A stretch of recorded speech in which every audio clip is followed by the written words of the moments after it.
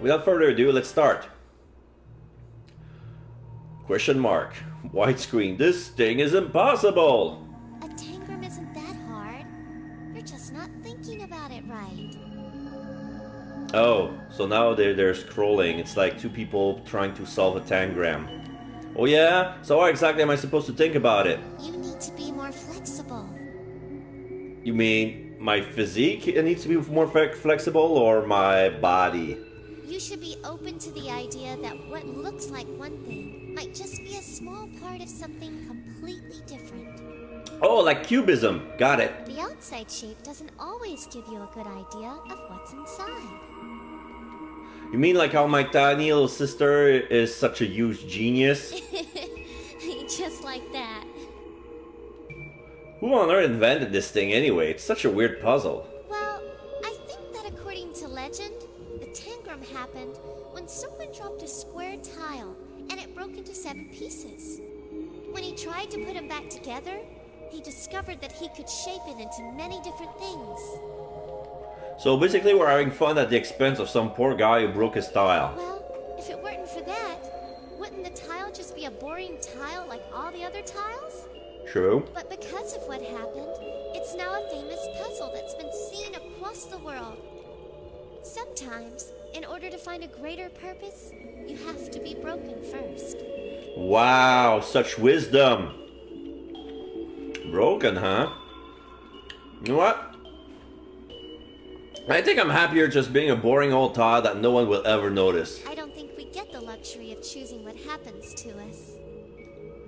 You don't think we get to decide our future? I never said that. We don't get to decide what happens to us, but we can always decide how to respond to it. You know, you sure think about a lot of deep stuff for a 14-year-old. I thought girls your age were supposed to be into cute guys or nail polish. That's a stereotype, and you know it. What? I'm not allowed to tease you? Besides, I'm sure you start thinking about a boy one day, and when that day comes, you better make sure he gets my approval first. I don't want to lose my sister to some punk kid who's no good. Stop choking. I told you, I'm not interested in that sort of thing. Don't worry, you're not going to lose me anytime soon. Oh, that looks deep. Looks like something happened.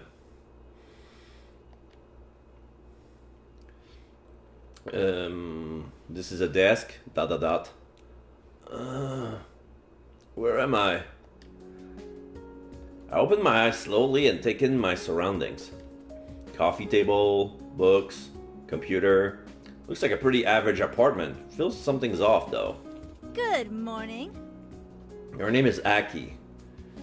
I don't know if she's the same, but yeah, she's wearing a black t-shirt. Underneath, plaid short sleeve shirt. She's having like purplish hair with some lilac white highlights. She's having somewhat of a yellow skin and she's smiling. I can see her eyes because she has them closed. Oh right, it's not an apartment, it's a prison. All thanks to me sticking my nose into a murder yesterday. I hope you slept well. Okay, she has green eyes. Her face is weird when she's not smiling. Oh, it's the same guy as before! Yes, I knew it. This is the guy from KANSEI. Why do you care? Aki sits beside me on the couch. You're our guest after all. Except for the part where I don't want to be here. Well, there's not much I can do about that. You have to admit it's a lot nicer than police custody, though. I don't see why Detective Gursky thought it was necessary to detain me anyway. I already solved the murder yesterday. The murderer even confessed. Confessions can be recanted. It's best to have the most solid case possible in situations like this. What about Naoki? He was there. Why not use him? I'm sure they'll use my brother too, but the fact remains that you're the one who solved the case. That makes you the strongest witness they have. I roll my eyes. Whatever, there's plenty of painfully obvious evidence at the scene already. You hardly need me. You'd be surprised what expensive lawyers are capable of doing. We need the most airtight case possible. Miko might seem like a relaxed guy, but he's thorough. Miko? You mean Detective Gursky? Yeah, Mikolai Gursky. Mikolai Gursky. You seem awfully familiar with him. You think so? Her expression breaks into a wide grin. I can only assume there's a story that she's not telling me. Anyway, you should thank me for convincing him to let you stay with us. With us, you get a nice bed, good food, and... Aki, I got the coffee. Oh, Naoki's here. They're wearing the same shirt. They're wearing the same clothes. He's having some sort of rubber band on one of his lock of hair on the side below his ear. Naoki opens the door to the apartment, triumphantly holding up a cup of coffee. Coffee. Naoki stumbles as he enters, grasping at the air in the attempt to catch himself. A young girl with pale skin and white hair appears from the hallway and reaches out, calmly lifting the coffee cup from his outstretched hand as he falls forward. She steps to the side as Naoki goes crashing to the ground. The girl gazes placidly at Naoki lying on the floor. She's having some fingerless glove that goes all the way up to the elbow. She's wearing a traditional Chinese red dress that clips to the side. And yeah, she's having comb sticks and a barrette that looks like a skull. She's having brown eyes and 2 hair clips to get her bangs. And she's wearing some sort of black black long skirt. Be careful. Oh. Ooh, nice save. The young girl nods and hands a cup of coffee to me before disappearing back into the hallway. Who was that? That's Lee May. Lee May. Uh-huh. I saw her yesterday, but she just kind of nodded at me and walked off. Naoki stands and rubs his head ruefully. That's Lee May for you. She's a quiet child. Quiet child. Quiet? Quiet. ... Anyway, there's too much going on in her head, so it's a little hard on her to maintain conversations. What, she's like a genius kid or something? Naoki and Aki exchange glances. What did I say? Not exactly. It's a little more complicated than that. Why don't we talk about it on the way there? There? Where are we going? To speak with our client, of course. It doesn't take long for us to leave Edgewater. I gaze sleepily out of the car window and struggle to sit up straight in my seat. It's still early morning and the city is only faintly outlined against the pale sky. We see the skyline. It looks like Seattle. I'm not sure. I take a few sips of my coffee before dozing off completely. What?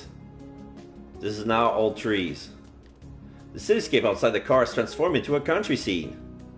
I vaguely remember passing the big city, but I'm pretty sure I fell asleep after that.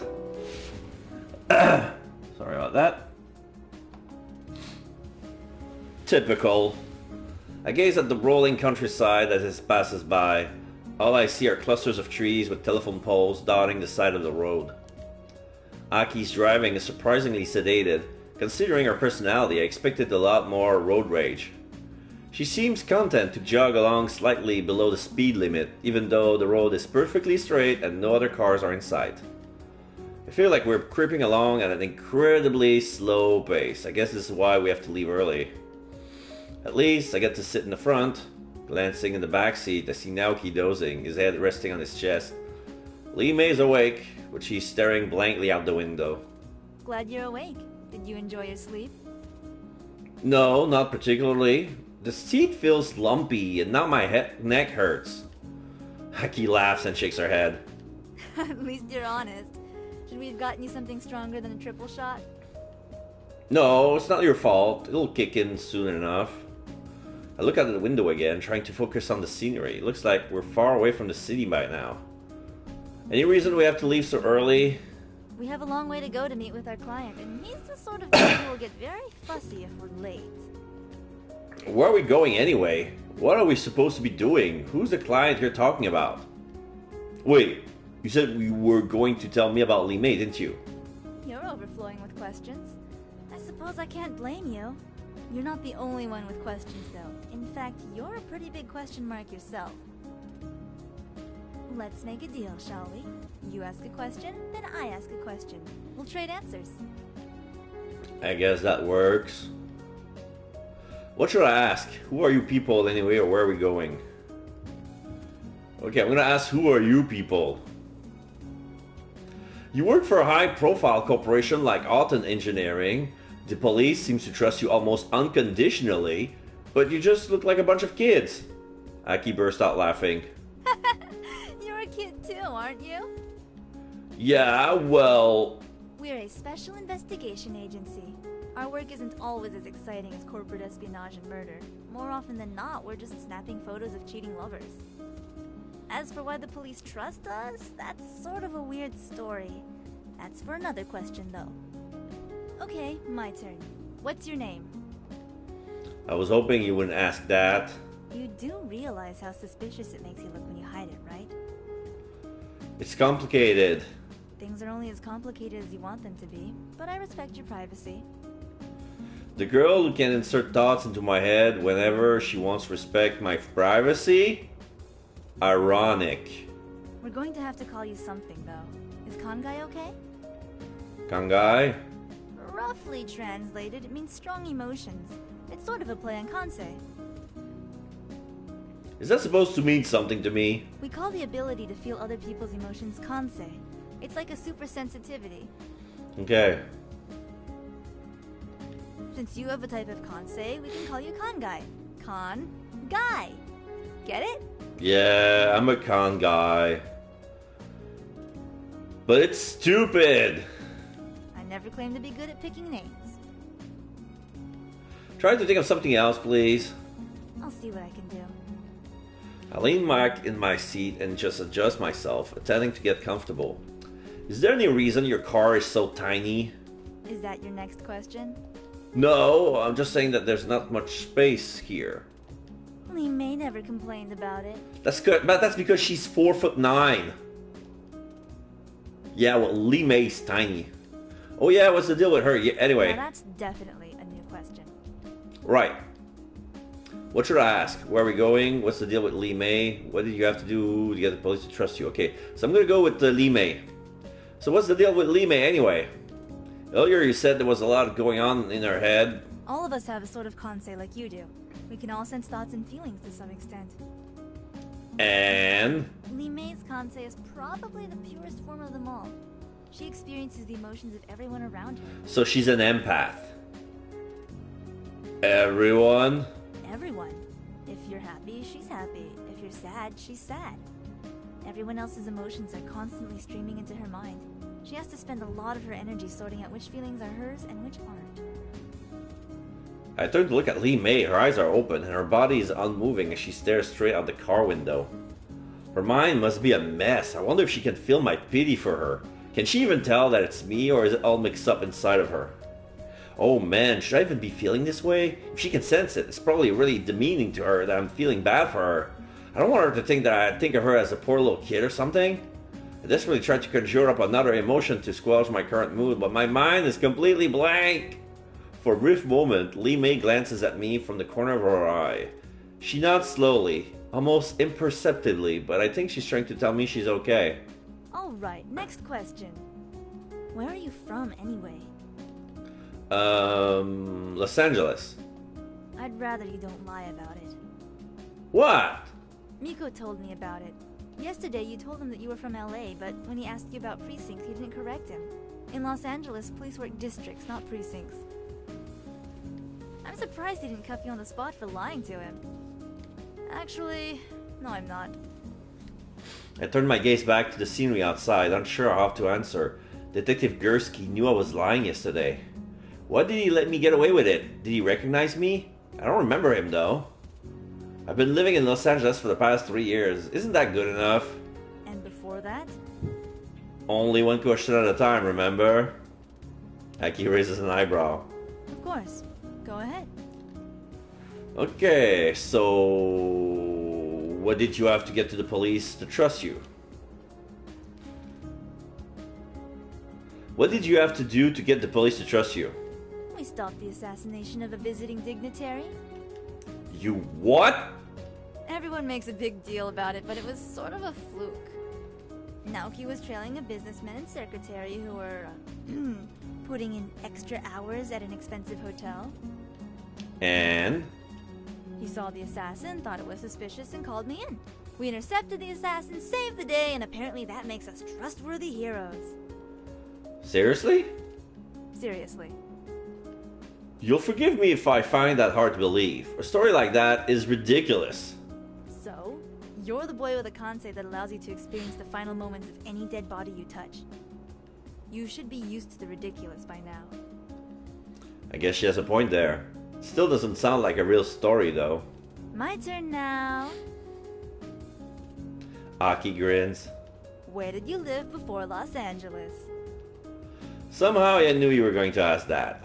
Oh, am I really that predictable? Da da da. Not going to answer. Edgewater. What? I used to live here in Edgewater. Here. Aki sounds surprised. 3 years. I suppose that makes sense. We've only been here for 2 years. She glances at me out of the corner of her eye. I'm sure she wants to ask more, but for once she doesn't press the issue. Well, I guess that was my question. Your turn. Last question. Where are we going? A small estate out in the countryside. It belongs to one Mr. William Otten. Otten? As in Otten Engineering? Got it in one. So he's the guy who hired you to track Sarah Blackmore because she was stealing information from him. Yep. Well, until she was murdered, that is. Yeah, there is that. We reported to him yesterday about what happened. You mean about how Miss Bergstrom hired Sarah to steal from him? That, and the fact that Miss Bergstrom claimed a third party was also interested in the information. He didn't sound too happy about that, so he ordered us to come see him today and give a full report in person. Wow, that's a little demanding. I can't blame him. His entire company's at stake here. I hope you don't mind coming with us. Since you were there yesterday, it seems only natural to bring you along. Yeah, I get it. I'm sure the real reason she's taking me along is because she promised Detective Gursky that she'd keep an eye on me. But I guess I don't mind talking to this Otten guy. It's not like I had any plans for today anyway, and it might be interesting to see the house of a millionaire. Why does Mr. Otten live so far out of the way anyway? Considering that this company is in the middle of Edgewater, wouldn't it make more sense not to live a gazillion miles from the place? Who knows? Word is that he really hates the city. His assistant said that he rarely leaves his house, conducting most meetings via satellite. Huh. Weird. His entire company is built on cutting-edge technology, but he doesn't want to live around a couple of stoplights? Aki shrugs. Rich people are eccentric. Comes with a job description, I think. Sounds more like paranoia to me. Maybe it is. You missed it. Oh, I jumped a little as Lee May speak up from the back seat. She's been silent for so long I almost forgot she was there. Lee May's pointing at a small side road that we just passed. Oops! Aki gives the steering wheel a tight spin and the car's tires screech as the car spins in the road. What? Ow! Yeah, the maneuver bumped Naoki's head on the window. Naoki jerks awake as his head bumps against the window and he was using for a headrest, yeah. Sorry, missed a turn. He rubs his head slowly. Yeah, I noticed. I guess we're almost there. Yep, just a few minutes now. Anyway, what were we talking about? Right, Mr. Otten. He's one of those self-made men you hear about all the time, built Otten Engineering himself from the ground up. But he's also ridiculously secretive. No interviews, hardly any TV appearances. His assistant, Sophia Millerson, does most of that. The car slows to a stop as we approach Mr. Otten's house. I squint out the window to get a better look at it. It looks like a very expensive but pretty box. Kind of small for a rich guy though. 2 stores. Like, it looks like a rich small house for one. But they call it a mansion for some reason. This is it. This is it. It looks like someone just glued some fancy doors and windows into a huge box. Yeah, it kind of does. I guess since he always stays inside, he doesn't care what it looks like on the outside. Aki kicks open the car door and leaps out. The front doors of the house swings open silently and a strict-looking woman approaches us. Are you the representatives from the agency? She's dressed like a traditional Japanese. She's having the same hairstyle as Aki, but no barrette. But she has the comb needles that ties her hair in a bun on her back, and she's wearing a very formal Chinese robe with some sort of insignia decal on it. Yep, I'm Aki Mizutani. You must be Sophia Millerson. We spoke on the phone. Aki thrusts her hand out, but the woman merely raises a skeptical eyebrow. You're not exactly what I pictured. Looking at Aki's wrinkled shirt and dusty pants, I can see why she might be a little thrown off. Being a private investigator involves having an appearance that doesn't stand out, man. Truly. The woman places her hand on her hips and sighs reluctantly. Well, come in. Mr. Otten seems unusually eager to speak with you. Aki kicks the door shut and motions for us to follow her. I climb up and stumble for a moment as my knees buckle underneath my weight. Ugh, my legs are cramped for sitting in that car for so long. Sophia watches me impassively. She doesn't look impressed. Naoki comes stumbling out of the car after me, and we both do our best not to look like a pair of goldfish who've been dumped unceremoniously out of our bowl. Are these your associates? If she was unimpressed before, she's plain worried now. I can't say I blame her. They are. Aki steps to the side, and Naoki and Lime approach Sophia. This is Li Mei, and this is my brother Naoki. Lime glides up to Sophia like a swan and offers her a polite bow. And he is? Sophia points at me. Aki stares at me, and a hint of panic shows in her eyes. I've already made it clear that I don't intend to give my name away, but I guess that puts her in a somewhat difficult situation. That would be Kangai. What? Kangai? She's really going to stick with that weird name? Kangai? Unusual. I turn to Aki and make a face, but Sophia either doesn't notice or care. Aki shrugs apologetically. Sorry, it's the best I could do on short notice. You should have given me something to work with. I'm suddenly regretting not telling her my name was Fred or something. I guess it's better than nothing. As we follow Sophia into the house, I see a brief flash of red light. What's that light? It's a retina detector. Sophia indicates a small camera set in the door frame that we pass through. The house takes a shot of the eyes of anyone who passes through. It's useful for identification purposes. Okay. There are other sensors around the house that also capture your retina image. Interesting. So they're probably locked doors that only a special retina would unlock. The house can remember your preferences and adjust things like lighting and temperature as soon as you enter the room. Whoa, that's more than a little bit creepy. But I thought Mr. Alton lived out here because he didn't like technology. Mr. Alton lives here because he enjoys the peace and quiet being away from the city affords him. This house, however, has the most cutting-edge security possible, including quite a few innovations not yet available on the market. Fun! I'm sure the house is already looking up to my dental... It's already looking up my dental records. Now, please don't dawdle. Mr. Alton's other guest is already here waiting for you. Other guests? As we enter the house, I see the outline of a man standing at the far end of the room inspecting a scroll on the wall. Oh no. Oh, great. I should have known you'd be here. Oh, it's Gursky! I don't know if they changed the look on his face, but yeah. So the reason why I wasn't sure if that was a sequel or not was because there was a different name on the. There was even though the art style was the same, there was a different name, and there was no like Jisei 2 or Chapter 2 or Episode 2. There was the second turn HD. But then also the fact that Gursky was on the cover, and I didn't recognize him because it's been so long since I played that game. It's been what, 18 months?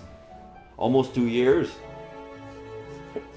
Last time I checked this, I was at my parents' house during COVID. Nico, to what do we owe the pleasure? Aki doesn't bother to disguise the sarcasm in her voice. Detective Gursky played a major role in the apprehension of the murderer yesterday. It's only natural that he'd be invited back here by Mr. Autumn. Yeah, I was actually there, unlike some people. Detective Gursky looked pointedly at Aki, but she just gazes coolly back at him. Sophia ignores the chill in the air between them and nods at us curtly. Please make yourselves comfortable. Mr. Autumn is finishing up on a conference call. He'll see you once it's finished. Ooh, can we explore the house? If you wish. The house currently logs you all as guests, so any doors you are authorized to pass through will open automatically. Aki takes her brother's hand and gives it a quick tug. Let's go! Okay. Naoki trails after her, looking unsure. At the far end of the room, Detective Gursky rolls his eyes. Sophia turns and heads up a narrow staircase, presumably to do something important. The room is silent now. I swallow, trying hard not to make a sound. Detective Gursky turns to inspect the fountain in the middle of the room with feigned interest. Unfortunately, he looks more annoyed than interested. Li Mei stands silently in the center of the room, staring off at nothing in particular. There's something about her that bothers me, but I can't figure out what it is. Her still body and distant gaze remind me of the corpses I've seen, but even the dead body doesn't give me the uneasy feeling she does. Aki said that she feels the emotions of everyone, but it looks to me as if she doesn't feel any emotions at all. Before I can think of it on it more, the front door slides open to reveal a young woman with slightly unkempt hair standing on the other side. Oh, Okay, this is she's new. She looks young. She has like a girly short haircut. Her hair is like orangey brown, blue eyes, nice earrings. She looks like the girl next door type. And she's wearing some sort of female designed suit, which is in a tone of I don't have to identify that color. It's not brown, it's not pink, it's a little bit of both. She's quite endowed, but no more comments on that. It's not. She's not like huge breasts, but she's like she has a decent bear. I'm so sorry I'm late. I got lost on the way here. Do you know how easy it is to miss that turn to get here? What? The woman looks at me unexpectedly. I wonder if Sophia knows there's a visitor. Should I go upstairs and tell her? You must be Liam Otten. I've heard so much about you. Liam? I thought he said that Mr. Autumn's name was William. She smiles and holds her hand out. I give her a quick shake before stepping aside to let her in. Yeah, I'm not. It's okay. I'm not here to talk about all those rumors. Rich people always get the worst of it, don't they? Okay, everybody's just talking so low. I'm gonna check the volume. I'm gonna adjust the volume to see, because I remember raising it when I was playing Chrono Cross, but now I don't need to anymore. So I'm just gonna adjust.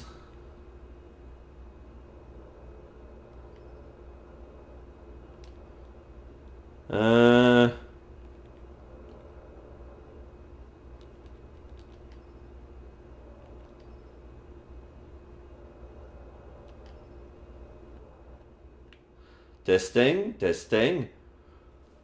Yeah! Alright. Whew! Perfect. Testing, testing. Okay, not too much. Okay, this.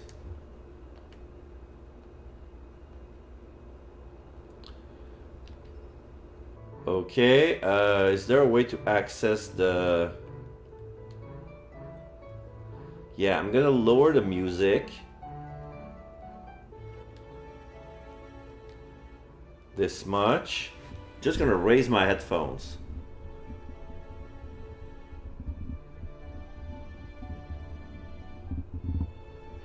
Testing, okay, okay, not too much. Maybe it's too... I'm not peeking.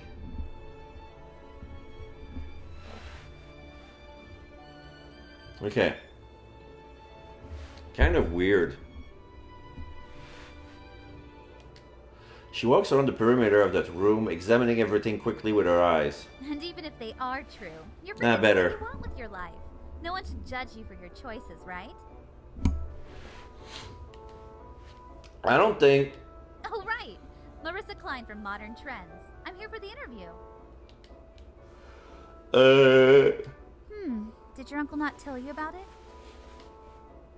She flits around the room again, stopping to inspect the bamboo that stands like a guard by the hallway. Pretty! Is it real? I honestly have no idea. She looks up and notices Detective Gursky for the first time. Oh, hello. She rushes up to him and holds out her hand. Marissa Klein. Yes, I heard. Marissa nibbled on the edge of her fingernails coyly. Oh, good. So we can skip the formalities and just chat? Is she flirting with him? I'm not sure I want to watch this. I'm afraid I'm only here for business, ma'am. She gives him a gentle push. Oh, don't call me that. It makes me feel so old. Or are you supposed to be all formal with me because you work here? I don't work here. Marissa's eyes grow wide. A guest? Even more interesting. She points to the fountain that Gursky is looking at. Are you an art fan? She reaches out to touch the dragon coiled around the glass sphere. Please refrain from touching the art. Marissa freezes as Sophia appears at the bottom of the staircase. Miss Klein, I presume? Yep. Sorry, I'm... You're 2 hours late. Mr. Otten has other business to attend to now. Hang on! I called and said I'd be late, though. I don't recall receiving such a call. Marissa turns to me and grabs me by the You shoulders. didn't tell her? Tell her what? You're the one who answered the phone when I called. Why didn't you tell her? I just got here. I have no idea what you're talking about. Why is it that everything is somehow my fault? Marissa blinks and releases her grip on me. Wait, what's your name? Kangai.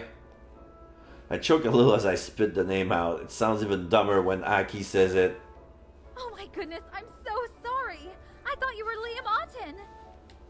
Yeah, I got her as much. Oh my goodness, I'm so... Miss Klein, you may have called ahead, but the fact remains that you are very late, and Mr. Otten has a strict schedule. Wait, this is my first major interview. Is there any way I can squeeze it in today? Sophia sighs. Come with me. Oh, thank you. Marissa skitters up the staircase after Sophia. Detective Gursky is eyeing me with a quizzical look on his face. Con guy? Yeah, what of it? Did Aki pick that name for you? Yeah. Is it that obvious? She's notoriously bad at naming things. When she was a girl, she had a cat that was born with only a stub for a tail. She named the cat Stubtail. Yikes. Great. I guess I should be grateful I didn't get saddled with a name like Kid Who Talks to Dead People. I'm sorry you're stuck with those kids right now. If I had my way, I wouldn't group you in with them. What are you talking about? They all belong to the government. You know that, right?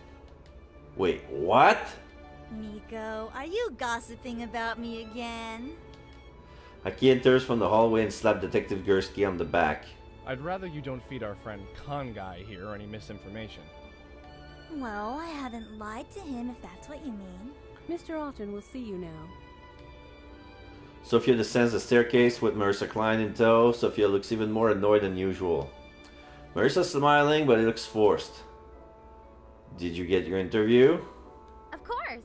It'll be a winner, so be sure to look out for it. She points her pen at me and jerks it back like a gun. Bang! Somehow I doubt her article will win very much. Hey, Sophie, you don't mind if I have a look around, interview the staff, and other nonsense, right? It seems to be talking all of Mrs. Miller's son's strength not to strangle Marissa. Please make it quick. Righto.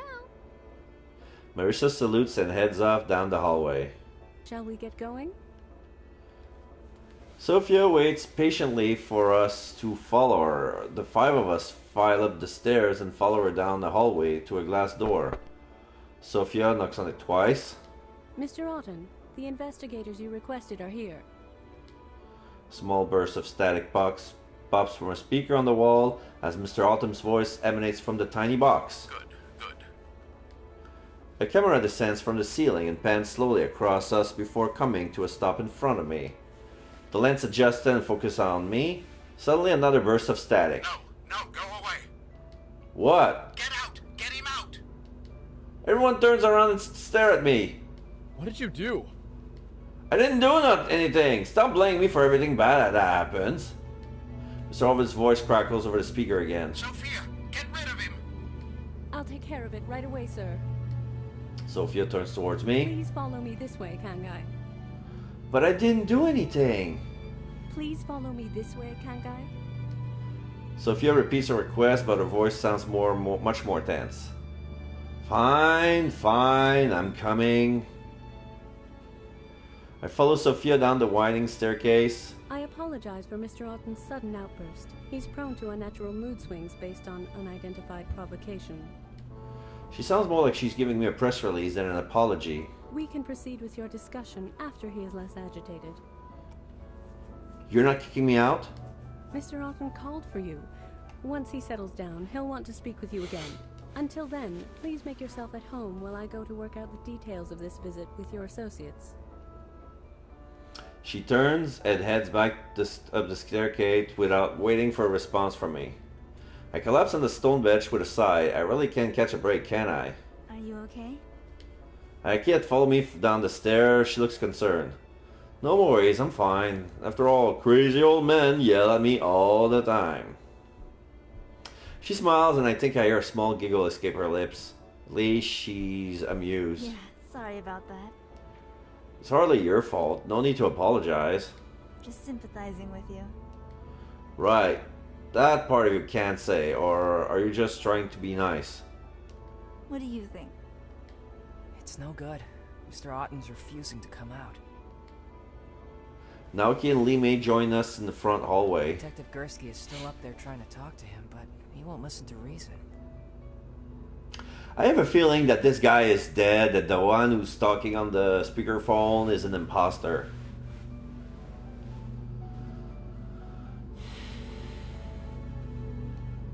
Any idea what's going on up there? No, I can't think of anything I've read that's like this. I don't know what you did, but you've got Mr. Otten bunkered up and they're pretty good. I didn't do anything. You saw me. Yeah, I saw. It doesn't make any sense, though. He seemed pretty insistent about talking with us today. Lee May, what do you think? Aki turns to the young girl. Lee May closes her eyes, almost like she's ready to drift off to sleep. He's scared. Yeah, we'd figured that much out already. Anything else? What about when he first reacted? She inhales and lets out a tiny breath. He was not surprised. Not surprised? That's strange. Does that mean he expected to see me? But if that were the case... My thoughts are interrupted by a new voice. Whoa. Hey, I didn't know we were having guests today. This must be Liam. He looks like a young boy. He's wearing a hoodie, but the sleeves has been torn. So to reveal his biceps, he has a yin yang tattoo on his left arm with some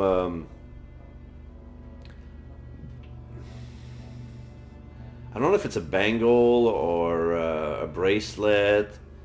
Or something around his wrist. Yeah, it's checkered, black and white. A young man, probably in his teens or early 20s, is staring at us from the hallway. His gazes pass over Lime, Aki, and Naoki before resting on me. Way to go. He gives me a thumbs up. What? I don't know how you managed to get 3 at once. That's a pretty sweet haul of chicks, man. Ooh, damn? But I'm a guy. Aki holds back a snicker. Well, crap. He shrugs and regains his composure quickly. Ah, well, I've seen worse. What? What's that supposed to mean? Let's see. A bunch of people hanging out in the lobby for no reason. That's an easy one. Uncle called you out here, and now he's having a hissy fit and making you wait. Am I right? Got it in one. And you must be Liam Otten. This guy is Liam Otten? I guess I can see why Marissa mistook me for him. We look like we could pass for brothers. I feel a little insulted that she equated me with this guy, though. Everything about him screams slacker. It doesn't look like he has a hard day in his life. I'm Liam, alright? But who are you? You definitely don't look like business partners. Uncle's not the kind of guy who lets just anyone enter. He's all crazy paranoid that way. If he's as paranoid as you say, why are you here? Aki ignores Liam's question and counters with her own. Liam shrugs. I'm family. It's not like he's got a choice. Despite his casual air, I detect a hint of smugness around him. He probably enjoys feeling like he's above us. I've known this guy for about 10 seconds and he already ticks me off.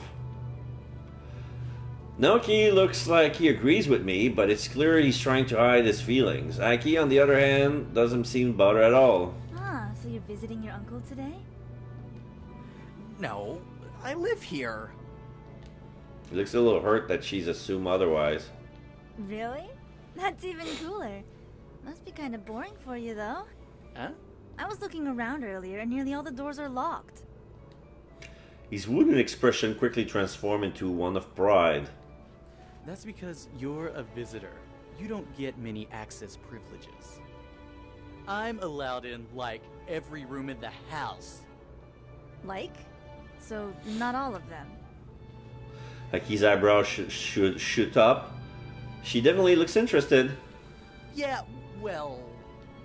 Liam looked to the side and mumbles. There's like a lock on his office in the security room. Those rooms are pointless anyway. Oh, well, if that's all. Aki shrugs casually and Liam relaxes his shoulder. I glance at Naoki. He's staring at some invisible point on the ground, trying his best not to be in this conversation. Aki leans towards Liam and tilts her head as if to whisper in his ear. Hey, can I ask you a question? Her voice is suddenly quiet, conspirational almost. Yeah, I guess so. Aki watches Liam's expression carefully as it changes from uncertainty to curiosity. I don't suppose I could ask you for a favor. What? He's caught off guard by the request. Well, seeing as your uncle seems to be hanging us both out to dry, maybe we could at least spend the time doing something interesting. Like... I don't know. Maybe you could show me around. We could poke around your uncle's precious privacy while he's busy being difficult. Liam smirks. I guess I've got nothing better to do with my time. Sure, why not? He coils his arm around Aki's waist and guides her towards the hallway. Aki? Split up and explore what you can. Something about this doesn't settle well with me at all, and we might not get another chance. I really wish she wouldn't do that. I'm still surprised every time she uses her brain voice, or a KANSEI, or whatever. Is she always like that? Yeah, Aki has a way with people. She's persuasive. No offense, but that was a rather thinly veiled bit of manipulation there. Why did he fall for it? She uses her KANSEI to push someone's thoughts in the direction she wants.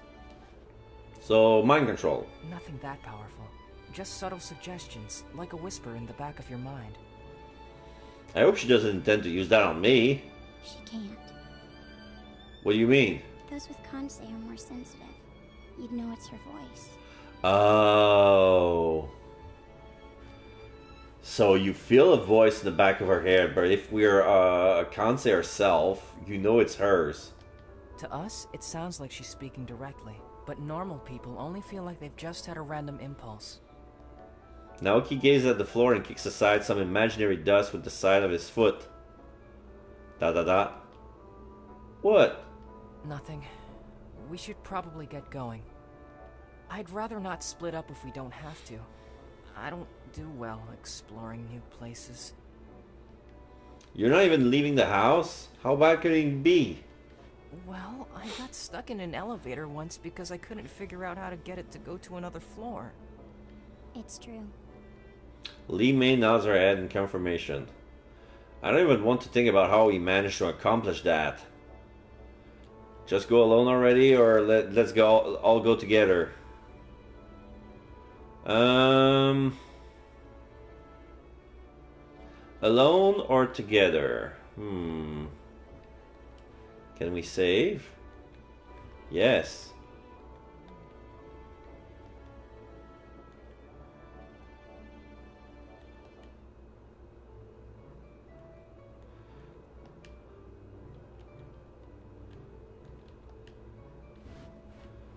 Autumn Estate.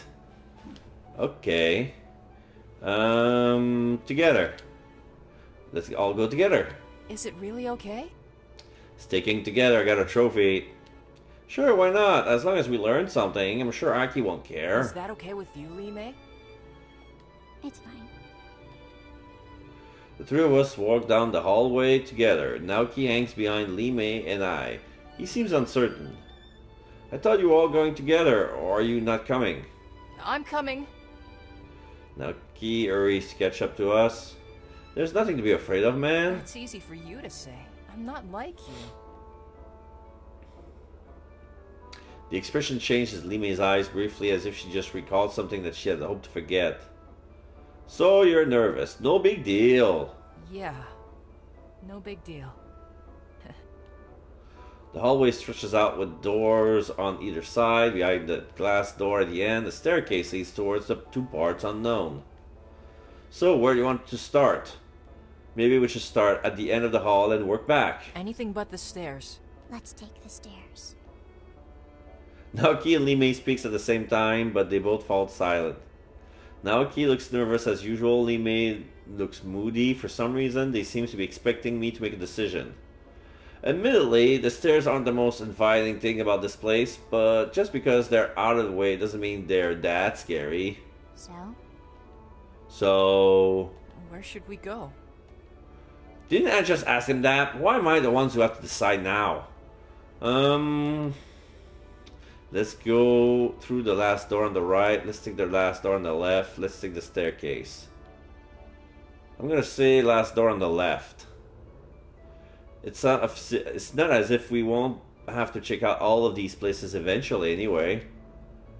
Last door on the left. Good idea. Lee Mei frowns, but she follows us into the room without complaint. Whoa. Looks like a normal room. There's a lot of display encased in glass. There are some plates, some ancient armor. There's a broken vase. There's a piece of stone. There's a Chinese buffet, like a cabinet, and a vase, a large vase. And there's also the famous pictures of the four guardians: the turtle of the north, the phoenix of the south, the dragon at the east, and the tiger at the west. There are no colors. Everything is red. It feels as if the three of us have been transported into a museum. The room is filled with art pieces and artifacts. It looks like they're from China. Well, Mr. Arden certainly knows how to spend lavishly. The three of us wander around the room, stopping here and there to inspect some of the pieces. Some of them are labeled, but I'm still not exactly sure what any of this stuff is. Lee Mei seems particularly captivated by a large tapestry on the far wall. The tapestry features four animals circling around each other. At the foot of the tapestry sits 4 polished plates. Each plate has one of the animals carved into its surface. Oh, so it is. Dragon, phoenix, tortoise, and tiger. Yep. Tiger? I'm getting a strange feeling of deja vu. Like the tiger sounds familiar. Why does it feel like I should know this? What exactly does the tiger do? The tiger and the dragon are eternal rivals, equally matched in strength. The dragon is the sly one, ruling through intelligence and trickery. The tiger is the strong one, fighting with raw power and force. Mind versus body. They represent balance, opposing forces of nature. Why do you ask? No reason, it just stood out to me. Lime ... Anyway, it doesn't look like there's much to see here. I'm surprised that Mr. Otten has such an expensive collection. Why? I thought all rich people like to spend money on useless things. Well, it's more like it doesn't seem his style. As far as I can tell, he's never publicly stated he has any interest in Chinese history. Usually an avid collector likes to make his collections well known. It's a mark of pride. See. Yeah, but we're talking about Mr. Otten here. He seems to be paranoid about pretty much everything. I thought he'd just tell the world about his expensive collection of priceless art from China. It's not art. What? It's protection. What? Really? How'd you know? The words. Safety. Refuge. Peace. I look at Naoki, he looks worried. Is she right? I think so. Lime knows better than I do, though. She was born in China. I can only read whatever Chinese overlaps with Japanese characters. Oh. So all those artifacts he gathered up are for protection? Protection from what? I don't know. We look at Li Mei, but she shakes her head. That doesn't seem to be any indication of what Mr. Autumn is trying to fend off. Well, should we keep exploring the house? Yeah, let's get... Heartbeat.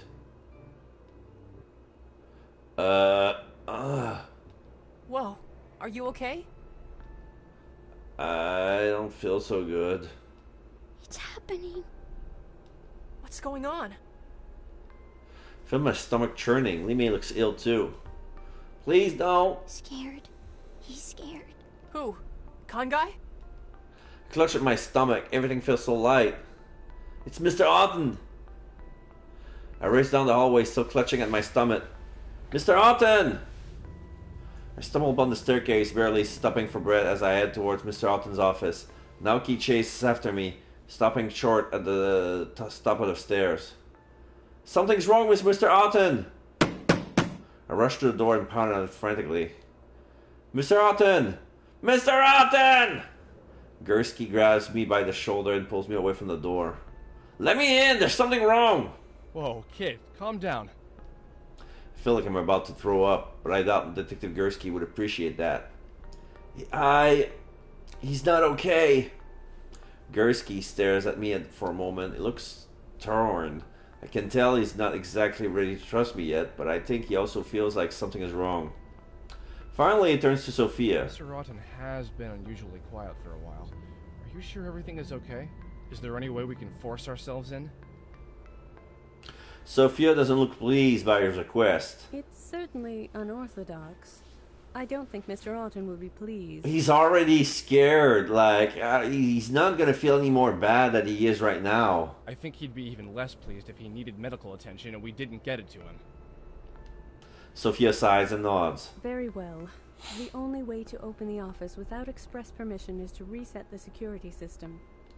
And how exactly does one do that? Someone needs to reboot the system manually, then someone else has to enter the restart code within 10 seconds of the system being rebooted. Sounds complicated. It's meant to provide maximum security for Mr. Otten. I'm the only one here who knows the code, so someone else will have to go to the basement to reset the power. The basement door is usually locked to visitors, but I can unlock it from here. Detective Gursky glances over my shoulder. Alright, Naoki, go reset it. What? Oh no! Why me? He doesn't like stairs. Somehow I get the feeling Naoki says that aloud. He doesn't seem very enthusiastic about going down there. Okay, you know what? I'm gonna spare Naoki's feeling. I'm not gonna give him a word of satisfaction because why don't I go there instead? Why don't I go down there instead? You? Yeah, why not? I know how to flip a few switches. Flip the switch. Yeah, he could do it.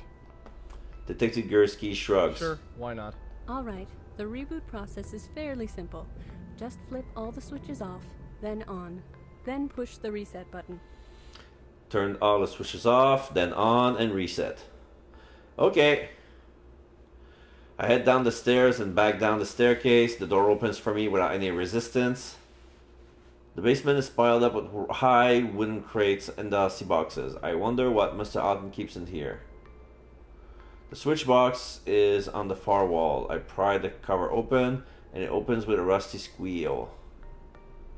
The inside is just as Sophia described. I quickly flip the switches according to her instructions, and the lights switch off, leaving nothing but the eerie glow of the emergency lights. They're all green. I hit the reset button, and after a few seconds, I hear the quiet hum. The lights switch back on, and I race back to the main hallway. Detective Gursky stops me as soon as I reach the top of the stairs. Sorry, kid. There's nothing you can do now. What do you mean? Detective Gursky glances at the office door at Sophia as Sophia exits. She looks pretty shaken. Naoki's at her side supporting her. You were right about Mr. Otten. He's dead. Oh my god. It's a closed room mystery! What? What happened? He was already dead when we got there. Sophia tried to revive him, but... Naoki stops and glances at Detective Gursky uncomfortably. I stopped her. It was too risky. What do you mean? It's not important. Detective Gursky approaches Sophia and places a hand on her shoulder. Sophia, I know you're upset, but we need to contact the police. My phone isn't getting any signal. All signal is blocked off in this place. Mr. Otten's orders, of course. Is there a landline I can use then? In there. Sophia lets go of Naoki and numbly points at the sturdy door. I'll show you. As the two of them leave, Lee May approaches us. Any signs of her distress from before it disappeared. Her expression is placid. He's gone. Yeah. Naoki, what happened in there? Well... Naoki shifts back and forth as if he's not sure he should be saying anything. Migala checked his pulse, but he was already dead. You said Sophia tried to revive him? Yeah, she was going to use CPR, but Detective Gursky stopped her. He said that Mr. Otten looked like he had been poisoned, and she might get poisoned herself if she tried mouth to mouth. Oh, I see. Naoki sighs. He looks pretty shaken himself. We should tell Aki what happened. But we don't know where she is. She's coming. Limei turns toward the staircase just as Aki reaches the top. Hey, what happened? The lights went out for a moment. Mr. Otten died. Died? How? Poisoning, it seems. Did you read his last moments? I'm afraid not. Gursky won't let me in there. What about you? Did you see it? Aki turns to Naoki as he nods. I got it. Good. Then we'll take a look at it later. Detective Gursky exits the studies with Sophia. She appears to have calmed down, but her body still trembles every time she breathes in. The police are on their way. It's a bit of a drive for them, so we'll have to sit tight until then. I suggest we all wait downstairs. As I don't have any jurisdiction here, it's only a suggestion. I have a feeling it's that, Marissa bitch. She looks sus. Oh, sorry, I'm late. I'm 2 hours late. I missed the turn and blah, blah, blah.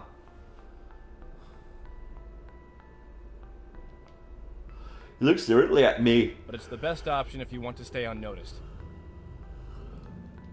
He turns and leads Sophia down the staircase, helping her with one step at a time. Aki frowns as they leave. Always the gentleman. Huh? Nothing. Anyway, we should probably follow his suggestion and head downstairs. We wouldn't want to get into any more trouble than we already are. What do you mean by that? Since when were we in trouble? It's not you. Aki shoots a glance at him, and the expression on his face makes it obvious she just told him something. Suddenly remember something that was bothering me earlier. You know, Detective Gursky told me that you guys belong to the government. What does that mean?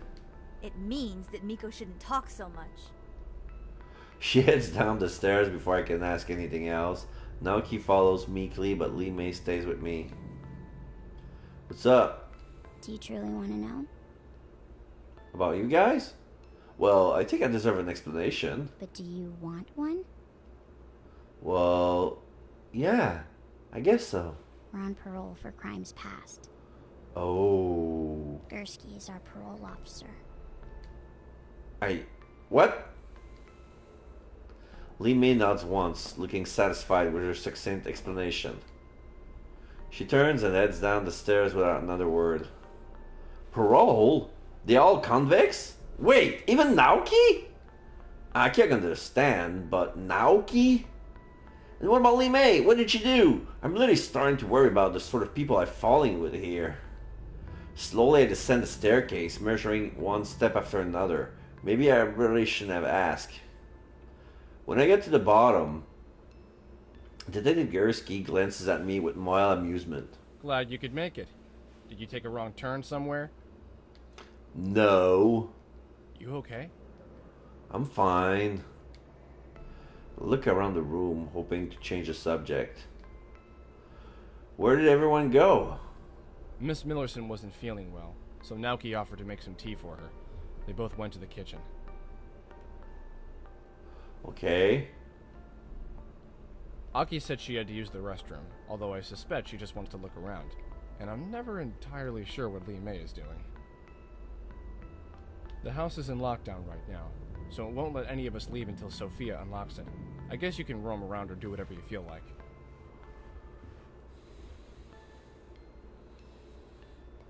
Okay. Alright. Now I have control. I can examine, move. This feels like Phoenix Wright. It's live bamboo. I bet a panda would enjoy it. It's a water fountain. The glass orb is lit by a light bulb. But it looks like there's a ball in the middle. I'll guess that back in the day it had oil for flame. Oh, okay.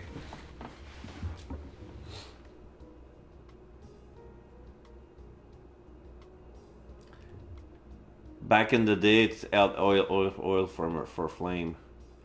At first glance, it appears to be a peach tree, but all the peaches are actually light bulbs. That's sort of interesting.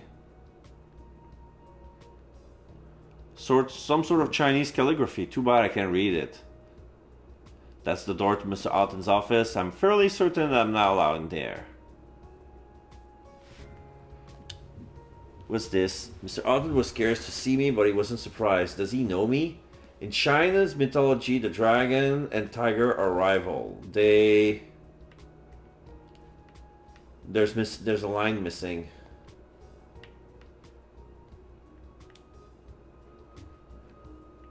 I guess I'm done. Can I talk to Gursky? Stands across the room from me, arms folded across his chest. Appears to be deep in thought, but it's not long before he notices I'm looking at him. What? Nothing. Well, that's not true. Nothing I want to talk about then. He uncrosses his arm, his sighs. I don't know where you've been all these years or why, but that look in your eyes is still the same. What look? The one that says you're already trying to figure everything out. It's like watching someone who just started work on a puzzle. You're digging through the pieces and looking to build a frame, but you don't have much yet. That much is true. I don't remember seeing you before, though. I doubt you would. We've never met in person. I sure heard a lot about you, though. Both of you. I suddenly feel my stomach knot up. How much is a lot? Not enough, apparently. I thought you were dead. We all did. Yeah, that was kind of on purpose. Do you have any idea how much work was put into finding you? Don't even start. I'm not in the mood to hear a lecture from someone who doesn't know what I'm going through. You know, back in the day, I couldn't go 10 minutes without hearing your names. Oh, they're so great. What heroes these kids are. Why can't we have such helpful people here? What a joke. When we found her body, the first person they looked for was you, but you were nowhere to be found. At first, they thought you'd been kidnapped. As days passed, they thought maybe you'd been killed. When I saw you yesterday, I thought you had finally come back to do something worthwhile again. I solved that murder for you, didn't I? What more do you want? What about your sister's murder? You're the only witness, but you ran away. Why? He doesn't understand anything. It has nothing to do with you. I don't owe you an explanation, or it's complicated. I'm gonna say it's complicated. Things are only as complicated as you want them to be. Aki told me the same thing this morning. Then maybe you should listen. I'd rather you don't get involved. This is something I have to deal with on my own. Sorry, kid. I'm sworn to uphold the law. Even if you don't want me getting involved, I kinda have to. You know, just... I sighed and let my hands fall to my sides. It's not what you think. We'll talk about this more later, but I promise that this isn't over. I got a call this morning about my report from yesterday. You've already caused a disturbance with your return. Oh no, did Schultz find you yet? Are you kidding? She was the first. And that's why I don't want to tell you who I was. I knew they'll find out I was back. They'd find you eventually. It was only a matter of time. Am I in trouble? Yeah, I'd say so. If it weren't for Aki's insistence that you stay with her, I'm sure they'd already have come to take you back. This is not good. This is so not good. What am I supposed to do? Oh, I don't know. Why don't you try actually having a backbone this time around? Listen, I'm sorry, okay? I was 15 and stupid. I shouldn't have run away. But can we just focus on the dead body we got on our hands right now? I kind of feel like we're letting the past get in the way of the present. The present only exists because of the past, you know. Gursky studies my face carefully, gouging at my reaction. Finally, he sighs and shakes his head. But I see your point. Figuring out the cause of death for Mr. Otten does take priority right now. I'll be upstairs. Come talk to me if you find out anything. Okay, let's move. Hallway. As I enter the hallway, I'm really run over by a guy as he rushes out from around the corner. Whoa! Sorry, dude. This is a new guy. He looks like an IT guy. Sorry, an IT guy. He has a fancy watch. He has some glasses, red hair, green eyes. So wears some sort of t-shirt with a symbol underneath, short sleeve, dark shirt. He skids to a halt and jump a few times, holding his hands out in self-defense. Hi. He stops for a moment to look me over. Never seen you around before. You're not one of Liam's friends, are you? Not really. Oh, good. I can't stand Liam's friends.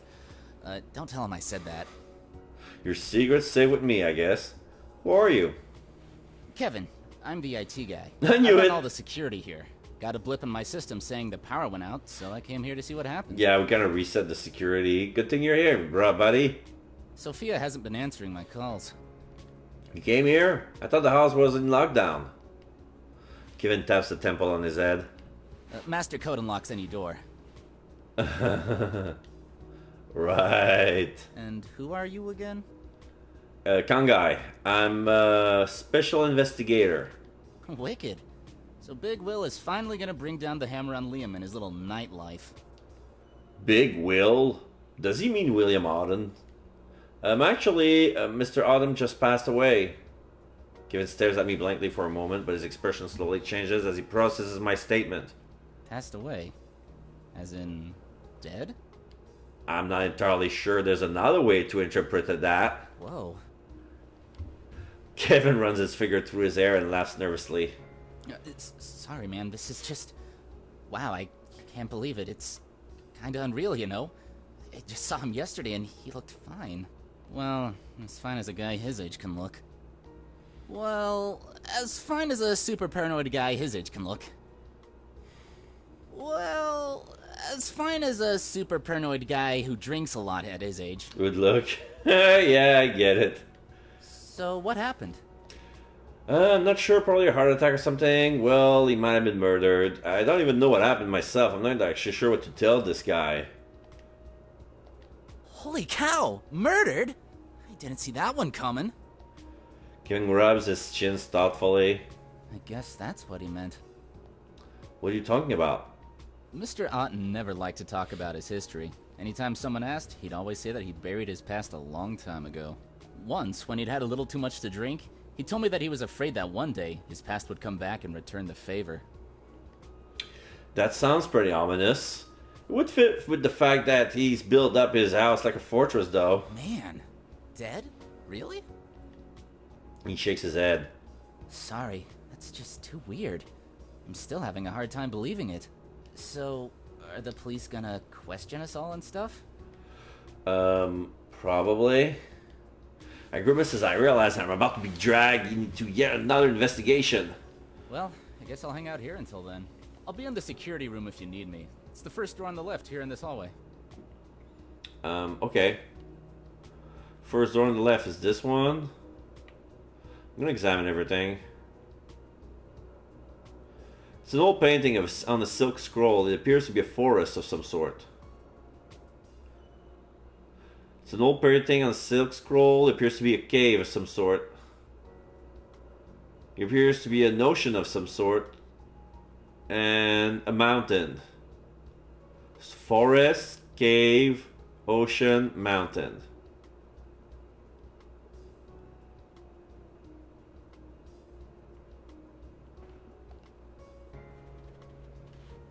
Okay, move.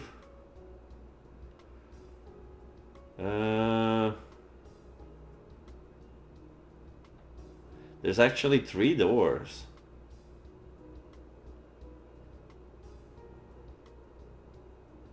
This is the staircase. Okay. This is where I came from, right? Yeah, this is the entrance. So I came here, I'm gonna go try security room. This is question mark. This is question mark. This is museum. This is where we were. And the door on the right would be... The door slides open to reveal a wide room furnished with some expensive furniture. Looks like a living room or a rec room. There's a 8-seat table in the back with wall windows on the corner of the house that gives a look to the garden outside. The backyard, maybe. If I had to name it, I'd call it the living room, but it doesn't feel very... It doesn't feel very lived in at all. Oh, KANSEI, hello. Oh, it's Marisa. Hey. She looks happy to see me. Did I do something? Hey, did something happen? I saw Sophia rush by with that nice boy, but he didn't tell me what was going on. Oh, yeah, I'm not sure there's a technical way to put this. Mr. Autumn died. What?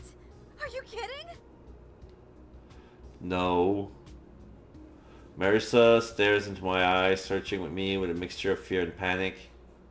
I stare back until the truth of the incident sinks in. Her expression changed slowly as she realized that I'm not lying. Are you sure? What happened? What should I tell her? I'm not sure, or I think he was murdered. I'm gonna say I'm not sure. Did he die of natural causes? Why would you ask that? William Otten is not a popular man. His business practices are already reprehensible, and there have been rumors of unethical treatment of some of his test subjects. That's why I came. I was hoping I'd be able to uncover something about what he might be doing. So you're really just sneaking around trying to dig up some dirt?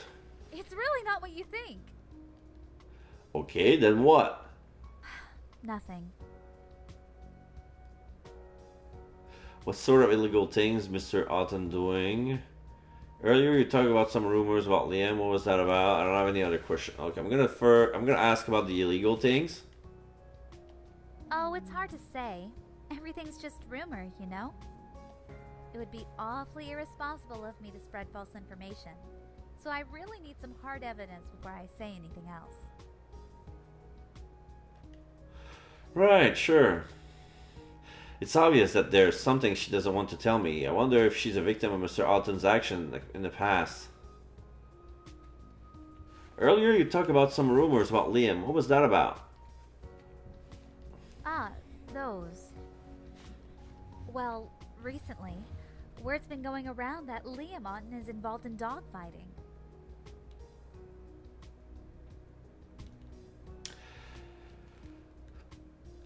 Whoa, whoa, whoa, whoa. That's a felony.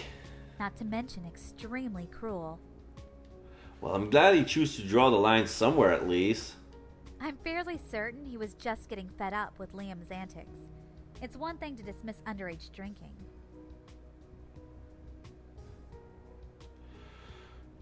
But the heat from Liam's participation in animal cruelty is bad publicity he didn't need. I heard he was planning on cutting Liam from his will completely. Ooh. Planning on? So he didn't get around to it yet? As far as I can tell, no. But you'd really have to ask someone more knowledgeable than I. What should I ask her? I don't have any other question right now. I'll talk to you later then. Okay. 2,000 channels and still nothing on.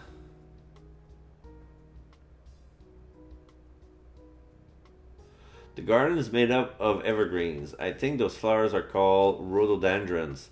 They're a fairly low maintenance plant.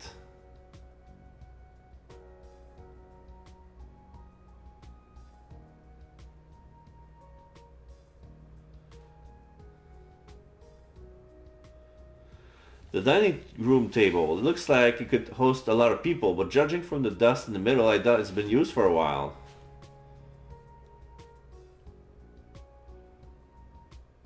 This door leads back into the main hallway. This is where I came in. Benefits of organ reproduction. Looks like some sort of corporate presentation of informational video.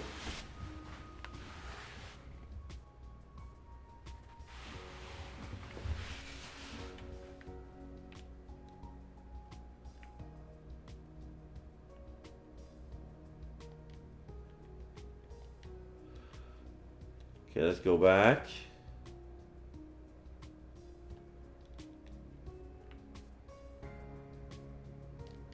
Let's try this room. The atmosphere in the kitchen is tense. The sound of my footsteps sound unusually loud on the tile floor. Hey. Hey. Hello, Naoki. Naoki welcomes me with a half-hearted smile. Sophia is standing at the other end of the kitchen, sipping slowly on a cup of tea. Her eyes don't waver from the small cup in her hands. I lean in towards Naoki. Is she okay? She's feeling better. Still a little shaken up, though. She was crying pretty hard when we found Mr. Otten's body. Kangai, Yes? I hope you don't mind if I ask you something. No, go ahead. How did you know that something bad happened to Mr. Alton? That's... Naoki, please. I was asking Kangai. Sorry. So, how did you know? Oh boy, what should I say? If I tell the truth, she might think I'm crazy, but I really don't want to lie to her. Lucky guess or sixth sense? I'm gonna say sixth sense. A sixth sense? As in psychic? I guess you could call it that. Can you give me details on how it works? Whoa, Shelly sounds like she might believe me. I can't really say. I just feel things. I get sick sometimes, and then I know something bad has happened. Naoki's staring hard at me as if I should keep quiet, but I guess I should just talking about my KANSEI. I guess just talking about my KANSEI is a bad idea. Still, I feel as if she deserves at least a partial truth. I see. I suppose it's different then. Different? From what? Many years ago, Mr. Alton experimented with extending the mental capacities of human beings. It's not like what you described, though. What sort of experiments? I don't really know much about it.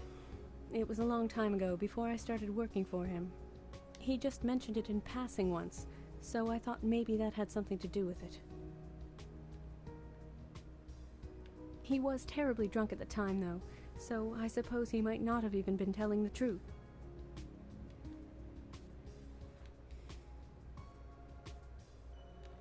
I'm sorry, I'm jumping to the strangest conclusions here.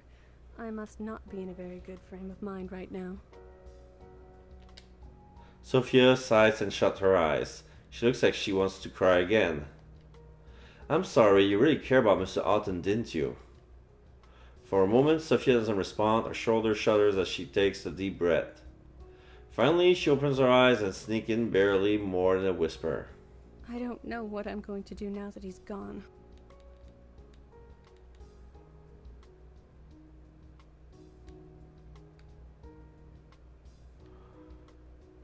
I'm so sorry.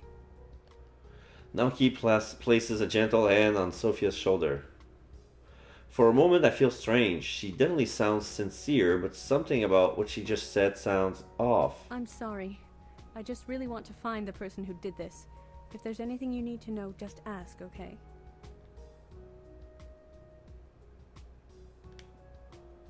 Yeah, sure, thanks.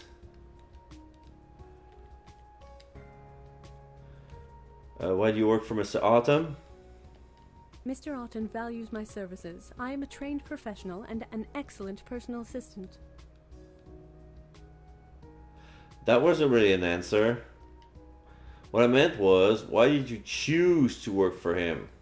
I have personal reasons, but my employment is both legal and morally sound.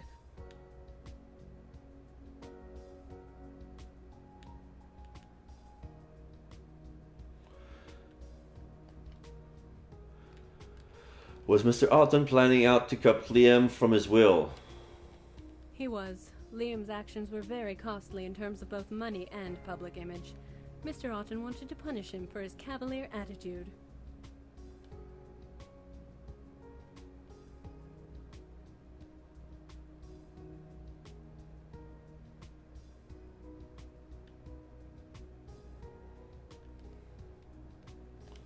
When Liam took up dogfighting a few months ago, that was the last straw. Last week, Mr. Alton informed Liam that he would no longer be inheriting anything.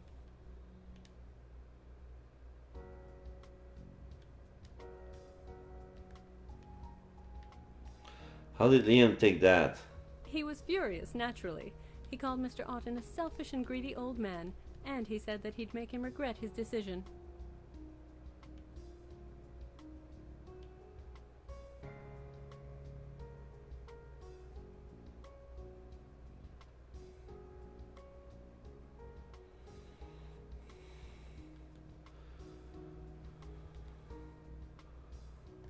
Mr. Alton never got around to doing it. A lawyer was scheduled to visit next week.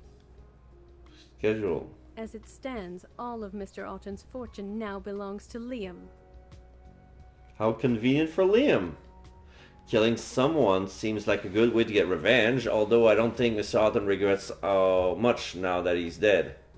Still, it's definitely something to keep in mind. I'll come back later. Of course.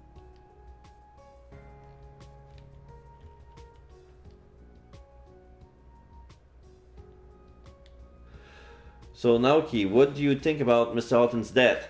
What do I think? I think it's terrible. I really don't like having to see dead bodies. Well, I mean, who do you think did it? I really can't say. I don't want to make any judgments. He glances to the side and being so to absent-mindedly fiddle with his finger. Can you at least tell me your thoughts on anyone here? Well, Liam is pretty angry with his uncle. His eyebrows went down every time he spoke about him. He covered his face when Aki started asking more questions, so he's got something to hide. I'm pretty sure Marissa's hiding something too. Every time she smiles, her eyebrows go up, as if she's worried. After she finished her interview with Mr. Otten, she was even more nervous than before.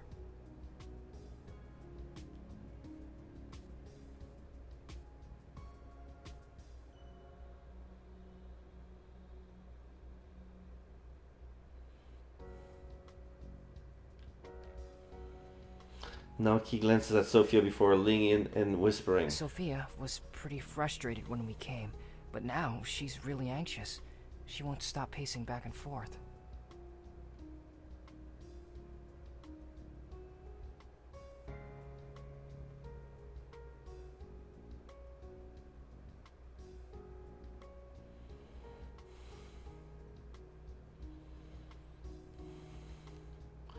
What about Kevin? You mean that guy with the red hair? I didn't really get to see his face. Sorry.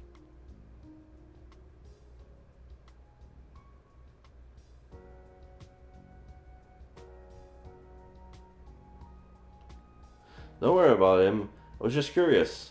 Really, it's good that you know this much. I'm kind of impressed. I've been studying body language for a while now.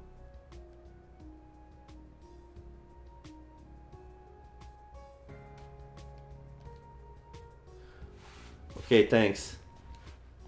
Feel free to come talk more if you want. Okay, examine. Spoon and a spatula. They're a bit dusty. The recycling bin in here, it's about half full of glass and plastic bottles.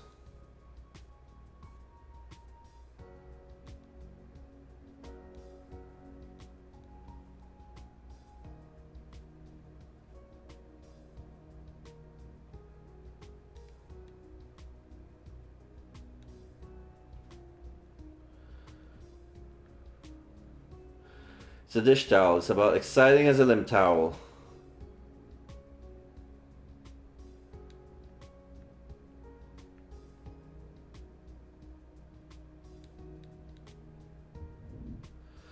The fridge is pretty well stocked, but it's all pre-packaged food. I guess no one looks around here. No one cooks around here. Microwave pretty clean. Sophia really keeps things tidy around here.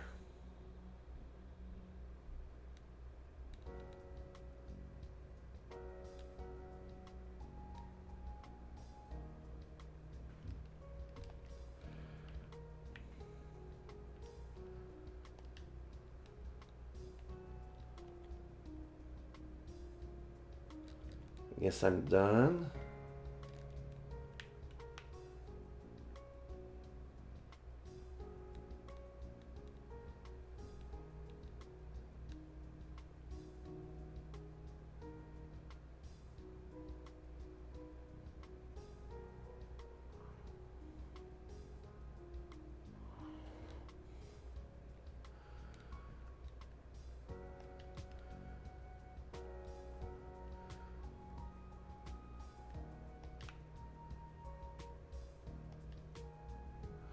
Oh, a restroom. Weird. Looks like he built this place with visitors in mind. I wonder what changed.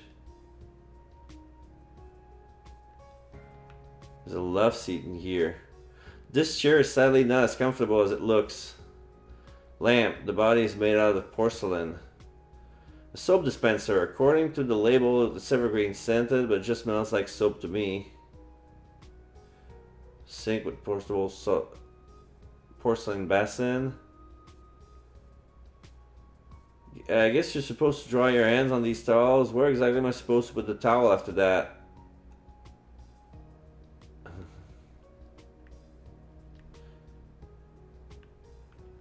Can I get another angle here?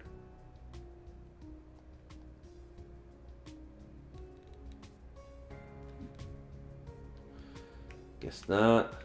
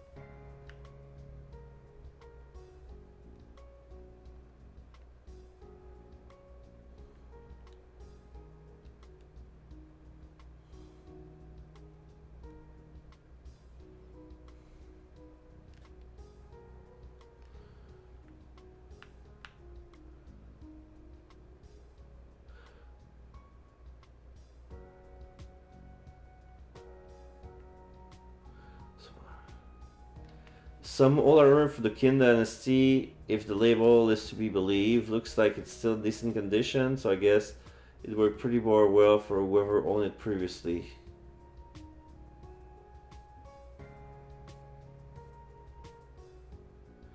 I'm not sure what that door leads. Outside, I guess. Either way, it's locked.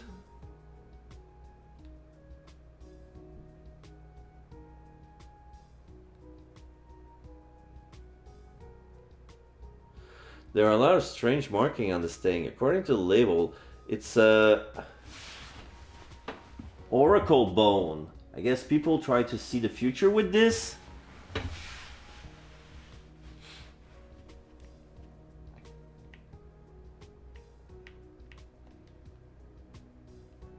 Oh, May's here. Li Mei's gazing blankly in the direction of a collection of old plates. I approach, but she barely seems to notice my presence. So, hey. Li Mei blinks slowly and turns to face me. She nods, wants to acknowledge my presence.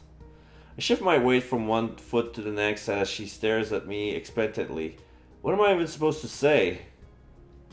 How are you feeling? She stares at me with a mixture of surprise and confusion. I don't know. She stated so simply, I almost feel foolish for asking. I guess I was just wondering if you were okay since someone died after all. She tilts her head and looks at me curiously. Does it bother you? Does what bother me? Death.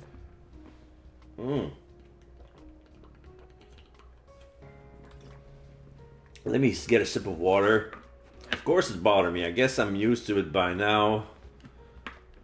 I still think it's sad, but I'm kind of numb to all of it. I stare at my hands and rub my fingers slowly together. My palms feel sweaty. Mom spaghetti. This is... Sister is murder. I'm the best witness. Witnessy. What about you? Li Mei Li Mei stares at me curiously as if she doesn't fully understand my question. I mean, are you bothered by that? She fidgets and examines her open palms the same way I just did. Slowly she rubs together her fingertips as if she's never seen her hands before. Finally she speaks. He was very scared. Mr. Otten? Yes, but even though I felt his fear, I knew that I was not scared. I'm not scared, but I still feel scared. Does that mean I'm bothered or not bothered? I sigh and lean against the door frame. You know, I always wonder what it would feel like to die. Li Mei tilts her head to the side. She looks curious. I mean, I've experienced deaths, of course, but they're not mine. And somewhere in the back of my mind, every time I do it, I always know it's not mine. I always wondered, when I die, will I be afraid? Or will I think it's just someone else's death again? Or maybe by the time I die, I'll be so comfortable with it, I won't care, even though I know it's mine. I turn to face Li Mei. She's watching my face carefully. I don't know. That wasn't really an answer, huh? I laugh and shrug casually. Honestly, I don't even know why I said any of that. I guess what I'm trying to say is that there isn't really an answer. You and I both have to carry other people's emotion. It's tiring and sometimes confusing, but I think that if we didn't have these abilities, we'll still be sad when other people are sad and scared when other people are scared. That's just being human.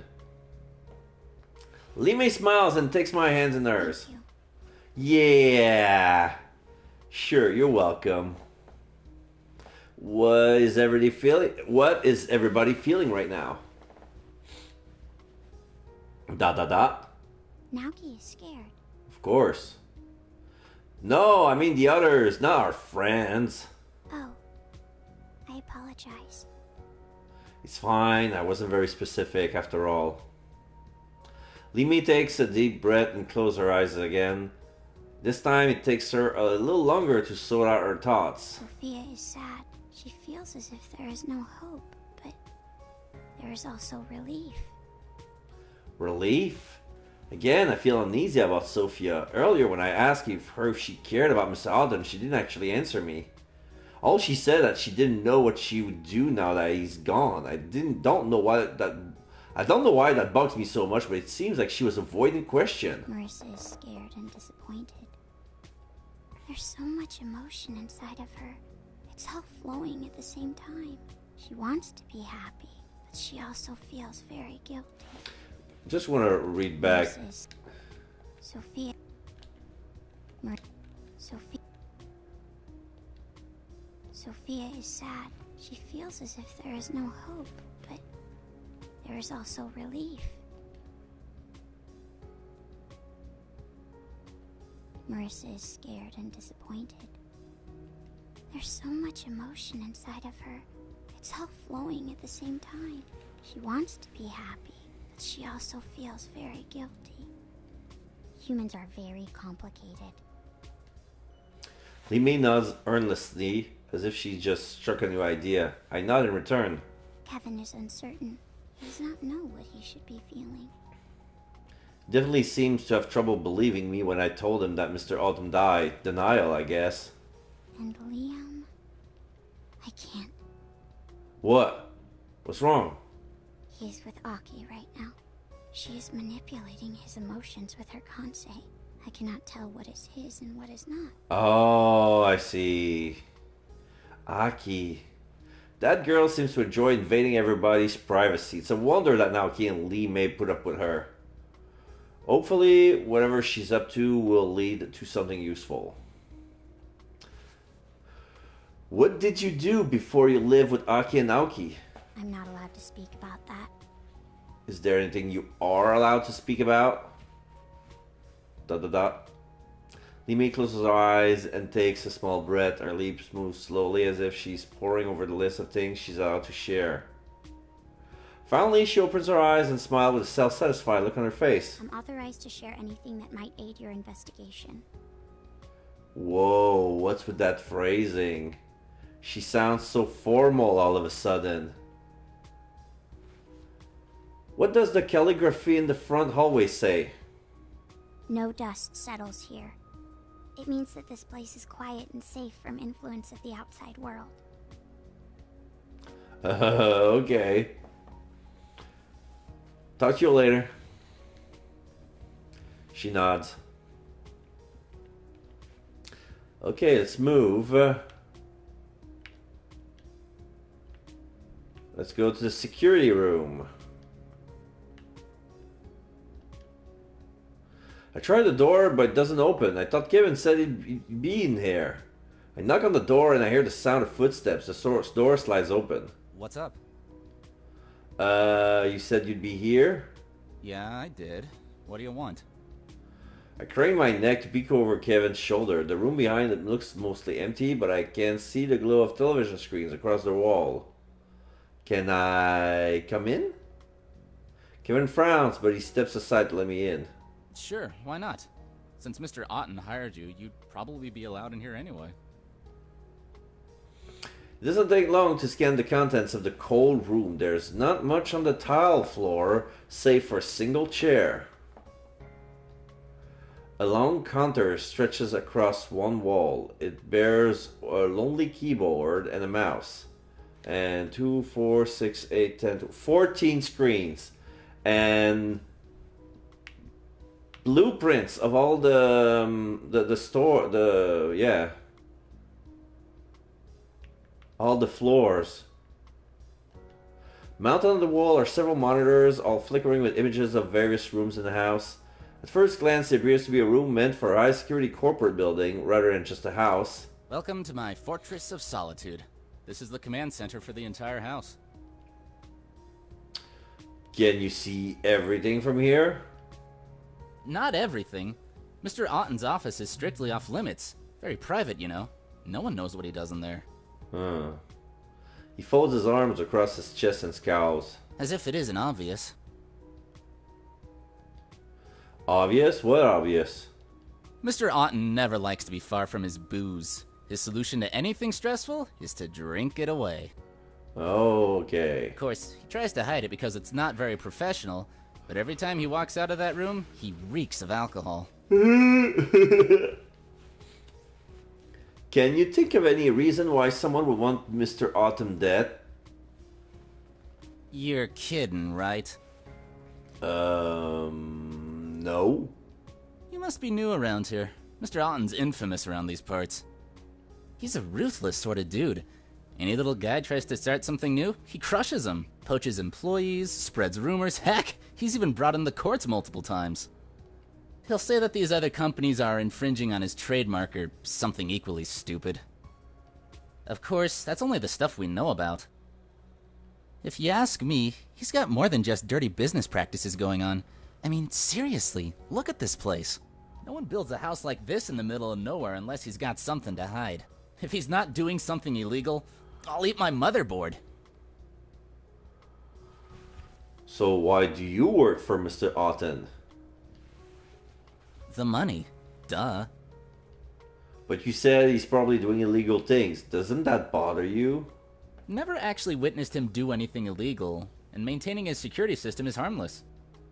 So even if he goes down, I can't be held responsible for anything. In other words, you don't really care where the money comes from as long as you don't get in trouble. Yeah, pretty much. Why, should I? Okay, I just realized the symbol on his t-shirt is the symbol for pi. I'm starting to think that I'm not going to like anyone in this house. If these are the people Mr. Autumn surrounds himself with, I can't imagine the sort of people he's trying to hide from. How'd you get this job? Mr. Otten offered it to me. Really? Well, yeah. He handpicks everyone who works for him. How'd he find you?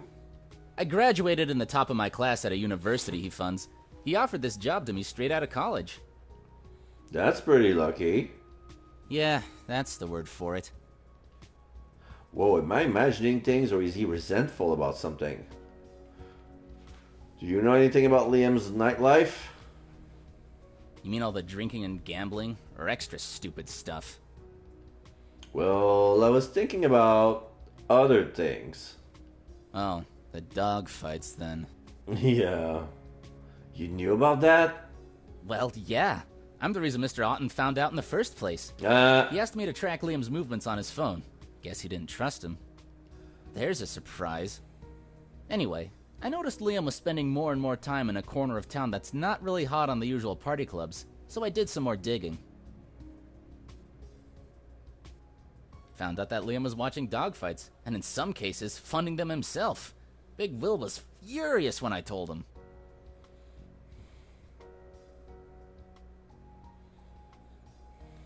When you showed up, I thought he had hired a private investigator to get some proof. I guess it's kind of a moot point now. That's all for now. Come by if you want to ask me anything else.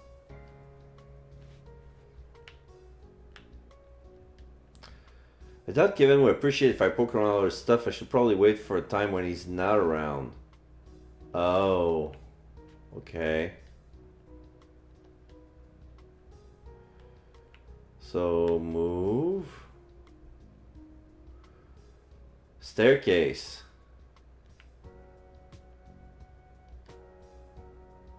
Hallway. Cellar. This is where I was. The door actually opened. I guess Sophie hasn't changed my permission from before. Cool. Whoa, this box is full of papers. I should look through these. What's with all these papers? They all look pretty old. Experiment results. I don't understand what any of these is about. Maybe I should ask someone trustworthy. I'll take a few of these pages and leave the rest here for now.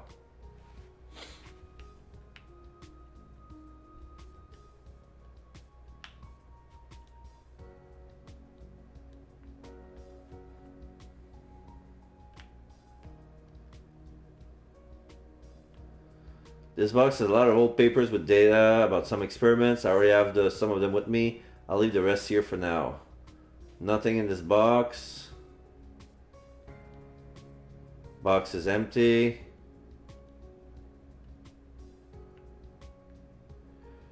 I can turn off the house's power from here. I probably shouldn't though. The emergency lights, they're not on right now. Yeah. Guess I'm done. Let's get out of the cellar. Let's move.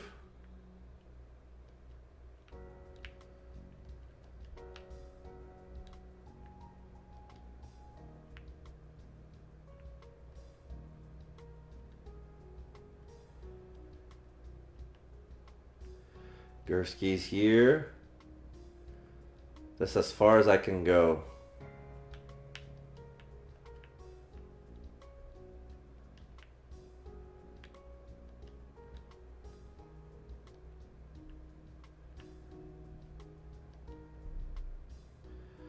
Some sort of art screen. It looks very old. Security pad. That's the door to Mr. Otten's office. It's locked. According to Lee May, this means no dust settles here. I'm sure that's a very deep and profound statement.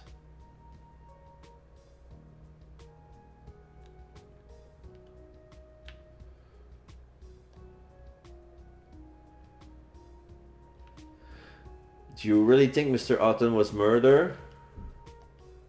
Detective Gursky sighs and rubs his temple slowly. I don't know, kid. I can't just march in and declare it's a murder without any evidence. For all we know, he committed suicide. Do you think he killed himself? Hard to say. His reaction when he saw you certainly was unusual. It's not a level of fear you see in most people. He very likely could have done something foolish in response.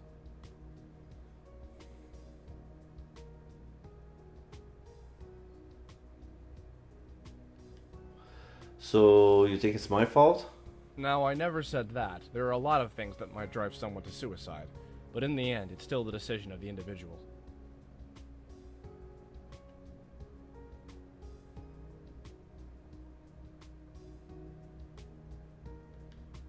Yeah, I know.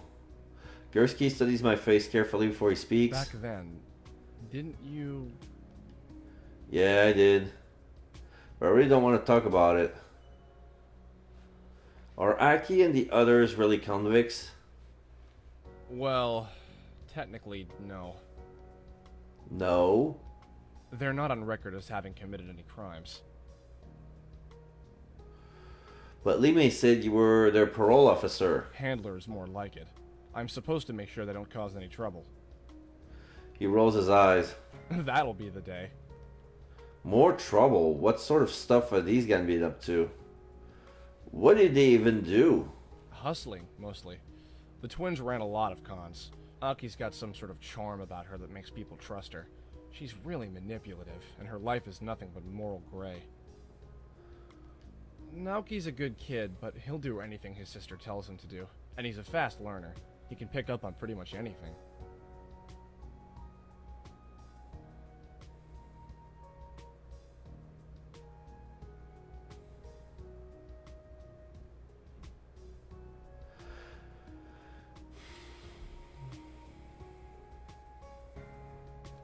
They came to Edgewater 2 years ago and wreaked havoc for a good year before we finally caught them. He rubs his head slowly, as if an old headache had just found his way back to him. But Aki is Aki. Somehow she managed to cut a deal. Clean records in turn for their special services.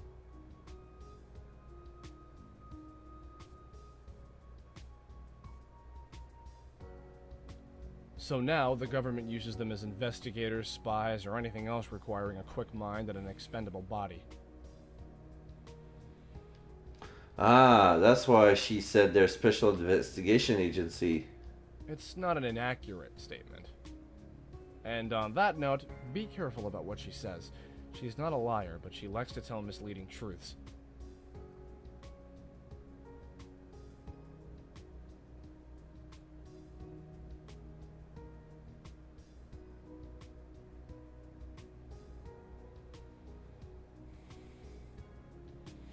What about Lee May? Where did she come from? I'm afraid that's classified information. I raise an eyebrow, but I don't press the question.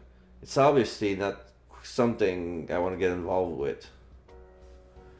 Turns out that Mr. Alton was going to cut Liam from his will. Well then, that's an interesting turn of events. Do you know why? One too many run-ins with the law, it seems. The big one, apparently, was him getting involved in dogfighting. Detective Kursky grimaces. That would do it. Am I to assume that Mr. Alton never actually got around to making this all-important change in his will?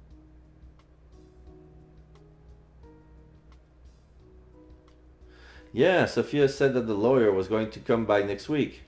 Great. I found a bunch of these papers in the basement. Any idea what they're about?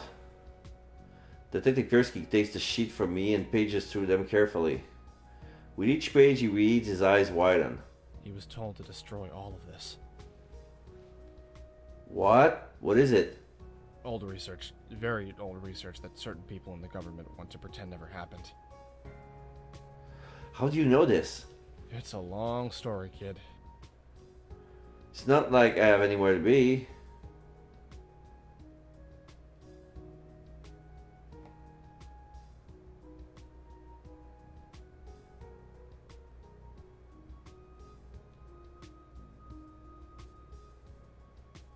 Let's put it this way.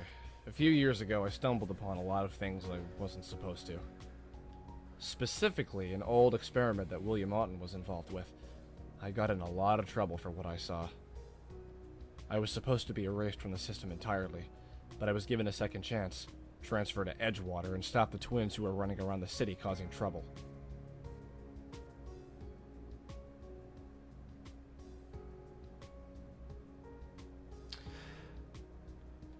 They figured if they stuck me here, I'd be out of the way, and I'd have my hands full with the twins. I don't think they expected me to catch them so soon.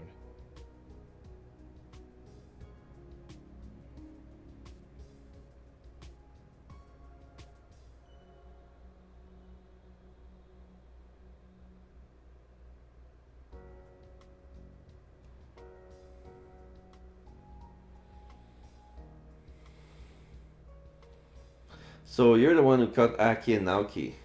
I was Aki's arresting officer, yes. We technically never caught Naoki. You got away? I'm having trouble thinking of Naoki as the sort of guy who could run from the law for very long. Aki went down fighting so that he could escape. We spent 3 days looking for him and not a thing.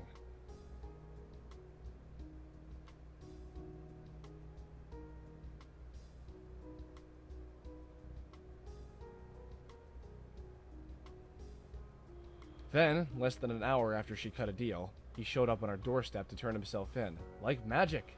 Huh. He scowls. Part of me suspects that she planned it all in advance.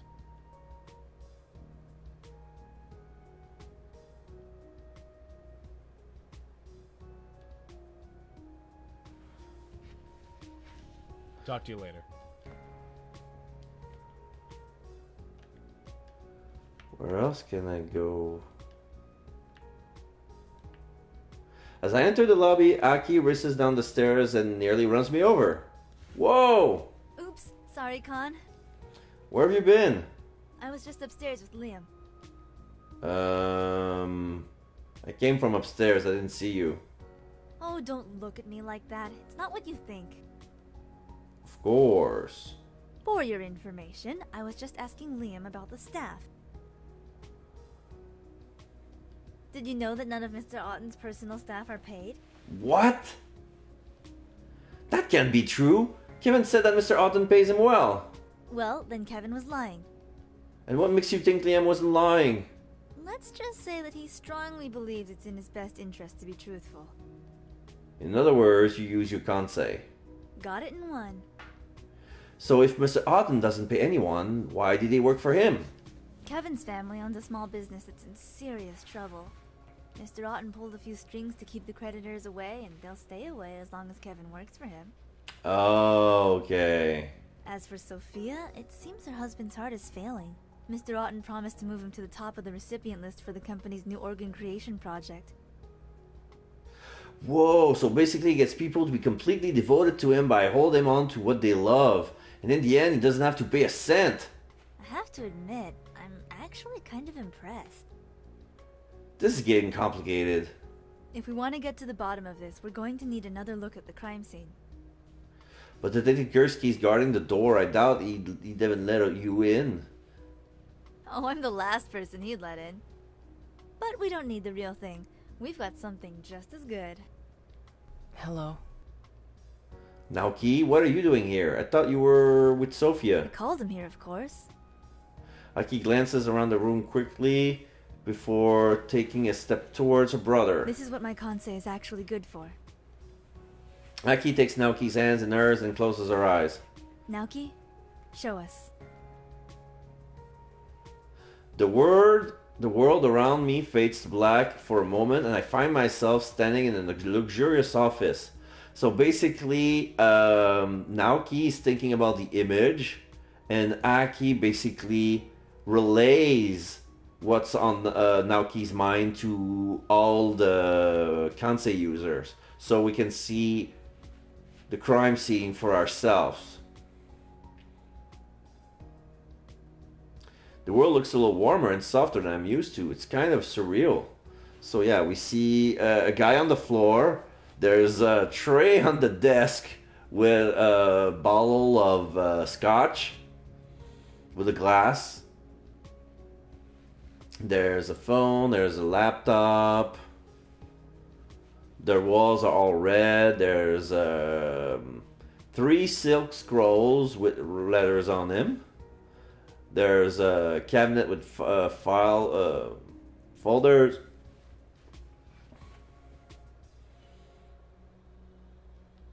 On the ground before me is a dead body, Mr. Autumn, I assume. Are we in the office? Of course not. We're still in the main lobby.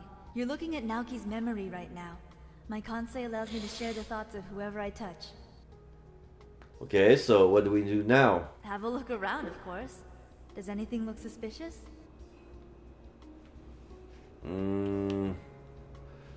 If I were in the real office, I'd be able to read Mr. Autumn's final moments. Unfortunately, I'm not in the real office. Judging by his skin color, I would agree with Detective Gursky. This guy was poisoned.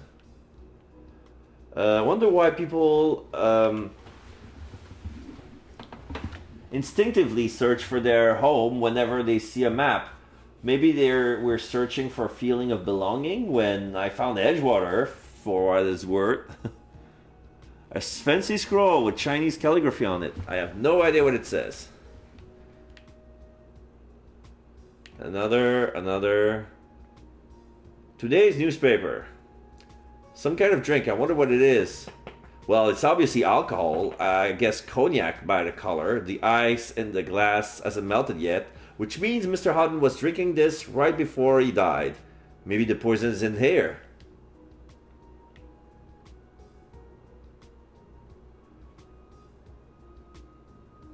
A lot of books. I think it's an encyclopedia set. Phone that's actually plugged into the wall. I suppose a landline is still more secure and reliable. Some drawers. Too bad I can get a look inside.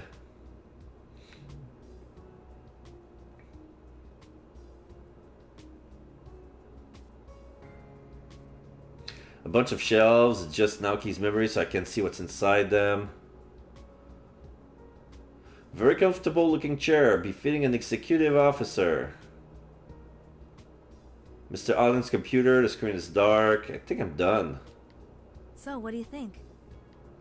If I had to say, I'd guess the cognac on his desk. The ice as it wasn't melted, so he poured it recently. And he didn't get to drink very much of it, so it may have been the source of the poison. That's logical, but how could anyone poison his drink in the first place? Maybe the killer poisoned the cognac before giving it to Mr. Otten. If that's the case, then the murderer could be anyone. So if we found out who gave him the cognac, we'd find the killer. Then I guess we'll just have to figure out who bought it. Sophia probably knows who's giving gifts lately. Did you learn anything else when we were speaking with Liam? Well, he did mention that his uncle likes to drink. That's not exactly news. I'm pretty sure everyone here knows that. It sure makes poisoning him easy, though, huh?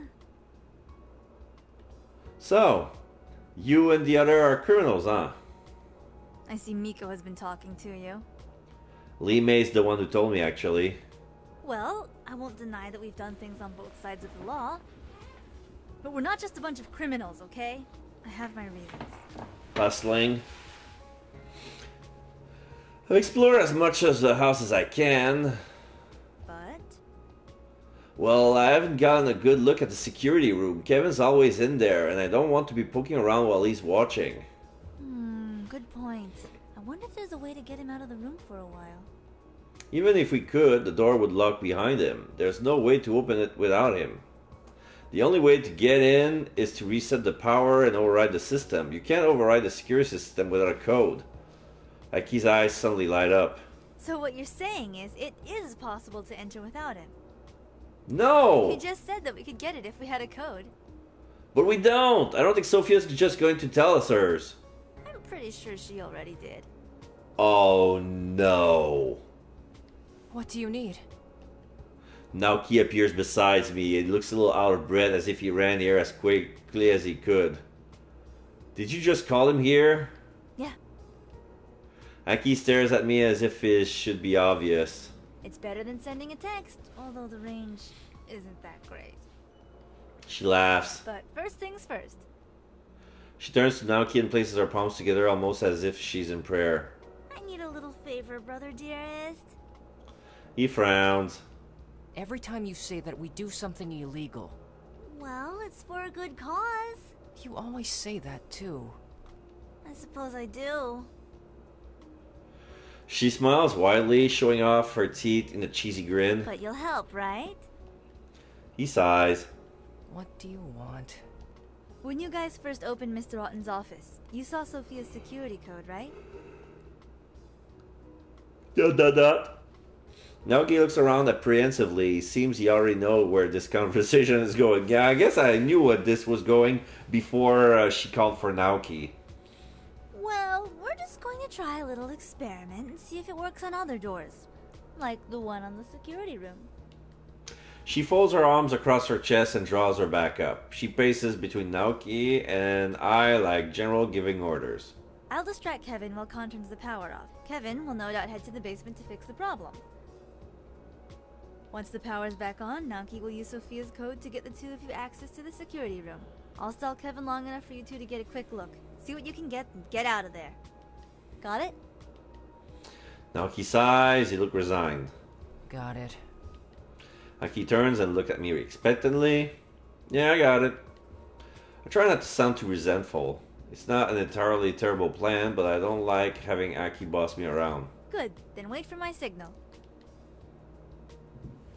Aki strides down the hallway and knocks on the door to the security room. After a few moments, Kevin opens it and lets her inside. Alright, Khan, you're up.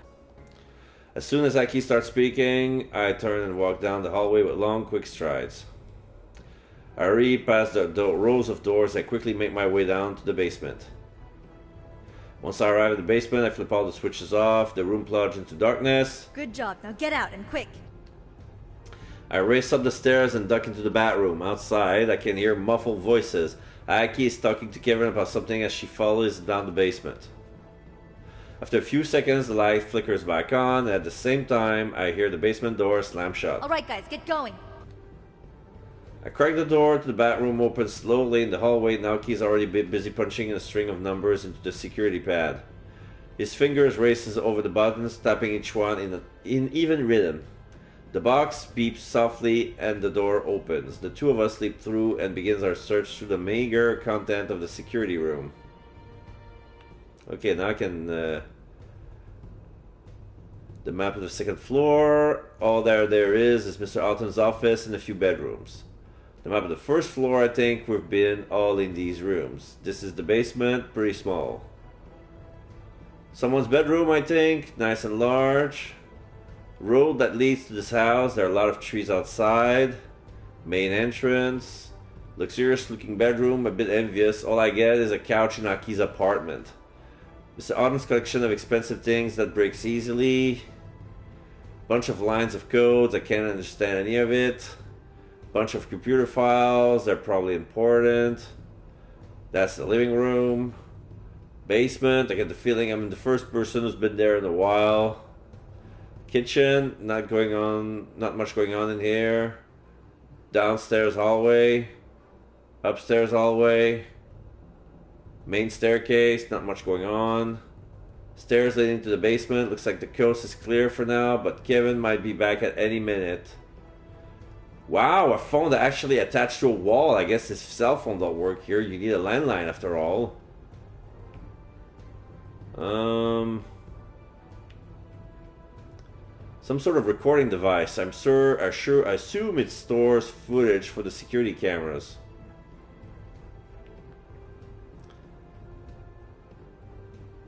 Computer mouse, it looks normal to me. Normal computer keyboard. Standard office chair. Computer!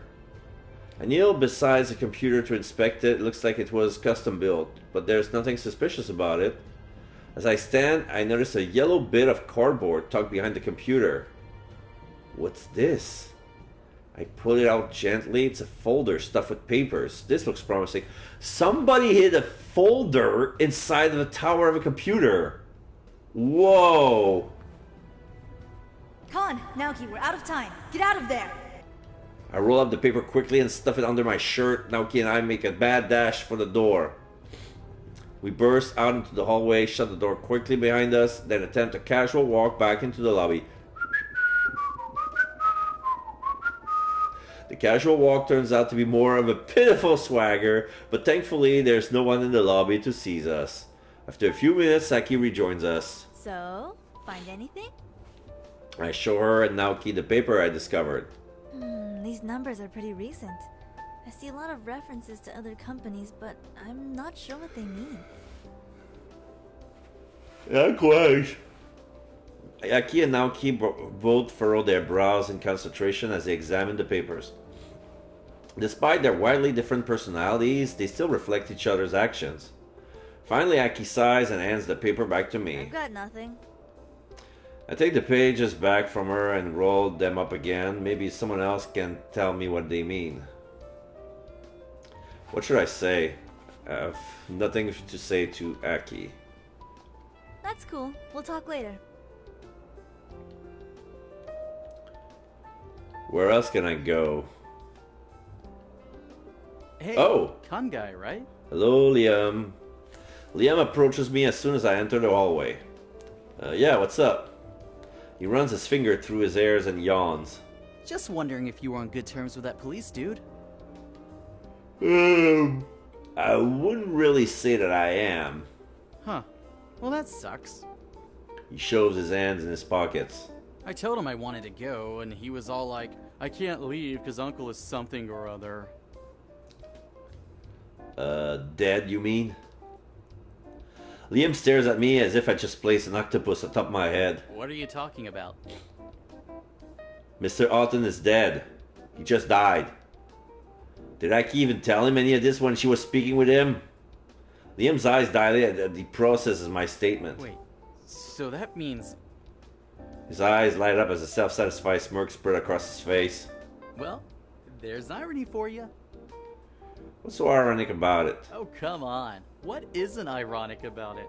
The man makes artificial hearts for a living, but his own ticker fails on him? I purse my lips in an attempt to keep my voice calm. You don't seem that cut up about it. Why should I be? He was due for it soon enough with the way he was drinking. A heart attack, right?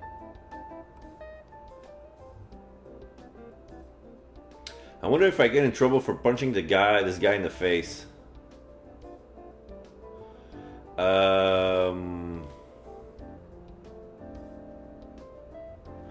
I don't know if I should say a heart attack or tell him the truth.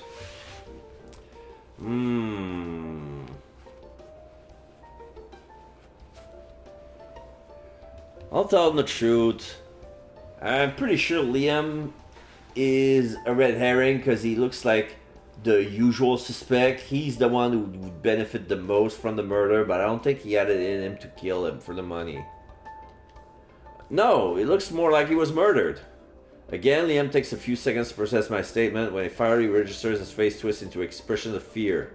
Murdered? Liam begins pacing back and forth, muttering to himself under his breath as he does. No, definitely no.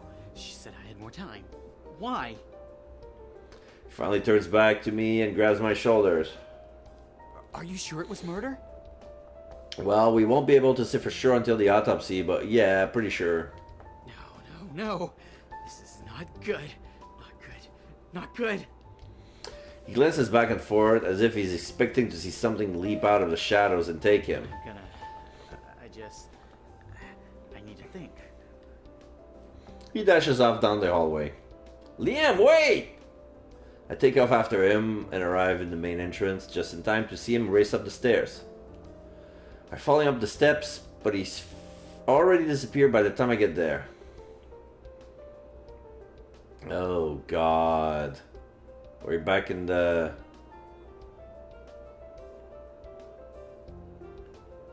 Alright then.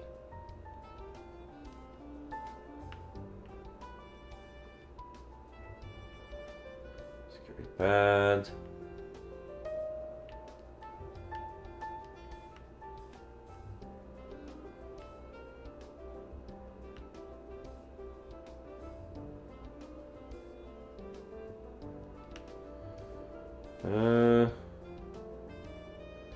This is the staircase that goes to the cellar. Museum. Lee May. Nothing.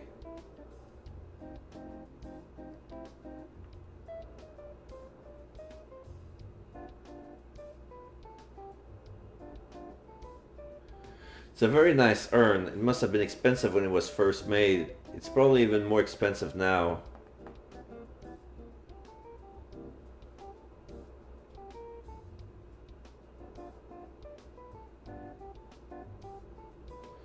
Some sort of box, there's no label on it. I guess it's not that important.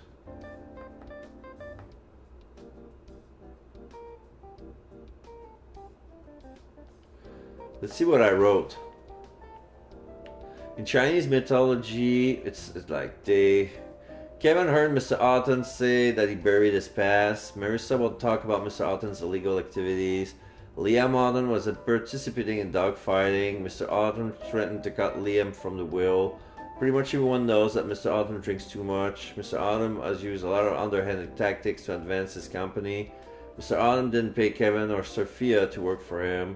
Liam was frightened by the thought of that his uncle was murdered, mentioned having more time.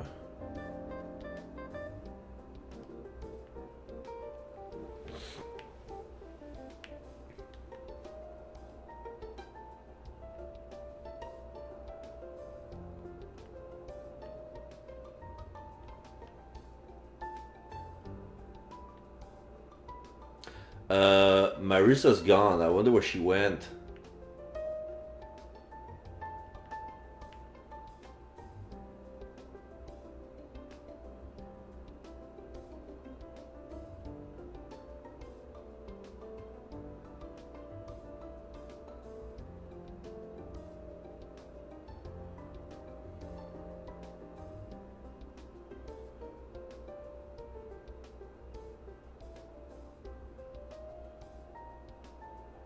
Combo displayer that reads all sorts of formats, it's empty.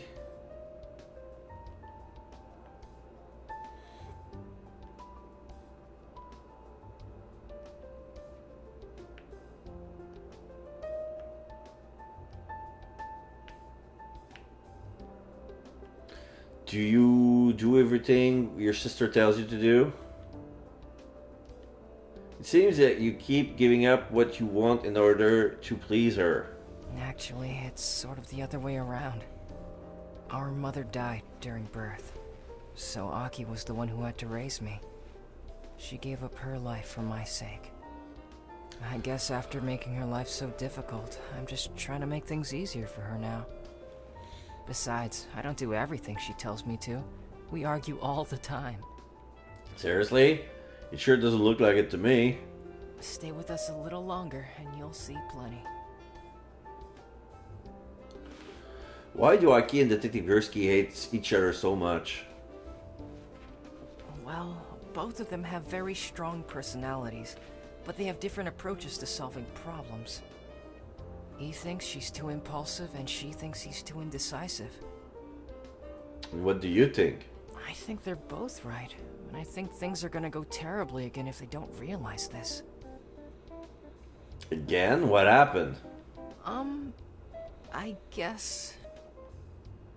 Naoki bobs his head back and forth as if she's trying to think of a tactful way to say something very blunt.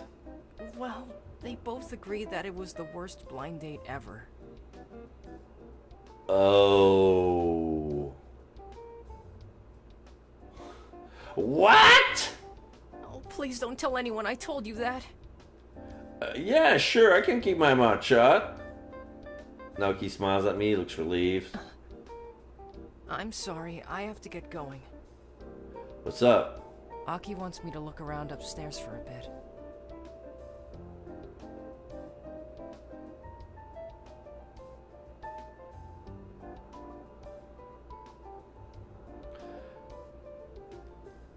Alright, okay, sure, see you, I guess.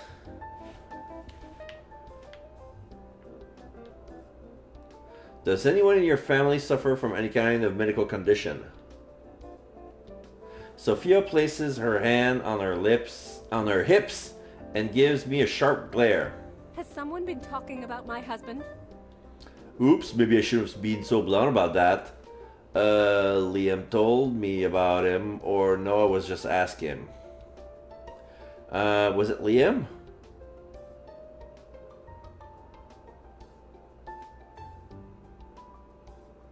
Yeah, it's Liam, because we heard it from Aki, and Aki heard it from Liam. That boy. Sophia's expression tightens for a brief moment, but it doesn't take long for her to regain her composure. Yes, my husband's heart is failing, and Alton Engineering is the only company with the technology to keep him alive. Mr. Alton allowed my husband preferential treatment in exchange for my services. I may not receive a paycheck, but I value my husband's well-being even more. She claps her hands together and straightens her back. Now please do not pry any further into my private life. I found these papers lying around. They're about some other companies, I think. What are they exactly? Those are some of his ledgers from one of his smaller companies.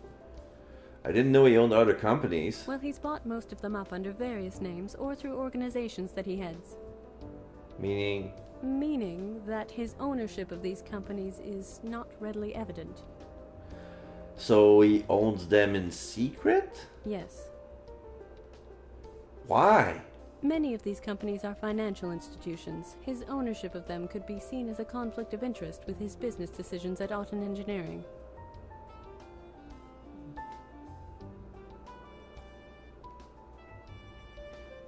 Can you think of any reason why anyone would want to kill Mr. Alton? Sadly, I could name several. Mr. Alton wasn't a very popular man in the business world. His most recent project stepped on a lot of toes.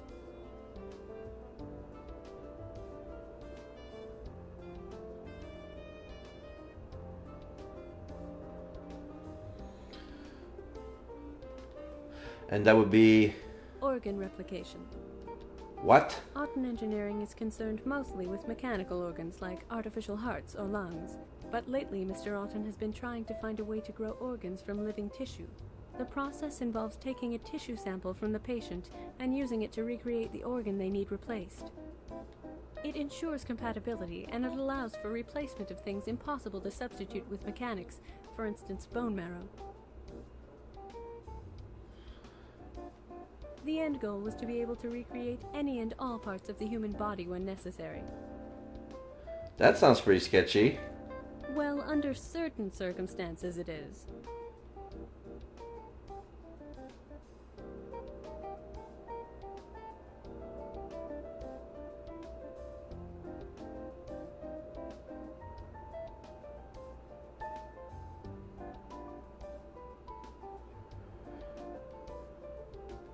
Of course, technicalities aside, the ethics of such research. Well, there were the obvious protests, demonstrations, and death threats.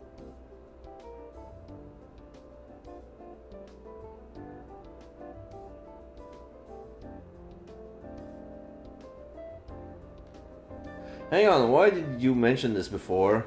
I didn't think it was important. Are you kidding? He received death threats and now he's dead. You seriously don't see the connection? But none of them seemed like serious concerns. Besides, Mr. Alton received death threats for lots of his work. I didn't think this would be any different. Oh really? Why would people threaten to kill him? He saved a lot of lives with his work, but people have died because of him too. Once in a while, one of the organs built by Alton Engineering malfunctions and someone dies as a result.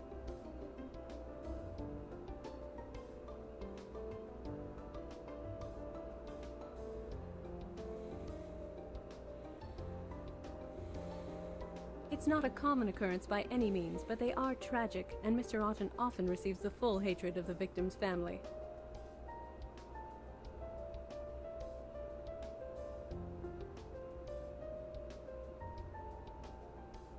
And of course it's very expensive to get a replacement organ.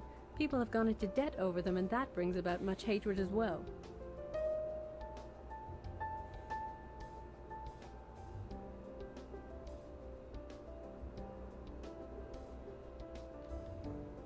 Starting to become more evident why Mr. Alton doesn't like living around people.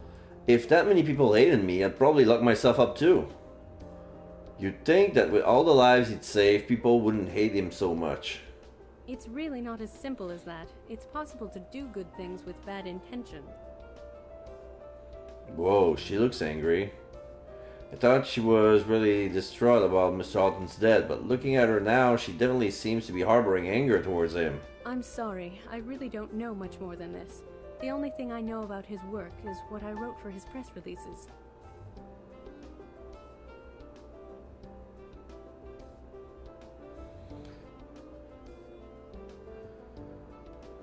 I know he kept copies of all of his research, but I'm afraid I wouldn't know where to look.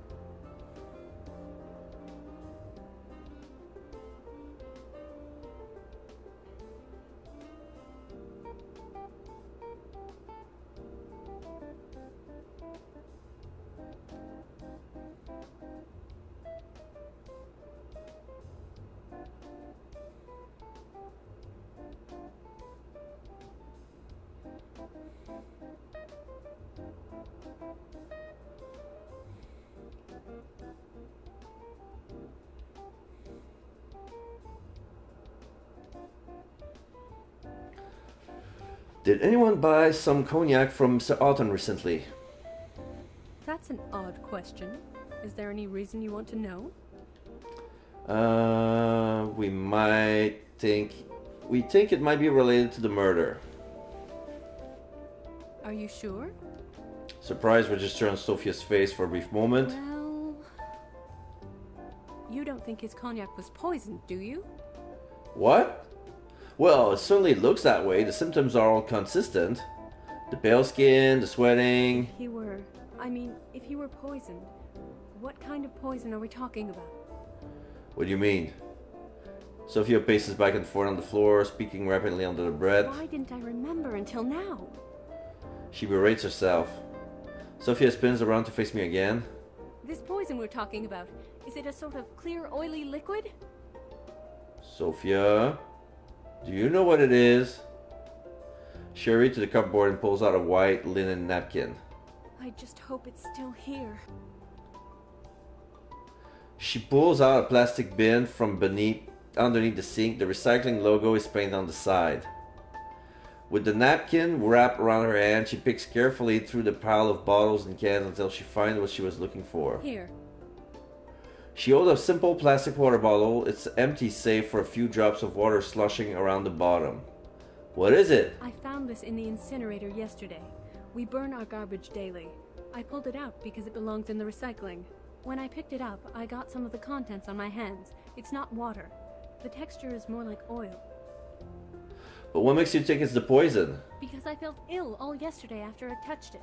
The same exact symptoms you spoke of. What if it's the poison? What if the killer tried to throw it away?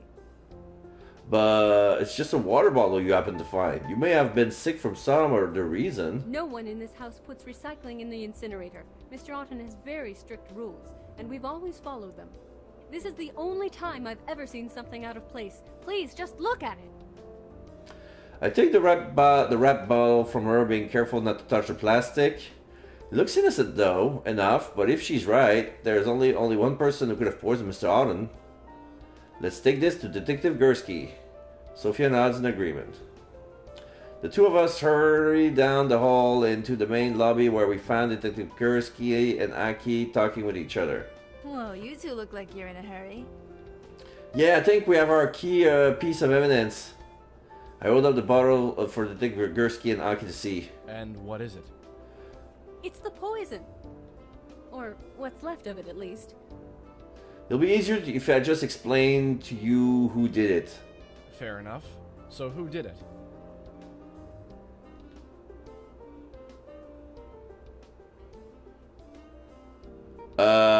We're already here. We are already at. Okay, I finally figured out the murderer. Shit. We work fast.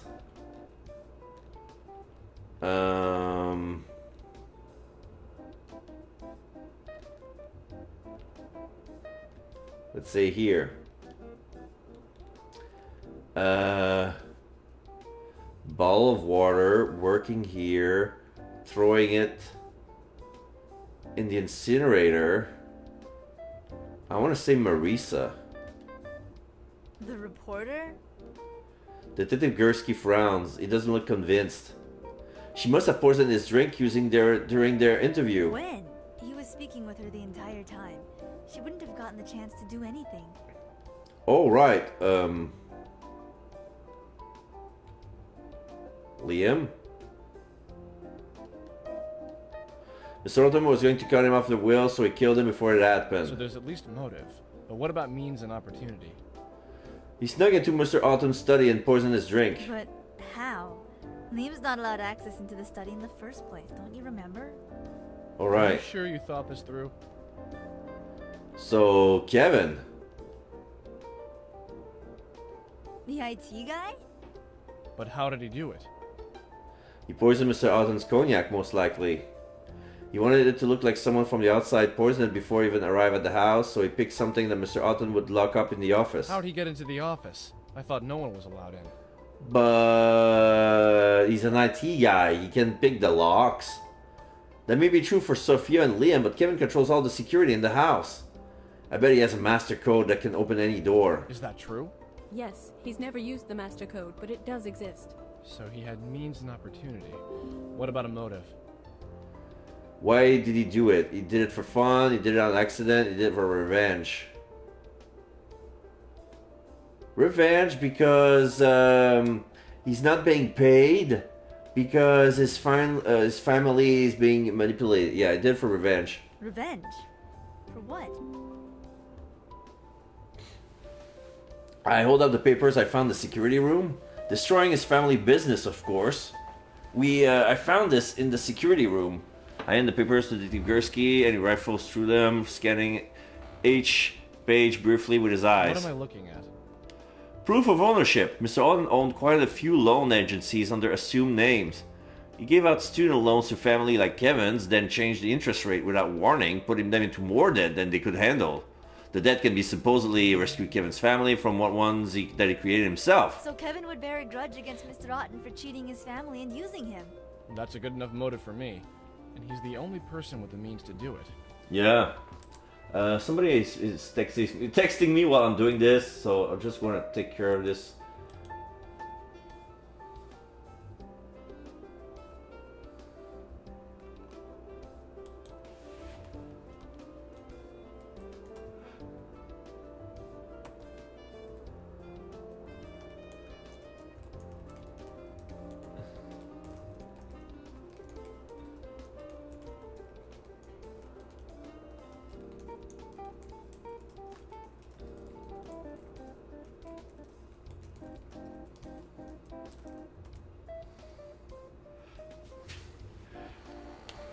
Sophia found this in the incinerator. We think he carried the poison in this bottle and then tried to destroy the evidence. Meaning that we'll probably find his fingerprints all over it. A frantic beeping noise interrupted our discussion. What is that? The house is coming out of lockdown. Kevin must be unlocking all the doors. Oh, I groaned. Of course he can see us. I'm holding this stupid murder weapon in my hand. He probably knows we got him figured out. Kevin isn't going to leave through the front. We never let him past us. Sophia, what other exits are there? There's an emergency door in the museum. Detective Gursky and Aki exchange horrified glances. Limei! Is there any way to lock all the doors again? There's a panic box upstairs that... Don't explain it, just go! Sophia turns and dashes up the stairs while the rest of us races towards the museum. Detective Gursky grabs the handle on the door and pulls, but the lock by the door beeps stubbornly. He pounds on it with his fist. Kevin, we know you're in there! No response. Kevin! Aki glances at Naoki and nods. He nods in return before punching in the strings of numbers in the box beside the door. The box rewards us with a friendly beep and a click.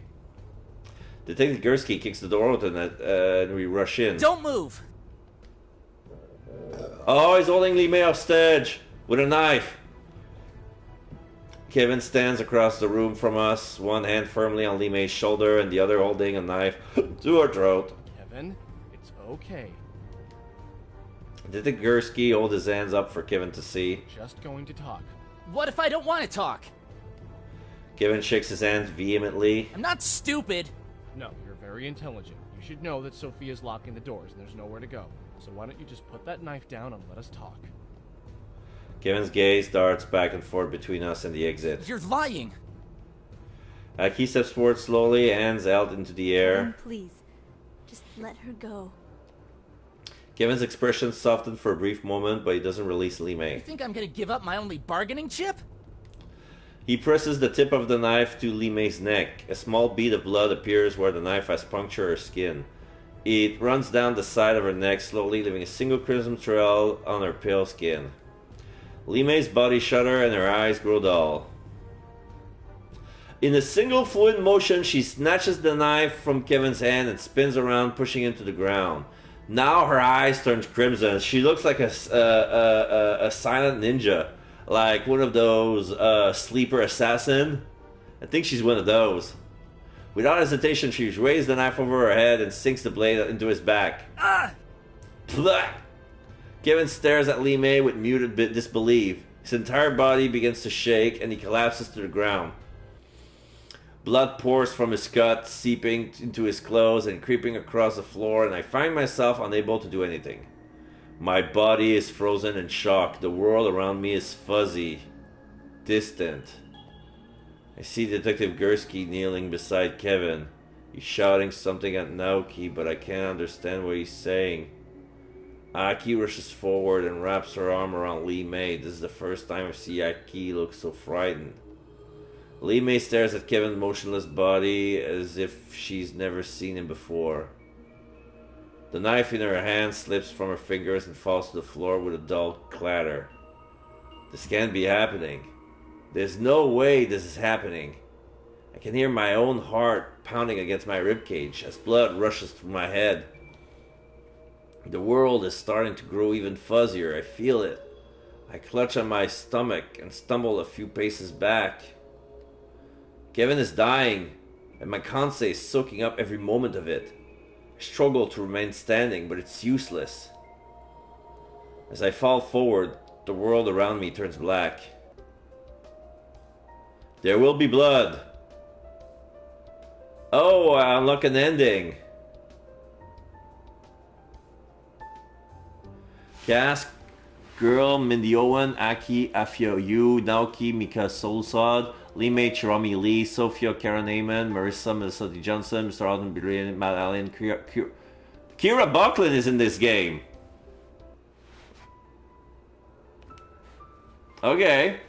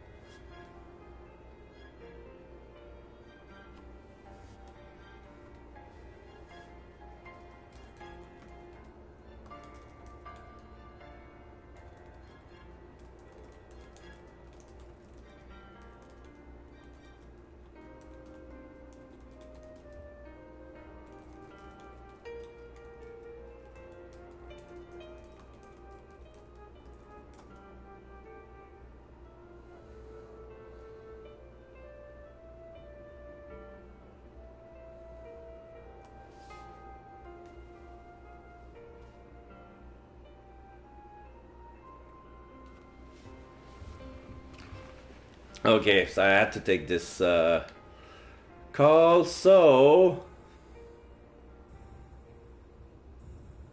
What am I supposed to change here?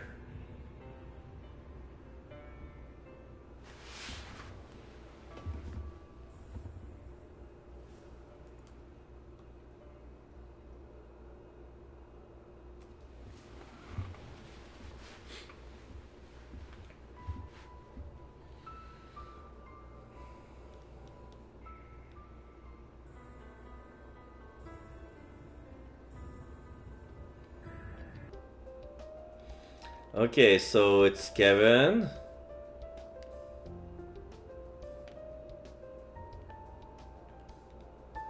You did for revenge.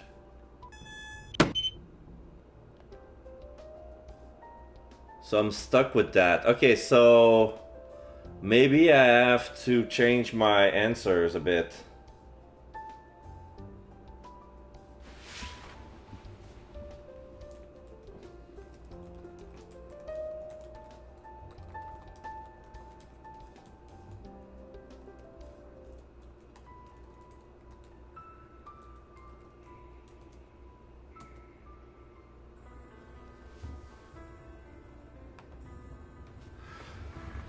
So I guess I have to go back. Go alone. I'm gonna go alone. Just go alone already. But what if something happens? Like what? You're in the super house of technology. If something goes wrong, a robot will probably pop out and save you. Really? Probably not. Oh. You actually look disappointed. Come on, let's just get moving. The three of us file into the hallway. It's lined with doors. At the end of the hallway, a glass door leads to a descending staircase. Alright, this is where we split up. Let's start at the end and work our way back. There's a staircase and the two doors at the end. Do either of you have a preference? I'd rather not go down there, if it's okay. Naoki points at the staircase. No surprise there, it's quiet and out of the way, and I have a sneaking suspicion that Naoki's afraid of being on the ground. So... I still want to check that other door. What did I do wrong on that other... So, yeah, it's a visual novel.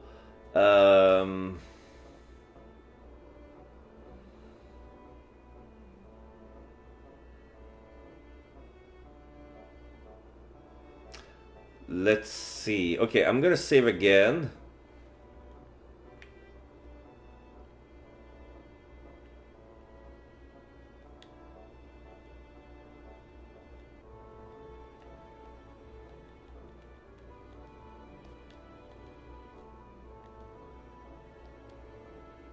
Okay. I'll take the door to the left. Again. Then I'll take the other one. Naoki walks up to the door and places his hand on it. It beeps once swings open for him. I turn to Lee May. You okay with the staircase?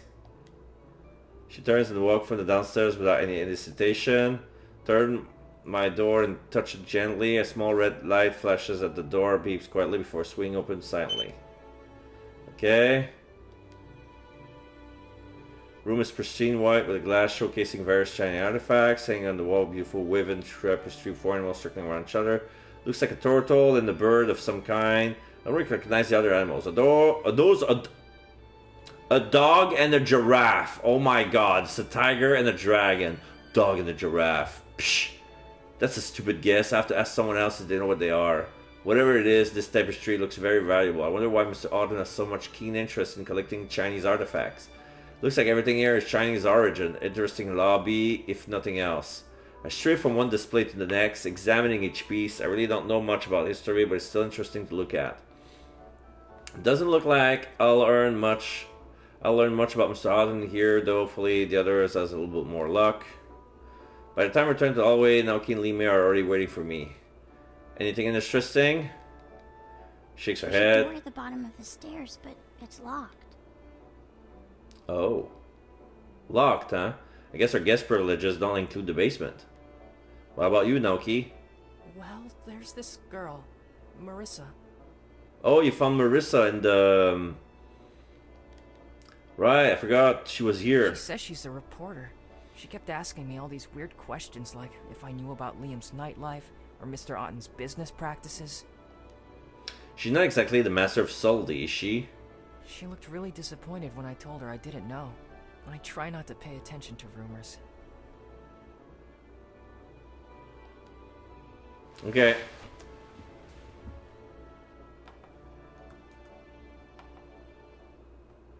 It might do you some good. Most rumor exists for a reason. But that's gossiping. That's mean. The truth isn't always nice. Naoki sways back and forth. I think he's looking for a way to change the subject. Well, should we keep exploring the house? Yeah, let's get... Okay, so this is stuff we've already seen. If you mean down the staircase, I think that door is locked to visitors. It is, but I can open it from here. Once you head down there, everything will be fine. Detective Gursky glanced over my shoulder. Alright, Naoki, go reset it. Okay, resetting. Don't worry. Okay, Naoki, don't worry. I'm sure it'll be okay. Right. Relieve that. Oh. Naoki doesn't seem too inspired by my words, but he leaves anyway. We stand in awkward silence for a few minutes before the lights flicker off. As soon as the light power back on, Sophia punches in a rapid-fire series of numbers into the keypad beside the door. But if I do it like that, Naoki cannot read the security code from Sophia. So that might change the story a bit. The door swings open, the three of us crowd into the doorway. Mr. Otten! Sophia rushes in and grabs the body lying on the floor. Mr. Otten! Sir! Shakes him gently, doesn't respond. Then Gursky leans over Miss Otten's body and places two fingers on his neck. He doesn't have a pulse. No! He was just alive a moment ago! Sophia pulls Mr. Otten's body away from the desk and tries to roll it over, but she can't support his weight. What are you doing? There's still a chance I can save him! Please help me! Gursky points at me. Con guy, help us move the body. I step forward and coil my arms under one of Mr. Otten's arms. With a groan, Detective Gursky and I lift the body and lay Mr. Otten on his back. But now I'm supposed to have my power trigger. As I lay Mr. Otten's arm down, my hand brushes against his. Ah, okay, you have to touch skin. Oh no, not now, not... Even as I struggle to maintain unconsciousness, my mind is flooded with Mr. Otten's final thought. It's hot. I'm hot, but it's not because of my surroundings. It feels like I'm burning up from the inside. I can't breathe, and all I can feel is fear. Why didn't I protect her? I should never have left her be with him. I wish I had never met him. No, I wish I could have stopped him. I was so close. No matter what, he mustn't find it. Please, someone, anyone, keep it safe. The vault must be protected at all costs. I open my eyes slowly. I'm kneeling on the ground, but Detective Gursky and Sophia aren't even looking at me. Sophia has her hand on Mr. Otten's chest with her fingers interlocked. 1, 2, 3, 4. She pumps his chest with her hands, counting out as loud as she does. Mr. Otten doesn't move. Again, she pumps his chest, trying to restart his heart, but again, nothing. She leans down and grabs his mouth, but Detective Gursky steps in and pulls her away. That's enough. What are you doing? There's still a chance! She punches him with her free arm, but it doesn't affect him. Look at him. His skin is pale, his pupils are dilated, and he's covered in sweat. There's a good chance he was poisoned. And you could be poisoned too if you try to resuscitate him. Sophia makes another desperate attempt to escape from Detective Gursky's grasp, but he holds her firm. You did your best, but there's nothing we can do now. Sophia's knees buckle under her, and she falls to the ground with a choked sob. I thought she was still Mr. Otten's personal assistant, but his death seems to have really shaken her up. Detective Gursky kneels beside her and places her hand gently on her shoulder. Sophia, everything's going to be okay. She shakes her head, but when she opens her mouth to speak, all she can do is sob. I back out of the room slowly. They really don't need me here right now. In the hallway, Naoki and Lime are waiting. Li Mei said he's gone. I nod slowly. What happened? I think it was poisoning, but I don't know. Did you see it? Yeah, I was scared of someone, I think. I still don't know why. His final wish was to protect the vault. What's the vault? No clue. We should find Aki. She'll know what to do. She's coming. Lime turns toward the staircase just as Aki reaches the top. Hey, what happened? The lights went out for a moment. Mr. Otten died. Died? How? Poisoning, it seems. Did you read his last moments? Yeah, he was regretting meeting someone. Said he needed to protect the vault of some sort. Interesting. I haven't seen any vaults around here, but I assume that it would be hidden. Detective Gursky exits the study with Sophia. She appears to have calmed down, but her body still trembles every time she breathes in. The police are on their way. It's a bit of a drive for them, so we'll have to sit tight until then.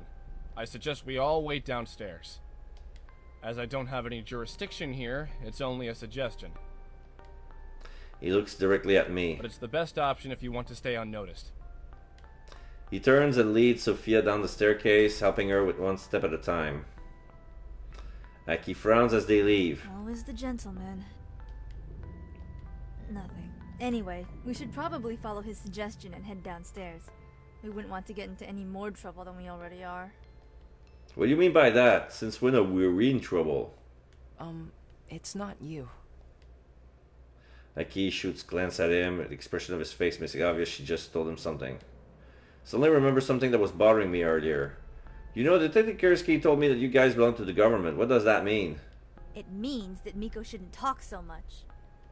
She heads down the stairs before I can ask anything else. Naoki follows meekly, but Lime stays with me. What's up? Do you truly want to know? About you guys? Well, I think I deserve an explanation. But do you want one? I guess We're so. on parole for crimes past. Gursky is our parole officer. What? Assessing explanation. Stairs down another world. Unconvinced. Okay, so I can skip here.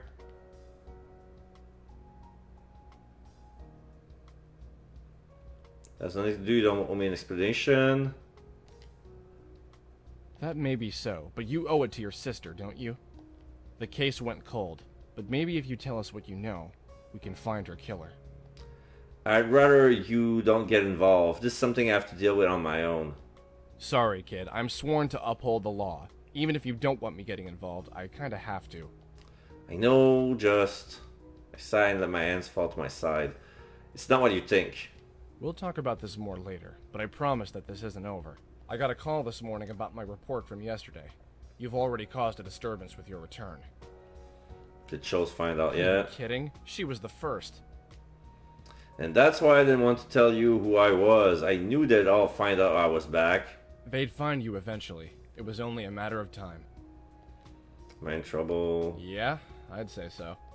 If it weren't for Aki's insistence that you stay with her, I'm sure they'd already have come to take you back.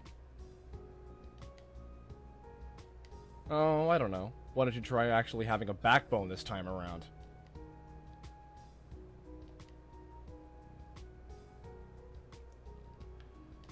The present only exists because of the past, you know. But I see your point. Figuring out the cause of death for Mr. Otten does take priority right now. I'll be upstairs. Come talk to me if you find out anything. Okay. All the way. Whoa! Sorry, dude. Never seen you around before. You're not one of Liam's friends, are you? Oh, good. I can't stand Liam's friends. Don't tell him I said that. Kevin, I'm the IT guy. I run all the security here. Got a blip in my system saying the power went out, so I came here to see what happened. Sophia hasn't been answering my calls. Master code unlocks any door. So he has a master code memorized. Okay. I'm not sure, probably a heart attack or something. That's not a surprise. He kept refusing to see a doctor. Man, Sophia would beg him to at least get a checkup, but he'd have none of that. Don't quote me on that though, but I can't say for sure if it is or isn't. Really is a shame, though. He was a good man. Did a lot of good work in the medical world. Oh yeah? Yeah, Otten Engineering was big into making fake organs and stuff. I hear they saved a lot of lives. Man, dead? Really? Shakes his head. Sorry, that's just too weird. I'm still having a hard time believing it. Kevin blinks a few times as if he's not sure he's really awake. I'll be in the security room if you need me. It's the first door on the left here in this hallway. Okay.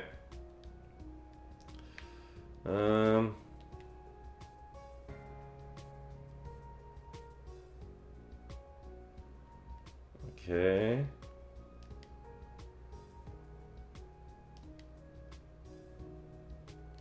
Oh, Kangai, hello!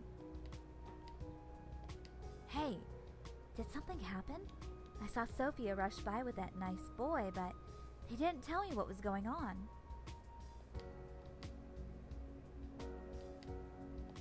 What? Are you kidding? Are you sure? What happened? Are we gonna switch with her? I think it was murdered. Murdered? I suppose that shouldn't come as much of a surprise. What? What do you mean? William Otten is not a popular man. His business practices are already reprehensible, and there have been rumors of unethical treatment of some of his test subjects. That's why I came. I was hoping I'd be able to uncover something about what he might be doing. So you're really just sneaking around trying to dig up some dirt? It's really not what you think. Okay, then what? Nothing. What should I ask her? Well, I've heard that he used to head up a series of experiments for the government back in the day. Something about altering genetics. The whole thing wasn't exactly approved as humane, and pretty much everyone was kept in the dark about it. It's a long story, but the short version is I've met a lot of the victims. I've pieced together their stories and followed the trail back to William Otten. It's a possibility, isn't it? Ah, those. Well, recently, word's been going around that Liam Otten is involved in dogfighting. Not to mention extremely cruel. I'm fairly certain he was just getting fed up with Liam's antics. It's one thing to dismiss underage drinking, but the heat from Liam's participation in animal cruelty is bad publicity he didn't need. I heard he was planning on cutting Liam from his will completely. As far as I can tell, no. But you'd really have to ask someone more knowledgeable than I. I'll talk to you later then.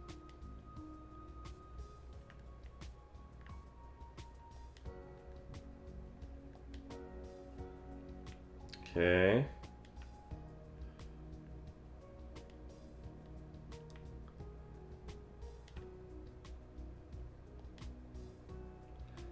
No hope going in here. Okay, so this is locked.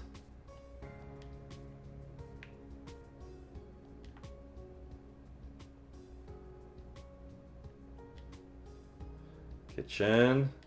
Hey. I think so. She's not crying as much, at least. Kangai, I hope you don't mind if I ask you something. How did you know that something bad happened to Mr. Otten? That's... Naoki, please. I was asking Kangai. Sorry. So, how did you know? So... lucky guess? Truly? Sophia eyes narrow. That was definitely not the right answer. Well... You're telling me that out of nowhere you just guessed that something was wrong with Mr. Otten? Yes? And this guess was so compelling that you pounded on his office door until we finally opened it? I guess so? Stop lying to me. Mr. Otten is dead, and I know you're involved. Why else would he have been so afraid of you? Hang on. KANSEI didn't do anything. He just happened to be here today. If it weren't for him, you might not even know that Mr. Otten is dead yet. Sophia glares softened, but she doesn't take her eyes off of me. Where did this lucky guess come from? Surely you don't scream outside everyone's door the moment you guess that something has gone wrong. If I were the killer, I wouldn't tell you that Mr. Otten died. I would run The away. criminal always returns to the scene of the crime. Fine, then how did I do it? I never even saw Mr. Otten. Sophia's expression wavers for a moment. She can't actually think of a good answer. It was you. It had to have been you. It had to have been you. I purse my lips and shake my head. Nothing I will say will matter at this point in time. Sophia, I'm so sorry about Mr. Otten. But he's the one who called us here, remember? Naoki tentatively places his hand on Sophia's shoulder. She flinches, but she didn't move away. I know it's scary, and I know that it's confusing. But I know you're a smart woman, and you know that what you're accusing him of doesn't make sense. We're here to help. Please, let us help. Sophia breathes in slowly. I'm sorry. I'm jumping to the strangest conclusions here. I must not be in a very good frame of mind right now. Sophia sighs and shuts her eyes. She looks like she wants to cry again. Sorry, you really care about Mr. Otten, didn't you? For a moment, Sophia doesn't respond. Shoulder should take a deep breath. I don't know what I'm going to do now that he's gone. I'm so sorry. Gentle hand Sophia's shoulder. She definitely sounds sincere, but something about what she says just sounds off. I'm sorry. I just really want to find the person who did this. If there's anything you need to know, just ask, okay? Sure. We can talk to her. Oh, did Mr. Otten have some sort of vault at a bank?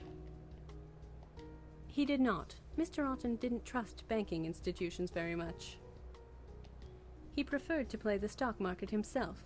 His belief was that he should be allowed to do as he pleased with his own money. And if he lost it all, then it was his fault. I see. He'd rather lose everything on his own than gain a little interest from a bank playing it safe. Do you know anything about any experiments with altering genetics that Mr. Otten ran? Mr. Otten has run a good number of studies on genetics, but experimentation was more the forte of his old business partner. That was nearly 20 years ago, though. Okay. Mr. Otten... Dears, we see this already. Of course. Let me check the...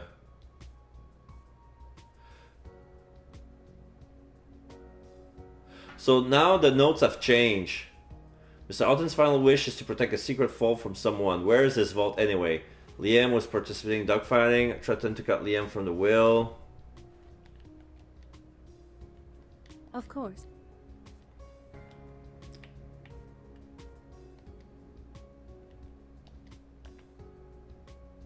I'm sorry that you have to see him dead. Oh, this is where, this is what he said. What do I think?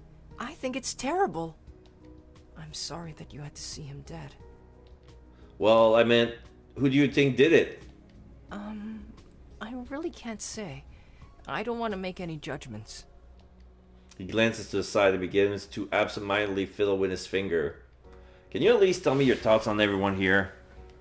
Well, Liam is pretty angry with his uncle. His eyebrows went down every time he spoke about him. He covered his face when Aki started asking more questions, so he's got something to hide.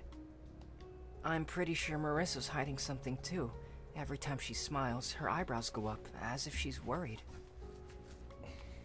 After she finished her interview with Mr. Otten, she was even more nervous than before.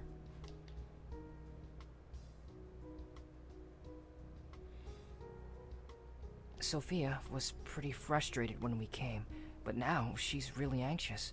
She won't stop pacing back and forth. What about Kevin? You mean that guy with the red hair? I didn't really get to see his face. Sorry. Don't worry about it, I was just curious. Really, it's good enough to know that you know this much. I'm kind of impressed. I've been studying body language for a while now. Feel free to come talk more if you want.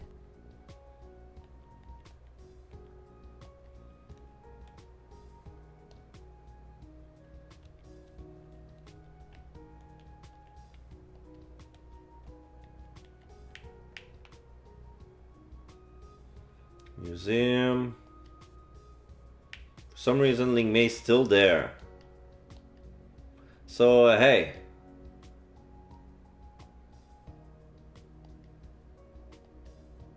I don't know. Does it bother you? Death. Of course it bothers me. I mean, even if I've experienced it before, that doesn't mean that I'm okay with it. Death is a terrible thing, no matter how often you see it. I stare at my hands and rub my fingers slowly together, my palms feel sweaty. What about you? Are you bothered by that? He was very scared. Mr. Alden? But even though I felt his fear, I knew that I was not scared. Okay, we see this part. Do you know much about the artifact in this place? If you wish. Most are safety charms meant to ward off danger. They are the 4 legendary creatures: tortoise, dragon, phoenix, and tiger.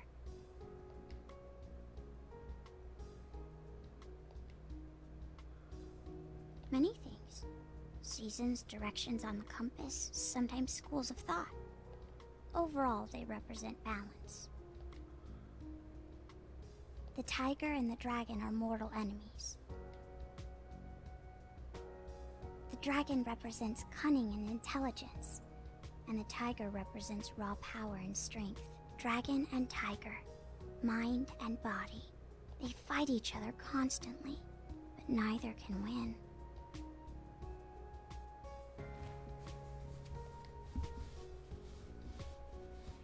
Endless fight when neither can win. Li Mei watches me carefully. She's trying to decipher my emotion, but I don't even fully understand what I'm feeling. What bothers you? I'm not sure. It's probably nothing. Li Mei doesn't seem satisfied with my response. No surprise there, since I'm not satisfied either. I don't have anything else to say, though, so our conversation devolves into an uncomfortable silence. Okay. Calligraphy in front of the hallway, say. No dust settled.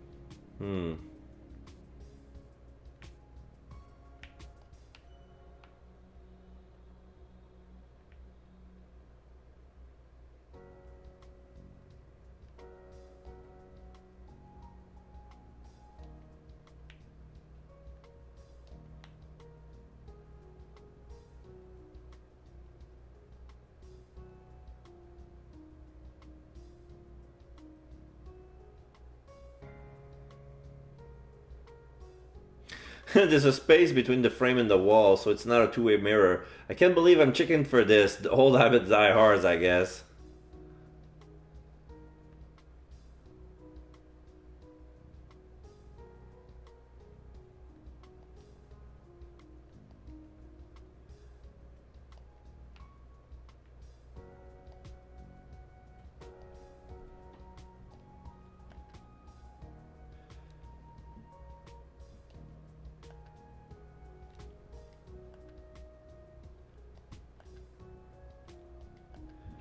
We've seen this already.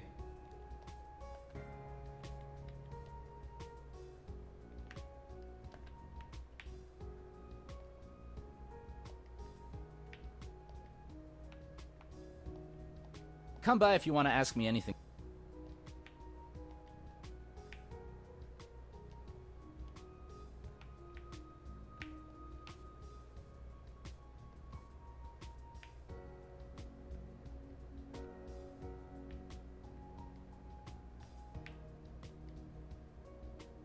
I heard that Mr. Allen was conducting genetic experiment on people. Mikolai, his eyes widen. That's a pretty strong claim. Are you sure? Not exactly, I mean. Marissa said there were rumors about it. Listening to rumors is a dangerous thing. Each has a grain of truth wrapped up in a powerful lie. Well, there's enough truth in them that she came all the way here to investigate.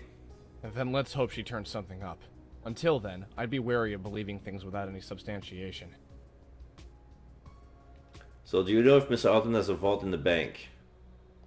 I assume most rich people do. Why do you ask? Just curious, I heard him mention something about keeping a vault safe before he died. That's strange. I didn't hear anything. Maybe I just made it up. No, you're probably onto something. Although, looking at his lifestyle, I'm actually inclined to think that any vault he cares about would be in this house. Yeah. How do you know? He rarely leaves the house, and security here is tight, even for a high-ranking official. It's obvious that he has trust issues. Someone like him wouldn't let a bank hold on to something important. Besides, I'm sure he'd want to keep a close eye on it too. If there's a vault, it's definitely somewhere in here. Gursky's right. It has to be hidden in this place somewhere. I wonder if anyone here knows about it.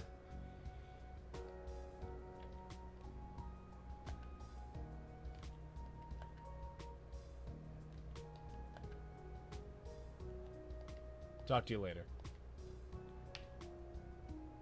So let's check the mental notes. Mr. Alden threatens Scott Leon from the will. In Chinese mythology, tiger and dragon are rivals. They represent physical versus mental, body versus mind. This line, I can see it because it was a bit far up.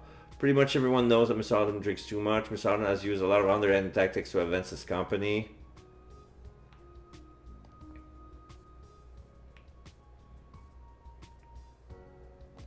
So let's go down. Yeah, I'm bumping into Aki. Oops, sorry, Khan. I was just upstairs with Liam. Oh, don't look at me like that. It's not what you think. For your information, I was just asking Liam about the staff. Did you know that none of Mr. Otten's personal staff are paid? Well, then Kevin was lying. Let's just say that he strongly believes it's in his best interest to be truthful. Got it in one. Kevin's family owns a small business that's in serious trouble. Mr. Otten pulled a few strings to keep the creditors away, and they'll stay away as long as Kevin works for him. As for Sophia, it seems her husband's heart is failing. Mr. Otten promised to move him to the top of the recipient list for the company's new organ creation project. So Sophia has some sort of a motive as well. But she only knows the security code for the office, not for everybody here. I have to admit, I'm actually kind of impressed. What about you? Find anything interesting? When I read Mr. Otten's death, the last thing he thought about was protecting the vault. He said the vault has to be protected at all costs. Maybe the killer is after it too. We should try to figure out what's in it. Or, better yet, actually find it.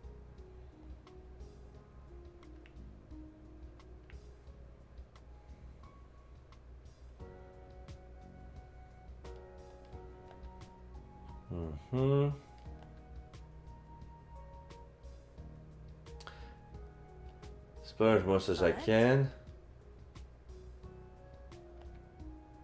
I don't suppose you could... Oh. I haven't got a good look at the security room. Kevin's always in here, and I don't want to be poking around while he's watching. I don't suppose you could sneak in or something? Don't think so. Even if we found a way to get him out of that room, he probably locked the door behind him. Darn. Well, exercise the options you have, I guess. Have you found that vault he was worried about? Not yet. Might want to start there. Okay. That's cool. We'll talk later. Okay. Miss Alton didn't pick Kevin or Sophia to work for him. Okay. Examine. Move. Hallway. Hey, con guy, right? Yeah. I'm gonna say heart attack. Just to keep him off guard. Liam suck. Yeah, figured as much. Well, that's that, I guess. That's it? You're just going to shrug it off like that? Am I supposed to cry or something? He's your family. Eh, I've lost family members before. He shrugs. Really, it's more annoying than anything else. He kicks the door to the living room and the sensors by the door beeps a complaint. Right. Liam rolls his eyes and turns towards the camera. The lens takes a brief moment to focus before the sensor beeps and the door opens. Can't believe I'm locked in this stupid place because of a stupid heart attack. Marissa's eyes light up the moment Liam's entered the room. Liam Otten, just the man I wanted to see. What? Liam looks a little taken aback as Marissa gushes over him. I'd like to interview you for the magazine Modern Trends, if you don't mind. Oh, sure. Liam quickly regains his composure and throws himself on the nearby couch. What do you want to know? I quickly duck out of the room before I have to watch any more of this display. I want to check.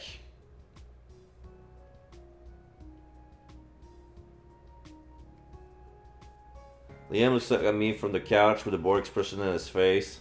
Oh, hi again. I scan the living room quickly. Liam's the only person here. Where's Marissa? Oh, her? She went to the bathroom, I think. He turns his back to me and can focus on the widescreen television set in front of him. Do you want something? Just wondering if we could talk. What? Are you a reporter too? No.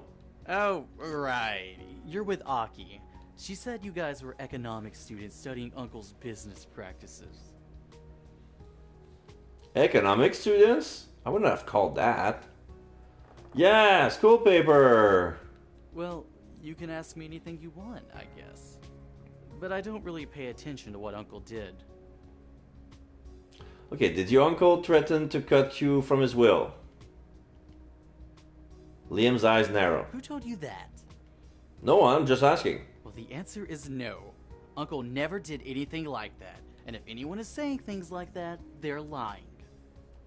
Really? He made a promise to Mom too, you know. Said he'd take care of me. There's no way he'd cut me out of his will. Yeah, that's not how I heard it. Listen, sometimes he might just say things to, you know, try to convince me.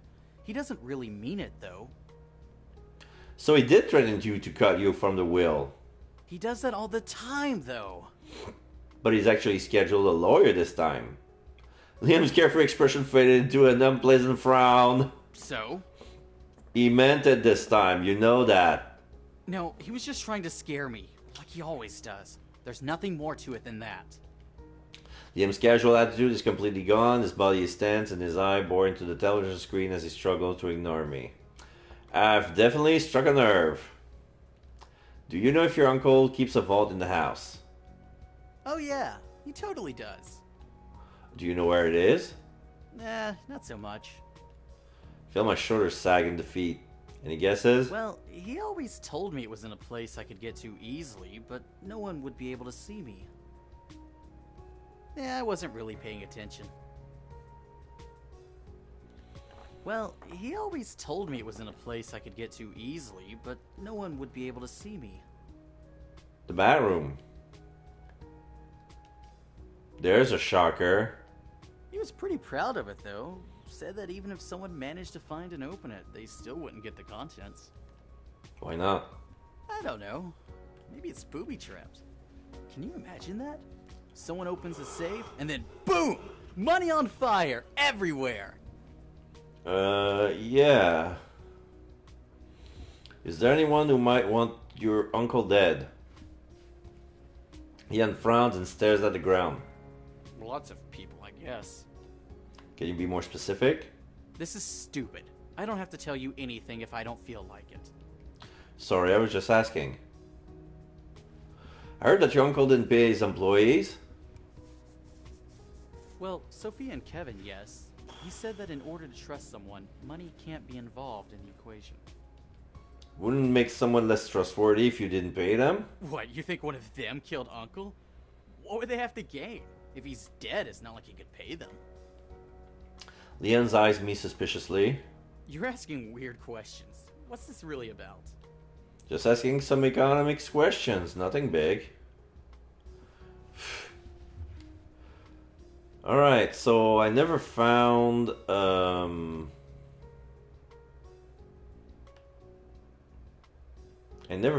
Marissa yet. Need to examine. Going to the restroom. Oh, hello, Kangai. Did you need to... Marissa points at the stall. Oh, no, it's fine. I was just wondering what you were doing in here. Marissa frowns and begins to fidget. Well... Why? Do I want to know? It's nothing bad. She scans the room quickly with her eyes. I just needed a place where I could be private.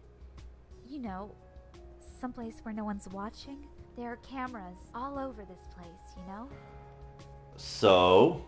She shivers. That's terrifying. Aren't you bothered by the fact that someone you don't know could be watching your every move at any point in time? We give up so much of our private lives into the hands of strangers, and we don't even think twice. Doesn't it bother you?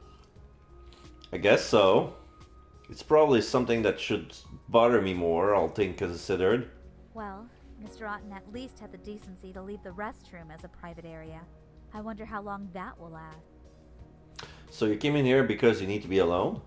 I just needed some time to think without feeling like someone is watching me. I guess I'll leave you alone then. Yeah. No, I want to talk to her. Fuck. Hey, feeling better? Yes. I'm sorry for earlier. I just needed some time to myself to think. Come up with anything? I'm really not sure. I'm probably just overthinking. About what? Mr. Otten's death. She touches the side of her forehead and rubs it slowly. I don't know. Maybe I'm overthinking. Sometimes I see scandal where there isn't any. I really need to do more research before I say anything. Marissa's definitely nervous about something. She keeps repeating herself. Has she figured out something? Now we can talk to her. No, I don't have any questions for her. Boo! Sure thing. See you soon. Okay, so Liam says his uncle's vault is an easy place to get, but it might have some sort of trap.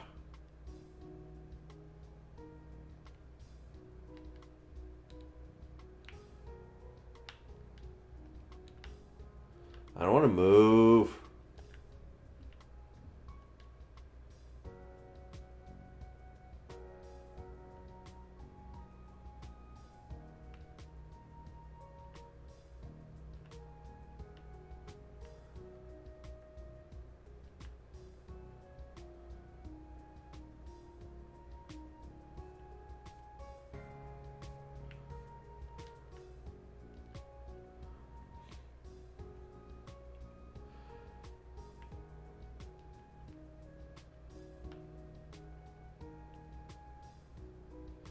The door to the living room she's open and jump aside to avoid being hit in the face. Oh, hey. Sorry, dude. Didn't see you there. Oh yeah, I figured as much. Going somewhere? Yeah, just heading back upstairs to my room. There's like nothing to watch on TV. Liam pushes past me and strides into the main lobby. I hurry after him. Oh, well, I was wondering if I could ask you something first. Yeah? Yeah, okay, shoot. Do you really participate in dogfighting? Liam's eyes grows wide. Why is it that that's all anyone ever talks about? Is that a yes? He rolls his eyes. Sure, whatever. Yes. I'm surprised that he confessed so easily. I guess he feels like he doesn't have anything to lose. But why? I tried to keep my cool, but I didn't expect him to be so bold about it. Because I was bored. Duh. Aki is watching us intently. It seems like this conversation has caught her attention. That's a terrible excuse, Liam. Liam throws up his hand in exasperation. Oh, please. Animals fight all the time in nature. So why shouldn't we throw a little money on it? But dogs are not like fighting in nature. Because in nature, animals aren't kept in cages, but in fights, the loser isn't shot in the head and... Yeah, okay. Forget I asked. Let me guess. You're a vegetarian. I raise an eyebrow. What if I am? Yeah, I figured as much. I'm really not in the mood for another lecture. Liam turns and heads up to the stairs. I'm out of here. Liam bounds up the staircase 2 steps at a time. Anki glares at him as he ascends the steps. She shuts her eyes and breathes out a single quick breath. Ah! What? Without warning, Lem trips on a step and falls forward, planting his face neatly on the floor of flight or steps. He looks around in a disoriented panic. With some effort, he scrambles to his feet and runs up the stairs, disappearing down the hallway past Mr. Autumn's office. I spin to face Aki. What was that? She gazed off into the distance, subtly interested in some invisible point on the ceiling. What are you talking about? You know exactly what I'm talking about. You did that. Sort of. Care to elaborate? Well, when I push a thought into someone's mind, it can be anything. An idea, a desire, or in some cases, a simple scream. It has a sort of disorienting effect. Confuses the senses momentarily. She smirks. Comes in handy more than you'd expect. I'm not sure whether I should be impressed or disgusted. You could be impressed and disgusted. Impressed? Please don't. Face first. I got a trophy. Okay, so can we talk to her?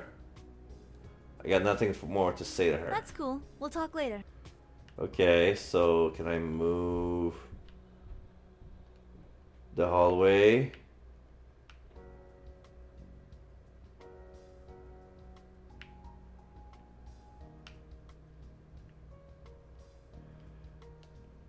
Locked. This is weird.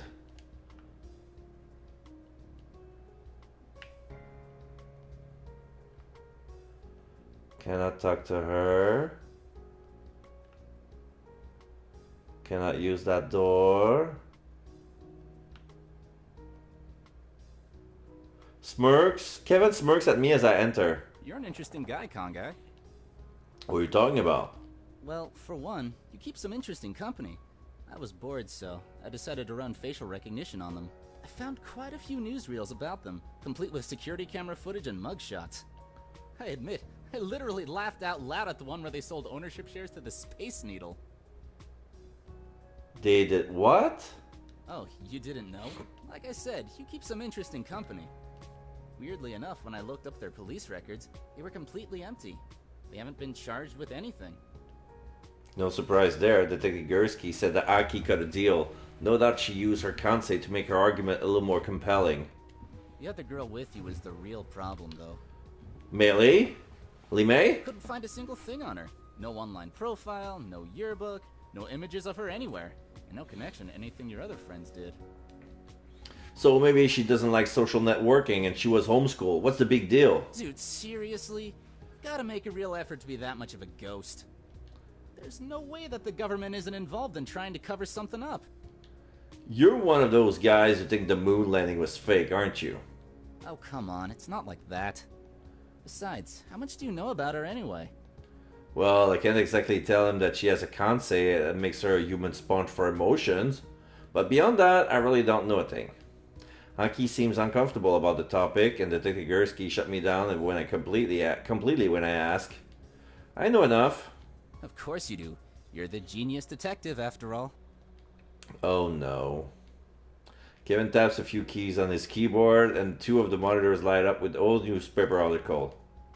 Genius siblings solve another cold case. I gotta admit, you're actually kinda cool. Oh, there's a picture of him when he was a kid with the little sister. Oh. So, are you on a super secret mission right now or something? What are you talking about? You know, since you're using a fake name and hanging out with criminals and stuff. Yeah, I'm working on undercover right now. No, it's just Aki's nickname for me.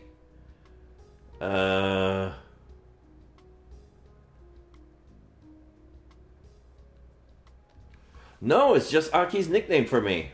Well, that's disappointing. Like, life's not all secret missions and government conspiracies, you know. It would be cooler if it were. So, what should I talk about? Do you know anything about a vault in this house? He should know. A vault? Can't say I do. But if he's the culprit, he wouldn't say anything. If I had to guess, I'd say it's probably in his office. It's the most secure place around here, after all. Ah.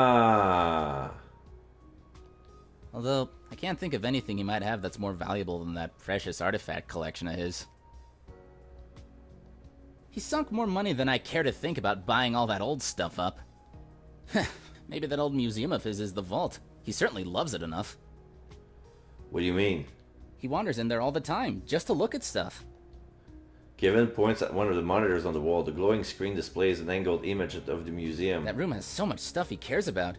You could probably say it's his vault. Kevin points out to the bottom corner of the screen. There's a blind spot right here. Anything under the camera won't show up on the monitor. Oh! It's the only place in the house with such a massive blind spot. I keep telling Mr. Alton that we should reposition the camera, but he refuses. That's why he says easy to get to place, but no one could see. Why would Mr. Alton willingly hide a portion of his house? Maybe there's something there that he doesn't want Kevin to see. I'll have to go inspect it myself. So, about your family's death? Kevin's face darkens as he tugs on his hairs nervously. Yeah, that. There's nothing to feel bad about. You think so? Because I think there's plenty to feel bad about. He glares at me. My parents took out a loan so I could go to a good college, yeah?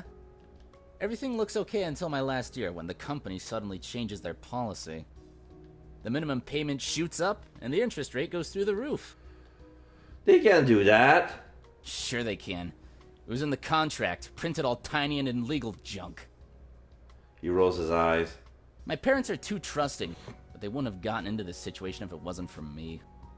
And if I had been there, maybe I could have read the contract myself and seen something. It looks like he wants to say more, but instead he merely gazes at the ground. So yeah, I feel pretty bad about it. But what can I do, you know? Come by if you want to ask me anything else.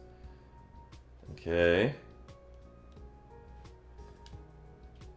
So, Liam says that his uncle's vault is easy to get to place, but might have some sort of trap. Security Systems' blind spot is in the museum. Kevin's family isn't dead, but Mr. Autumn's keeping the creditors away. Now, since he's here, I cannot examine the... yeah.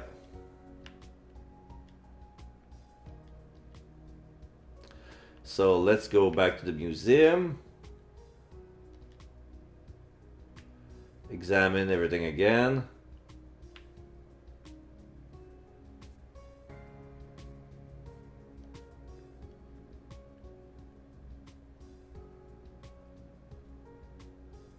The box. I examined the wooden box at the far end of the room. It's the only item in the room that can be seen from the security cameras. It's also one of the few items not under glass. I suspect that Mr. Autumn was hiding something in his box. I run my hands around the side of the box, looking for some sort of latch or door. One of the decorative panels of the box shift under my fingers, but nothing happens. Lime, do you know anything about this? I point at the box and Lime approaches and inspects it carefully. It's locked. What do you mean? I don't see a keyhole on it or anything. She shakes her head. It is a puzzle box. You must rearrange the panels on the side to open the doors. I see. So how do I do that? She shakes her head again. I will do it. Are you sure? I want to help. Aki does not let me work because she worries about me. But there's no danger with this. I can be useful again. Well, if she wants to, I don't see why I shouldn't let her. She probably has a better idea of what to do anyway. I wouldn't actually know where to begin. She touches the side panel lightly and slides it back and forth, tilting her ear towards the box as if she's listening for something. After a few seconds, she moves her hand to the other side of the box and repeats the process. She pauses, takes a step back, and looks at the box carefully. This will take some time. Please return later. Oh, sure. I back out of the room to give her some time to herself. Okay. So examine forest, cave, ocean, mountain.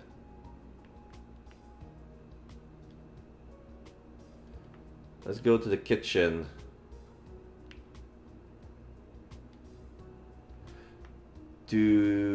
Okay. Questions we already asked about.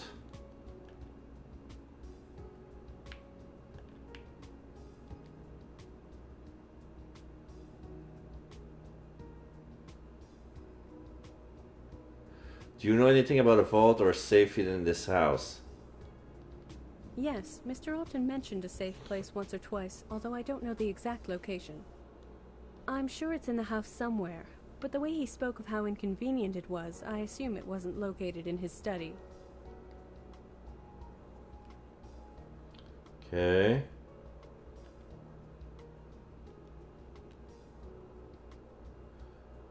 So I'm gonna say no, just asking.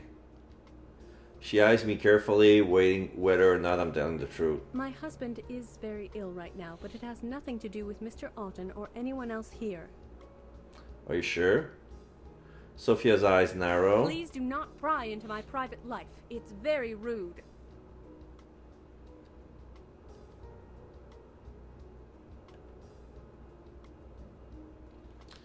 Okay.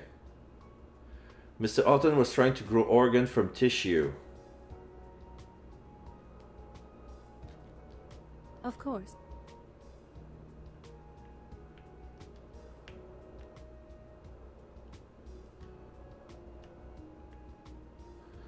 Let's check the living room again. Nobody's here. Examine everything.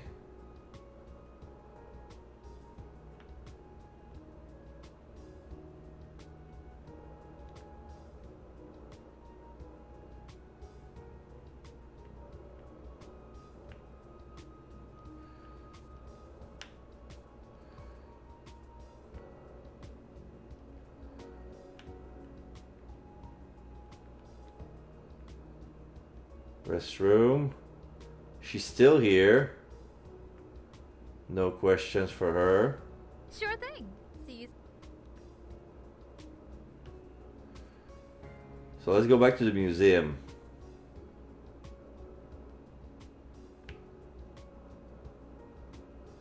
How's it going with the puzzle box? Lee May nods at the wooden box. I approach it and gently touch the door. I heard a soft click. The door spring open, making a little sound on the smoothly carved hinges. Whoa, good job! My heart sinks as soon as the door opened. It's empty! Lee May touches my hand. A smile flickers across her lips. That is only the first door. What? The first door? What are you talking about? She takes my hands and places it in the box, pressing my fingertips against the other side of the top of the box. My finger traces up the shape of a small hole carved into the wood, next to it a worn series of characters, probably Chinese. There's a keyhole in there. Li Mei nods. What does the writing say? The key is in the place between mind and body. So the tapestry. There must be some sort of secret compartment in it somewhere. I guess I'll have to find the key in order to open it. I have already searched this room, but I cannot find it. Then maybe it's somewhere else in the house? It's in the place between mind and body. I wonder what that means. Li Mei's eyes flick back to the tapestry on the wall. Oh.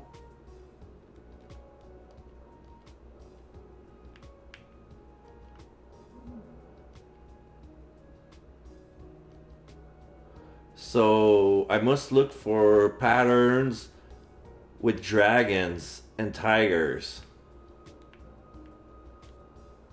Okay.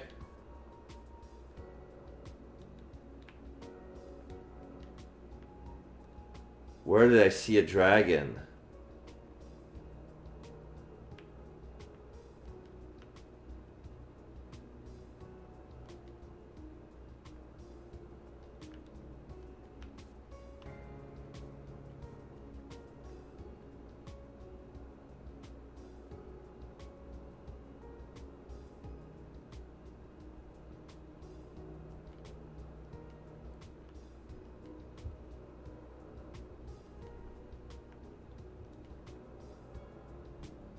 Wait. Forest. Cave. Ocean. Mountain.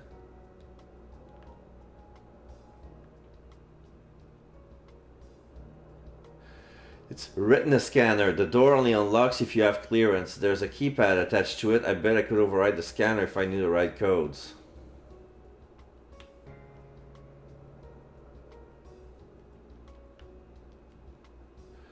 Okay, so let's check the bathroom again.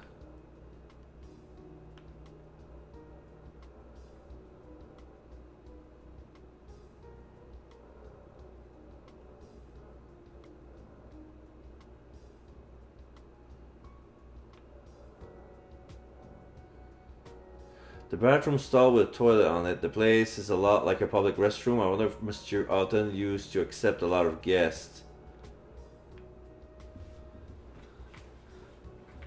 So yeah, the bathroom looks like a public one.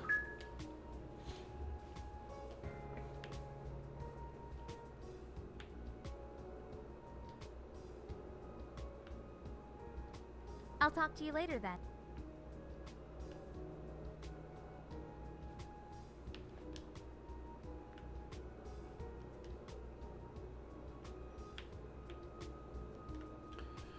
Kitchen. Naoki's gone. Let's examine shit. Towel. Tea.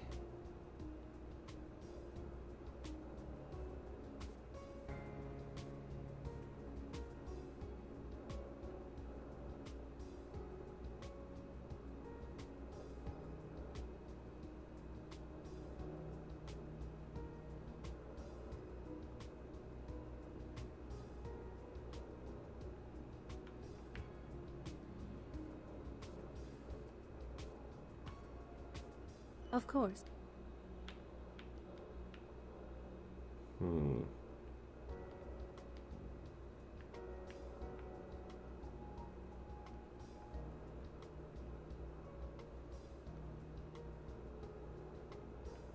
He's here. Can't examine. Can't talk. Come by if you want to ask me anything.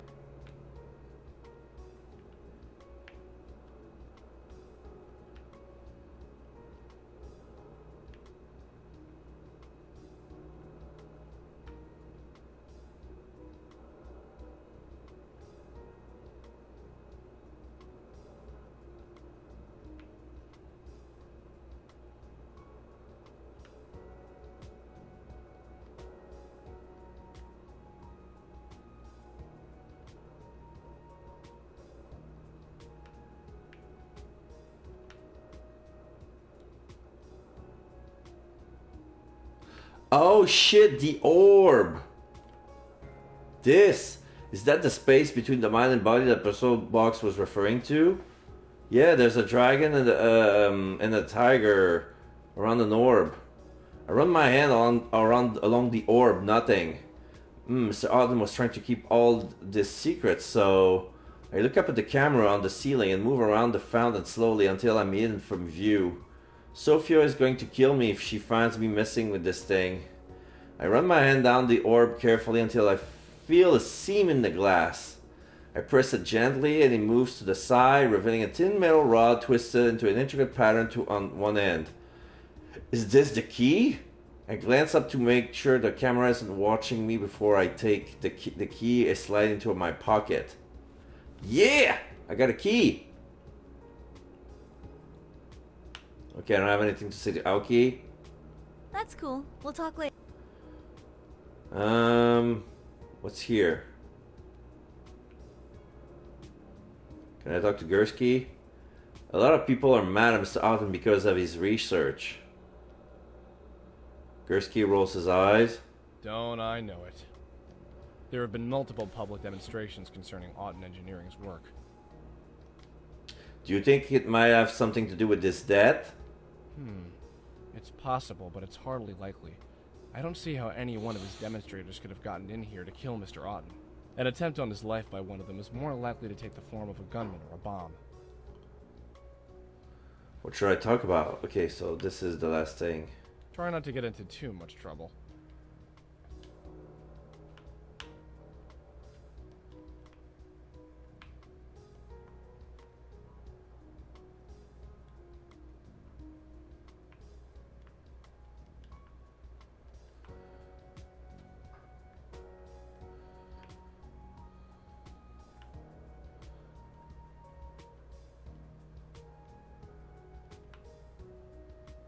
One last look at the living room. Nobody.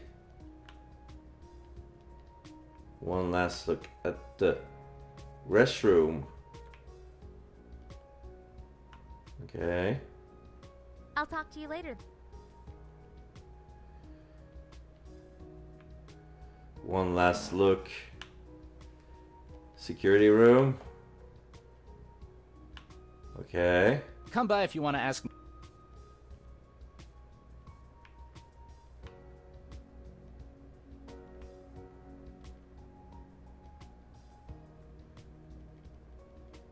Of course.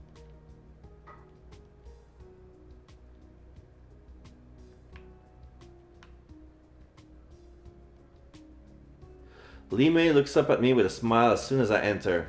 You're excited. Of course I am. I hold up the key I found in the water fountain. Li Mei smiles. She's clearly as pleased as I am. I place the key in her delicate fingers as she inserts it into the keyhole. She moves it back and forth slowly, pressing her ears to the side so the box as she does. I hear a metallic click followed by the sound of something falling. Finally, she lets out a quiet sigh. She straightens up and nods confidently. You got it? She steps aside to show me the open box. A single SD card lies on the bottom of the box. Unlocked! Okay, I got a trophy. Li Mei and I look at each other with triumphant smiles. I took the SD card from the box and tuck it into my back pocket. We'll have to look at it later. Nice work! Li Mei looks pleased with herself. She nods as if to agree that she did, in fact, did a good job. So, can we talk with her? No. So, let's get out of here. Need to go to the entrance. I need to talk to Aki. Nothing to say? That's cool. We'll talk later. Okay, they want me to go to the security room then? My stomach lurches as soon as I step into the hallway. Oh no. I spin around looking down the stretch of doors, but I don't see anything. What is it? Who? The bathroom. It has to be in there. I rush to the bathroom door and throw it open. No! Okay, the window, the mirror has been broken. There's some blood stains on it. And I see, I think it's Marissa, right? As soon as I enter the bathroom, my stomach does another flip. This is not the scene I was hoping for. The mirror in the bathroom has been shattered by a single blow. Lines of red trickle slowly down the glass. A body has been hastily tossed into one of the bathroom stalls. I approach and recoil at the sight. It's Marissa. Shards of glass are embedded in her forehead and blood drips slowly down her face. The blood hasn't dried yet. That means she must have died recently. I kneel beside her and touch her hand. As soon as my fingertips touch her palm, my mind is flooded with her final thoughts. I'm struggling, but whoever is holding me is stronger than I am. I twist around and open my mouth to scream, but I feel my head being forced forward. The last thing I see is my reflection rushing towards me. In the mirror, I see the blur of my assailant reflected as well. Kevin! A sharp pain rips through my head and then nothing. As soon as I return to reality, I stand up and return to the lobby. Detective Persky! Aki! Whoa, Khan, what's up? I stood to catch my breath. It's Marissa. She's been killed. What? In the bathroom. It was... Our conversation is interrupted by a shrill beeping noise. What is that? Upstairs, I hear the pounding of footsteps. Liam races down the stairs, his eyes lit with excitement. Naoki follows behind him, looking confused. Hey, can we finally go now? What? No.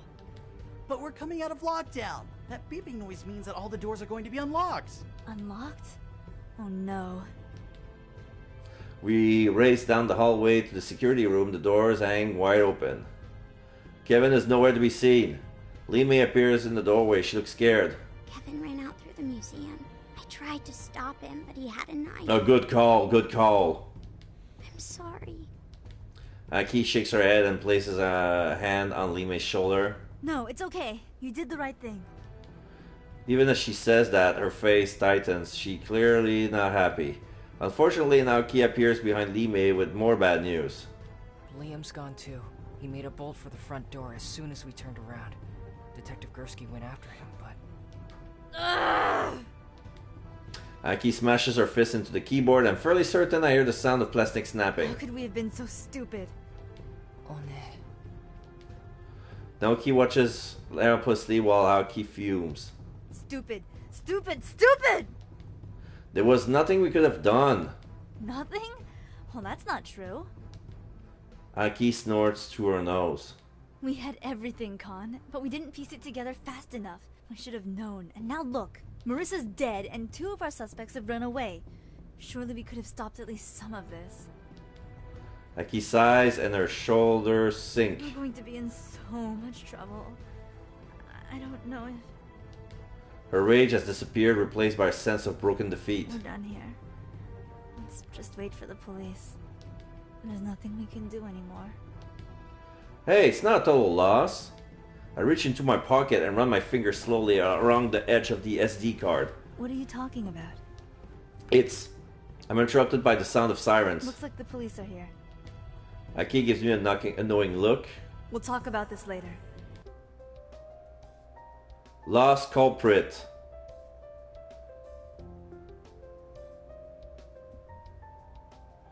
Lee May, Jeremy Lee, Sophia, Karen Heyman, Marissa, Melissa D. Johnson, Mr. Alton, R. Bruce Elliott, Chance, Kevin, Zach Olsman, Liam, Matt Allen. So there's a girl named Chance, and it's played by Kira Buckland.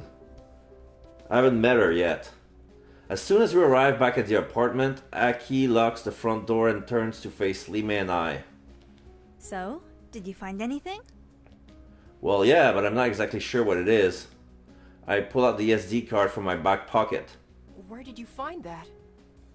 The museum. Mr. Auden went to great lengths to keep this hidden. Then we'd better have a look at it. I don't know. Don't you think we should hand this over to Detective Gursky? Why would we do that? If it's important, we'll let him know about it eventually. Besides, it's not like the police would have found that anyway, so they're not missing out on anything. I guess so. So what are we waiting for? Let's have a look at this. She pops the SD card into their computer and we wait patiently for the data to load. I click through the files quickly and we scan the contents of each one as they load. Most of it like little more than complicated formulas and diagrams to me. Something about breaking down certain types of tissue, it seems. A lot of this is pretty complicated stuff. No kidding. It looks like Mr. Otten's been working on some sort of secret project for quite some time. Suddenly, things start to fall into place. His office was private so that no one would see him working. When he was done, he would hide his progress in the vault in the museum. No one would even guess anything was there. Whatever this project was, it must have meant a lot to him. Oh hey, a video file! I double click and the file pops open. A pixelated video fills the screen. Wow, lousy camera quality. Aki frowns and resizes the video, but it doesn't do much to improve the quality. From what I can make out, the video appears to be of a young man walking down a bare white hallway. Where was this taken? It looks like security camera footage. The angle's very high. So Mr. Otten was spying on someone? That's creepy. The video zooms into the young man's face and an uneasy feeling settles in my stomach. Aki stared at the screen, then back at me. Con, this guy in the video? That's you. Oh. Secret knowledge. So what's this?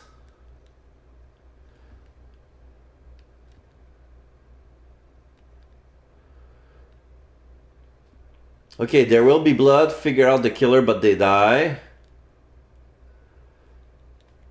Unlock, open the puzzle and find its contents. Face first, witness an unusual use of Aki's Kansei. Okay, I didn't get the good ending yet. So I got figure out the killer, but there's no proof. Some of the suspect escaped. Figure out what's on the SD card. This is me. Go to the end without figuring out the killer. Who's to say? Lost culprit. Failed to stop the killer before they kill again. This is us. Flip the switch. Go to the business. Restart the power. Relive dead. Choose to explore together. So there's a way to solve the mystery and catch the culprit, but I don't know how. So, guess I have to do it again. I still have some time though. But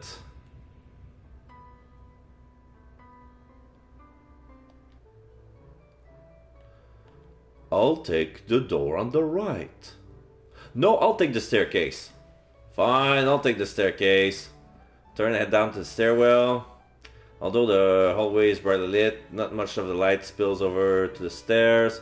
Straight pipe down to the bottom. The door at the end looks like all the other doors in the house. I touch it and it beeps quietly at me, but it doesn't move. Really? I run my hands on the door surface looking for a handle, but there doesn't seem to be one. I push on the door and beeps again, still refuse to budge. Sylvia said that we have guest privileges, so I guess whatever is in there is off limit to guests. Turn around, head back to the stairs, so much for that. When neither Naoki nor Lime are in the hallway when I return, I suppose they're each exploring their respective rooms. I lean against the wall and shut my eyes. I'm probably out shortly. Anything? Afraid not. Door is locked. What about you? Find anything interesting? Lime nods. She looked pleased with herself. It's full of work from ancient China. From a brief moment, Lime's expression actually displays a childish expression of happiness. It's beautiful. So he's an art collector then? No, those pieces are protective wards. Strange.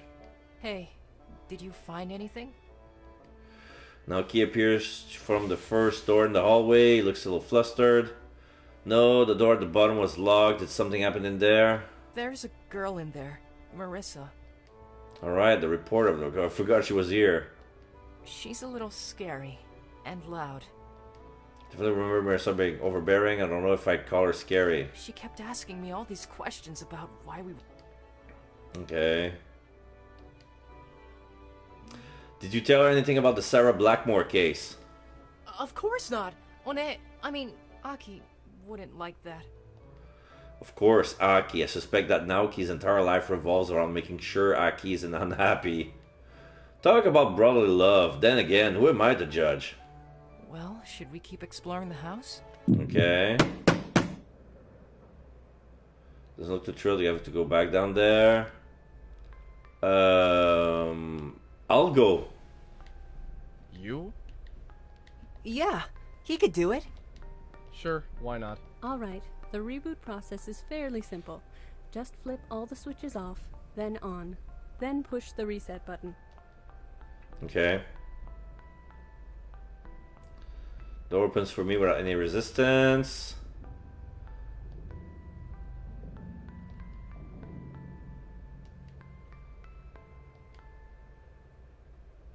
Sorry, kid. There's nothing you can do now. You were right about Mr. Otten. He's dead. Okay. We found this already.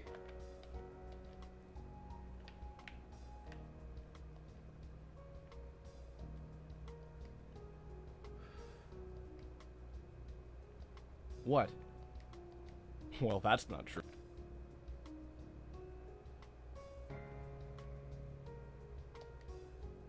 That may be so, but you owe it to your sister, don't you? The case went cold, but maybe if you tell us what you know, we can find her killer. Sorry, kid, We'll talk about this more. I got a call this morning about my report from yesterday. You've already caused a distraction. Are you... They'd find you eventually. Yeah? If it weren't for Aki's insistence... Oh, I don't know. Why don't you try actually... The present only exists because of... But I see your point. I'll be upstairs. Come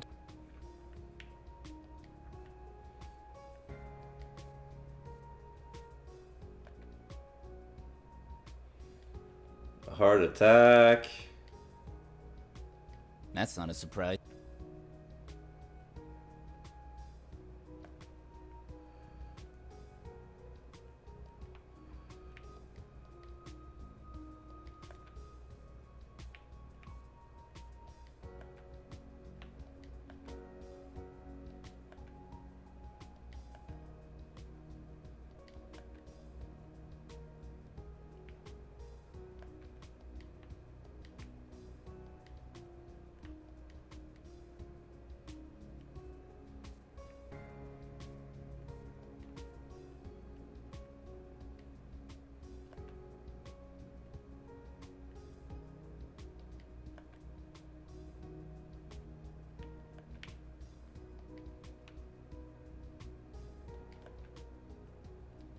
Of course.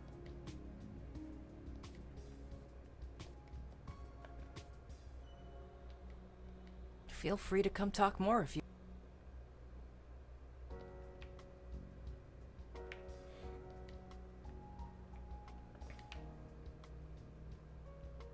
Hello, Alex. How you doing? Right now we're playing a visual novel. Basically it's a sequel to one of those the point and clicker that looks like Phoenix Wright. So basically, depending on who am I talking and what questions I'm asking, and the actions that I'm doing will affect the story. About like we found the killer, but everybody died, and then I found a secret, but the killer got away. I figured out who it was, but he made another victim, and then he ran away. Now I'm trying to find a way to solve the mystery and find the killer. So I don't know what I did wrong, so I'm trying to redo some of the steps with some differences. So basically, like we're a kid who prefer to remain anonymous. He used to be famous along with his sister. We were solving crimes, and then at some point our sister died, and we know something about who did it, but we don't want to say anything to the police because we don't want them to get involved. So now the case turns cold. And now, ever since the tragic incident, we have an ability that whenever we touch a dead body, we can relive his last moment. So it's basically kind of what's this guy? There was a TV show. It was just like that. Forgotten the name. So basically, he touched you see the last moment, and he can relive them. He can relive how the people were feeling, what they were seeing before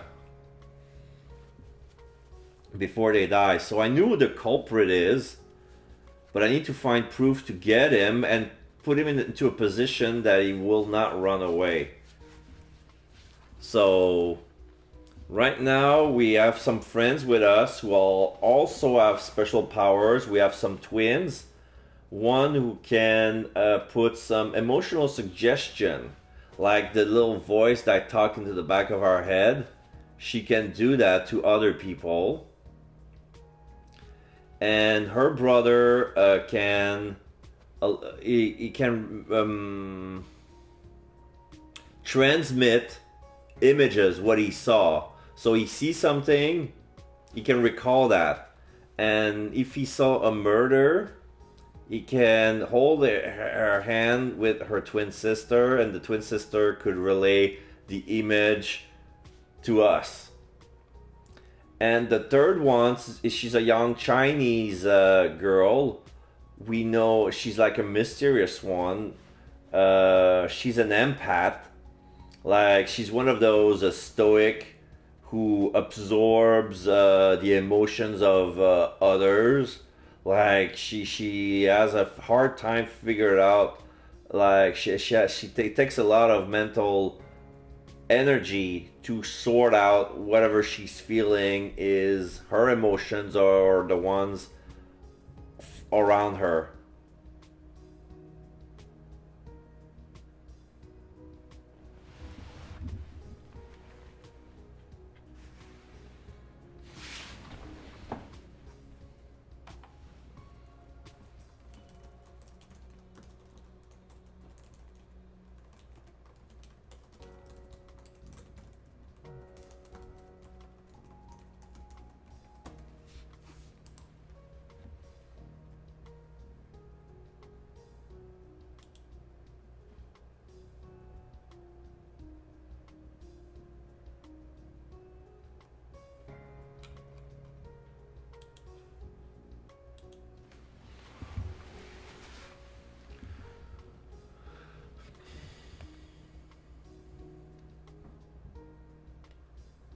I think I could tell her.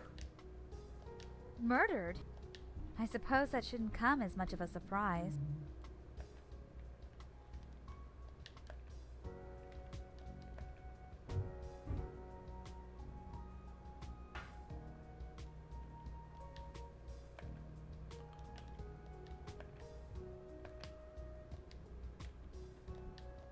I'll talk to you later then.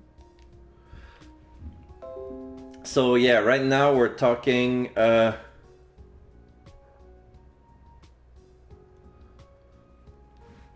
we're talking to a news reporter talking about funny enough,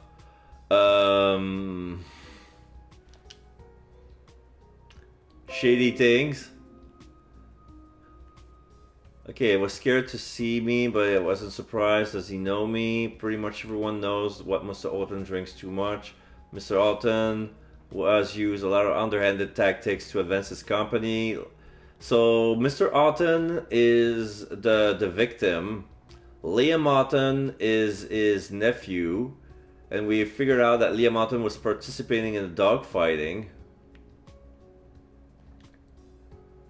There was 4 commercial right smack in a row. Zach Bees.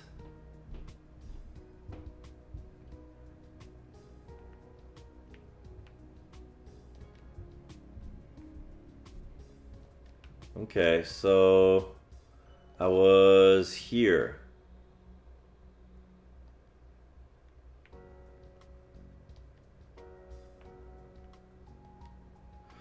She barely seems to notice my presence, so hey.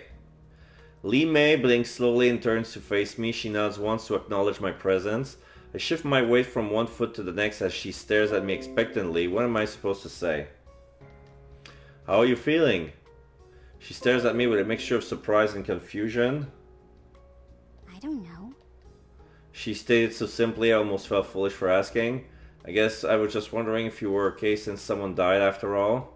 She tilts her head and looks at me curiously. Does it bother you? Does what bother me? Death.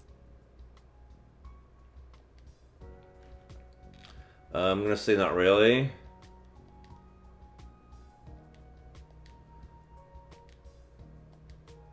Are you bothered by that?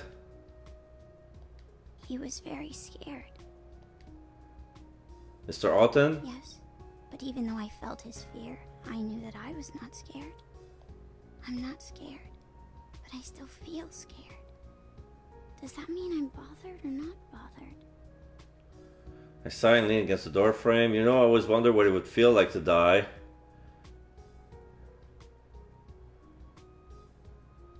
Considering that I've almost had to face it twice, absolutely not.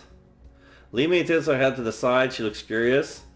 I mean, I've experienced death, of course, but they're not mine. And someone in the back of my mind, every time I do it, I always know it's not mine. I always wonder, when I die, will I be afraid or will I think that it's just someone else's death again? Or maybe by the time I die, I'll be so comfortable with it, I won't even care, even though I know it's mine. So I turn to face Lee May. She's washing my face carefully. That wasn't really an answer, huh? I laugh and shrug casually. I don't even know why I said any of that. I guess what I'm trying to say is that there isn't really an answer. You and I both have to carry other people's emotion. It's tiring and sometimes confusing. But I think that if we didn't have these abilities, we'll still be sad when other people are sad and scared when other people are scared. And that's just being human. And she likes that. Thank you. You're welcome. So this is questions she already answered for. The calligraphy.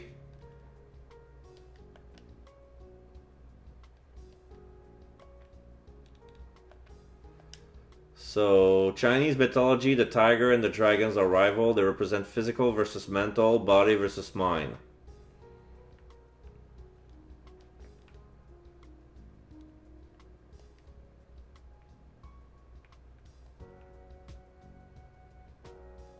So we haven't been there before. The restroom.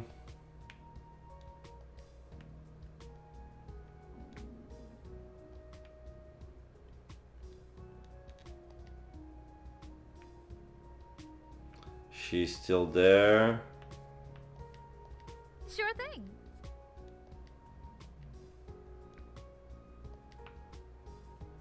Basement.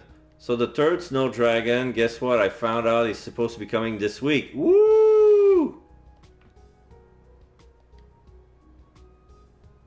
The door actually opened. I guess Sophie hasn't changed my permission from before. Cool. Okay. So... experiment results. I don't understand what any of this is about. Maybe we should have someone trustworthy. I take a few of these patients and leave the rest here for now.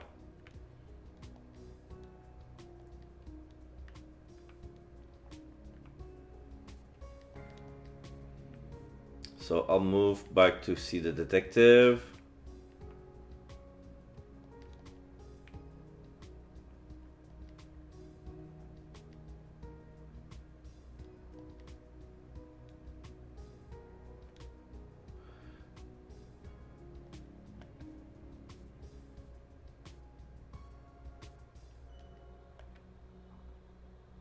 I heard Mr. Auden was conducting genetic experiment on people. That's a pretty strong claim. Are you sure? Not exactly, I mean. Marissa said there were rumors about it. Listening to rumors is a dangerous thing. Each has a grain of truth wrapped up in a powerful lie. There's enough truth in them that she came all the way here to investigate. And then let's hope she turns something up.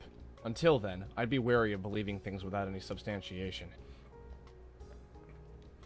I found a bunch of these papers in the basement. Any idea what they're about? He was told to destroy all of this. What? What is it? Old research. Very old research that certain people in the government want to pretend never happened.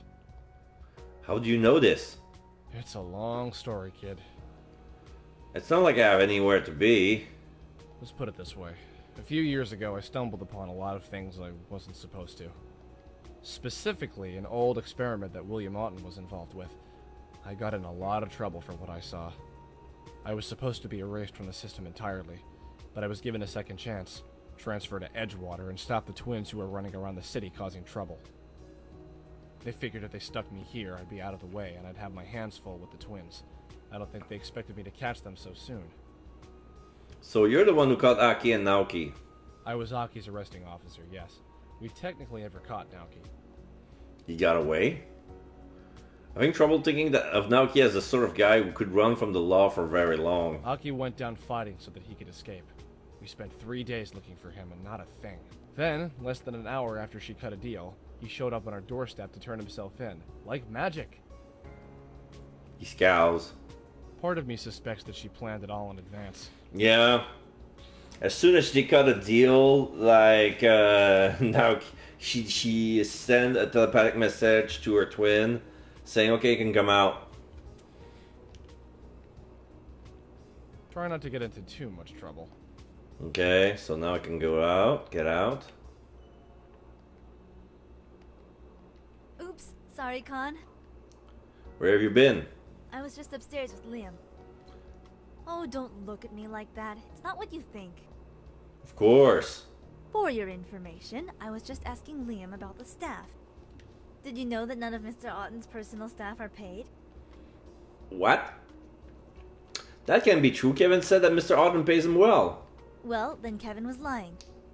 What makes you think Liam wasn't lying? Let's just say that he strongly believes it's in his best interest to be truthful. In other words, you use your KANSEI. Got it in one. So if Mr. Otten doesn't pay anyone, why do they work for him? Kevin's family owns a small business that's in serious trouble. Mr. Otten pulled a few strings to keep the creditors away, and they'll stay away as long as Kevin works for him. As for Sophia, it seems her husband's heart is failing. Mr. Otten promised to move him to the top of the recipient list for the company's new organ creation project. Whoa, so basically he gets people to be completely devoted to him by holding on to what they love. And in the end, he doesn't have to pay a cent. I have to admit, I'm actually kind of impressed. This is getting complicated. If we want to get to the bottom of this, we're going to need another look at the crime scene. But Detective Gursky is guarding the door. I doubt even they let you in. Oh, I'm the last person he'd let in. But we don't need the real thing. We've got something just as good. Hello. Naoki, what are you doing here? I thought you were with Sophia. I called him here, of course. Aki glances around the room quickly before taking a step towards her brother. This is what my Kansei is actually good for. Aki takes Naoki's hands in hers and closes her eyes. Naoki, show us. And the world around me fades to black for a moment, and I find myself standing in a luxurious office. The world looks a little warmer and softer than I'm used to. It's kind of surreal. On the ground before me is a dead body, Mr. Austin, I assume. Are we in the office? Of course not. We're still in the main lobby. You're looking at Naoki's memory right now. My Kansei allows me to share the thoughts of whoever I touch. Okay, so what do we do now? Have a look around, of course. Does anything look suspicious? Yeah, the cognac. It's obviously alcohol. By the color, I would guess cognac. The ice in the glass hasn't melted yet, which means Mr. Auden was drinking this right before he died. Maybe the poison's still in here. So, what do you think? If I have to say, I guess the cognac is on his desk. The ice wasn't melted, so he poured it recently. And he didn't get to drink it very much of it, so it may have been the source of the poison.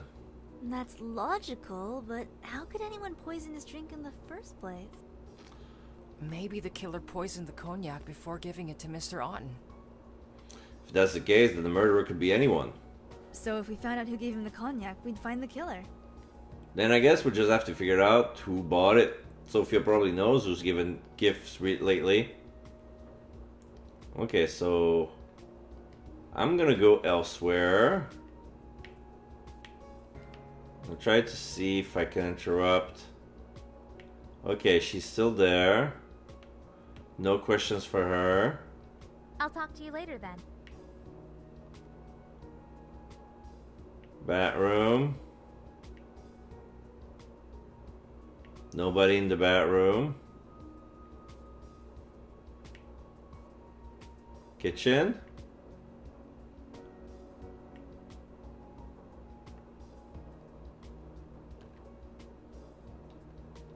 Feel free to come talk more if you want.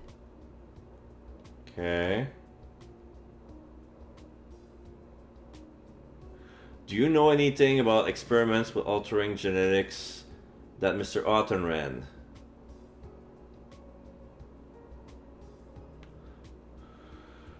I want to start with cutting Liam from Mr. Otten cutting Liam from the will. He was. Liam's actions were very costly in terms of both money and public image. Mr. Otten wanted to punish him for his cavalier attitude. When Liam took up dogfighting a few months ago, that was the last straw. Last week, Mr. Otten informed Liam that he would no longer be inheriting anything.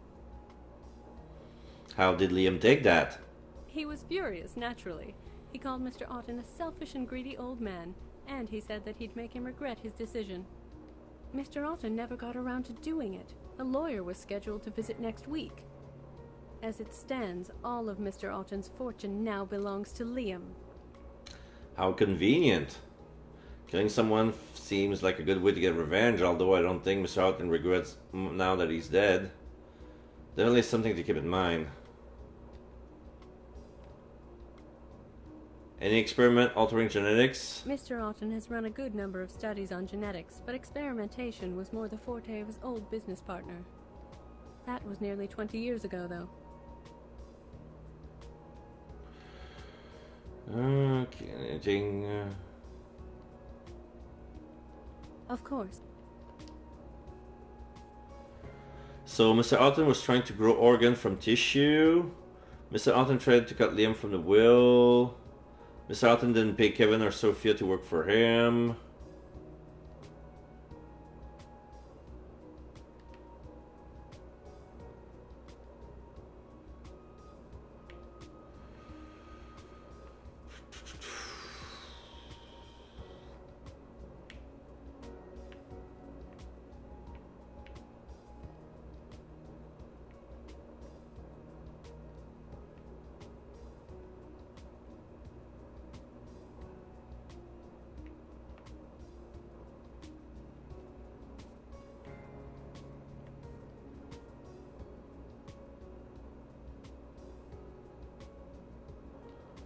Did you learn anything else when you were speaking with Liam?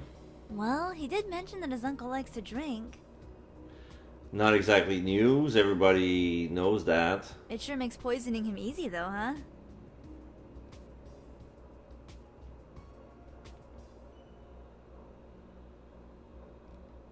I explore as much of the house as I can.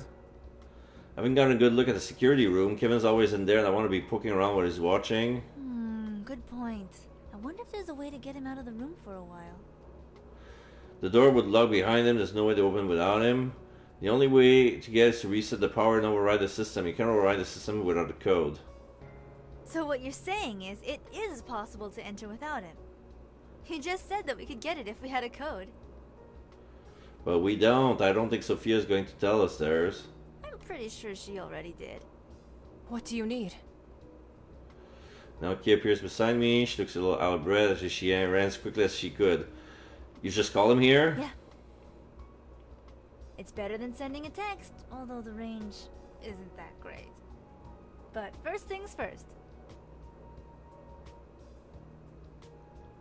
I need a little favor, brother dearest.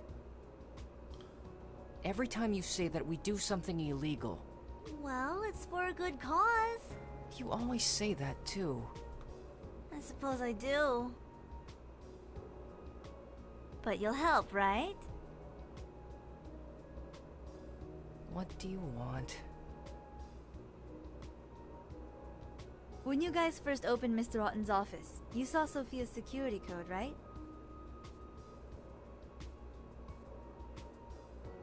Well, we're just going to try a little experiment and see if it works on other doors. Like the one on the security room. I'll distract Kevin while Con turns the power off. Kevin will no doubt head to the basement to fix the problem. Once the power's back on, Naoki will use Sophia's code to get the two of you access to the security room. I'll stall Kevin long enough for you two to get a quick look. See what you can get and get out of there. Got it? Got it. Good, then wait for my signal.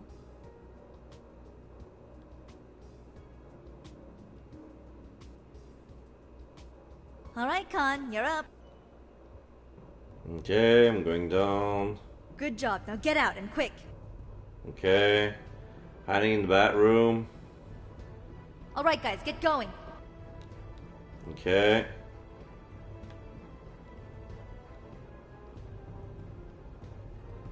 I kneel beside the computer to inspect it. Looks like it was custom built, but there's nothing suspicious about it. As I stand, I notice a yellow bit of cardboard stuck behind the computer. There's a folder stuffed with papers inside. I pull it out gently. Come, Naoki, we're out of time. Get out. Okay, we're getting out, getting out.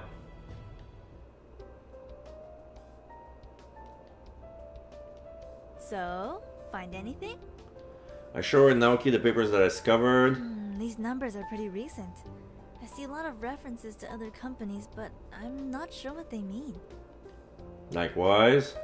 Aki and Naoki furrow their brows in concentration as they examine the papers.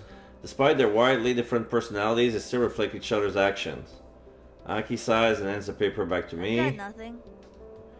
I take the pages back from her and roll it up again. Maybe someone else can tell me what they mean.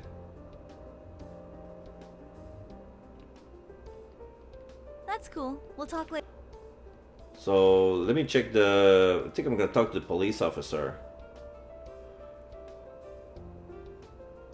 Mr. Alton's gonna call him off Liam for the will. Well then, that's an interesting turn of events. Do you know why? One too many run-ins with the law, it seems. The big one apparently was him getting involved in dogfighting. That would do it. Am I to assume that Mr. Alton never actually got around to making this all-important change in his will?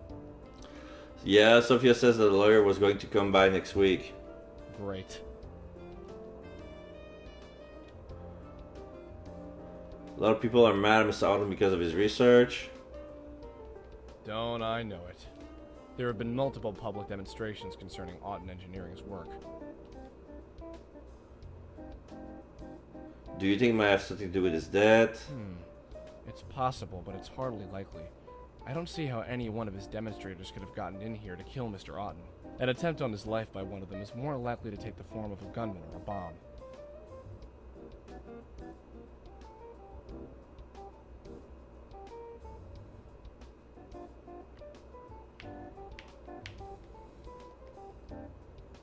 Alright then. Okay, so this is where I need to go somewhere else. Hey, KANSEI, right? Liam approaches me as soon as I enter. Just wondering if you were on good terms with that police dude. Huh. Well, that sucks. I told him I wanted to go, and he was all like, I can't leave because Uncle is something or other. Dead. What are you talking about? Mr. Arden is dead. He just died. Did I even tell him any of this when she was speaking with him? Wait, so that means...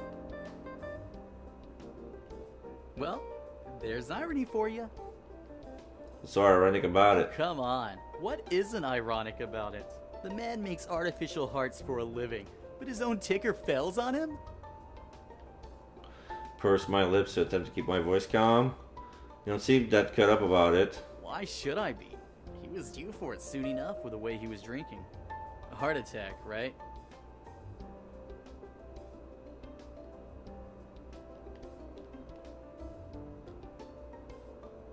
I'm gonna say heart attack. Yeah, figured as much. Well, that's that, I guess. Am I supposed to cry or something?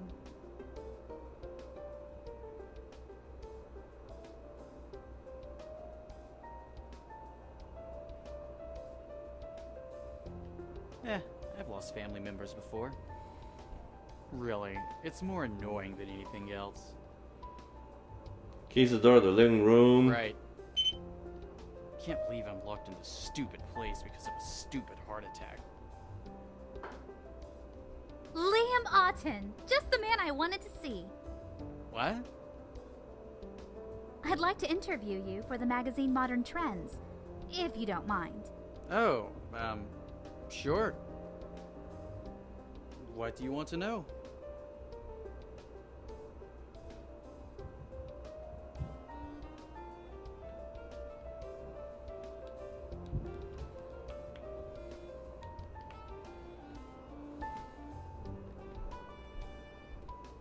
Oh, hi. Oh, her? Did you want something? What? Oh, right. You're with Aki. Well, but I don't really...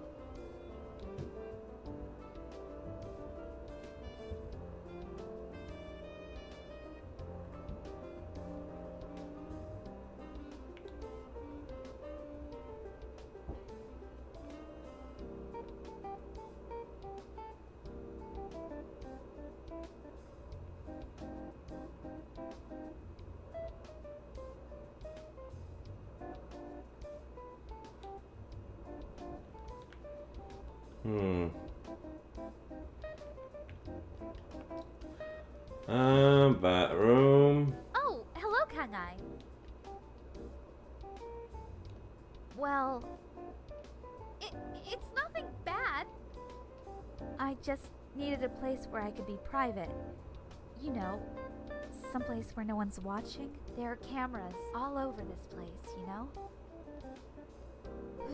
That's terrifying. Aren't you bothered by the fact that someone you don't know could be watching your every move at any point in time? We give up so much of our private lives into the hands of strangers, and we don't even think twice.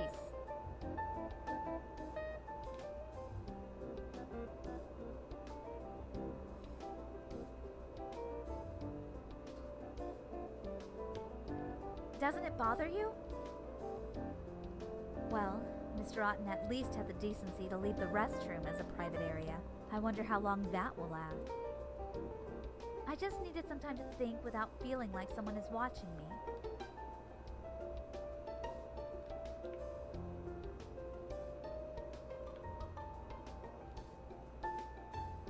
Kevin smirks at me as I enter. Interesting guy, KANSEI. Oh, Well, fuck. for one, you keep some interesting company. I found quite a few news, I admit. I literally laughed out loud at the one where they sold ownership shares to the Space Needle. Oh, you didn't know? Like I said, you keep some interesting company. Weirdly enough, when I looked up their police records, they were completely empty. They haven't been charged with anything.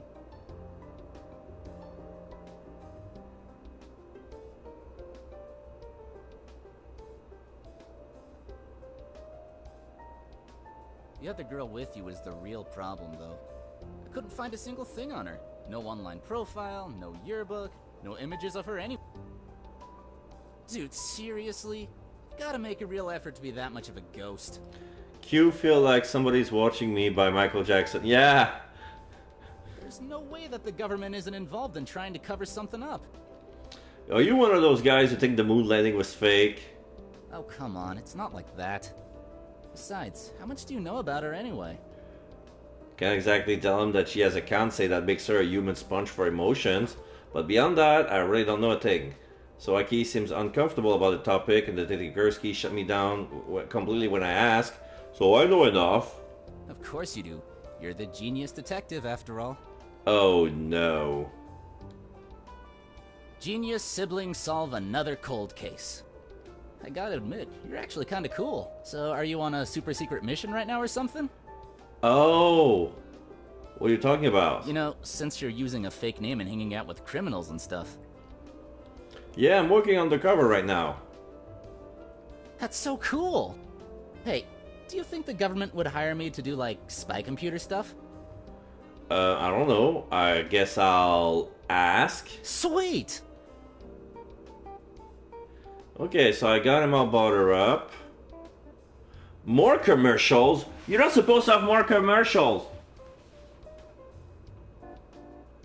Boo! I'm supposed to turn that off. Let me check.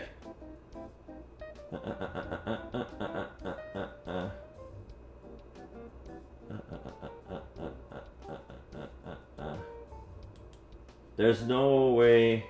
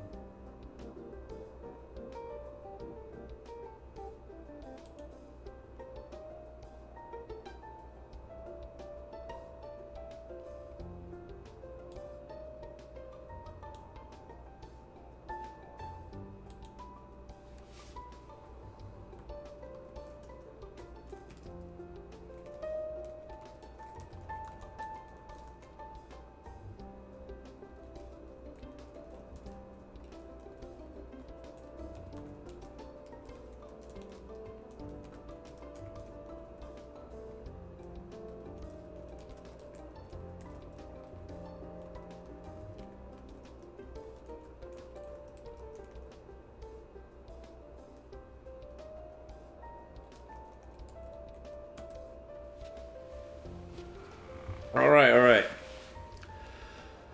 So... Do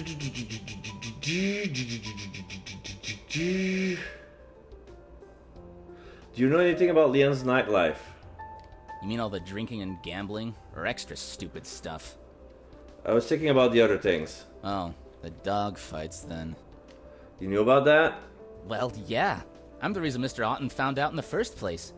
He asked me to track Liam's movements on his phone. Guess he didn't trust him. There's a surprise.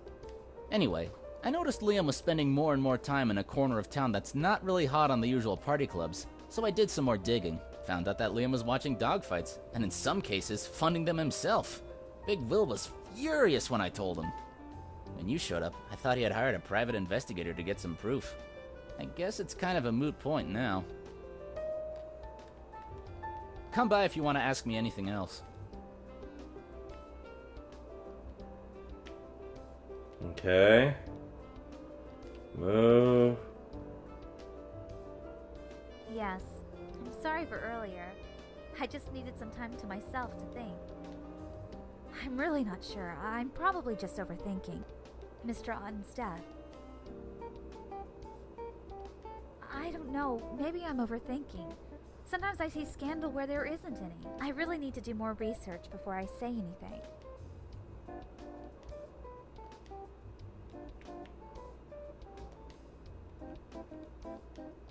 I'll talk to you later then.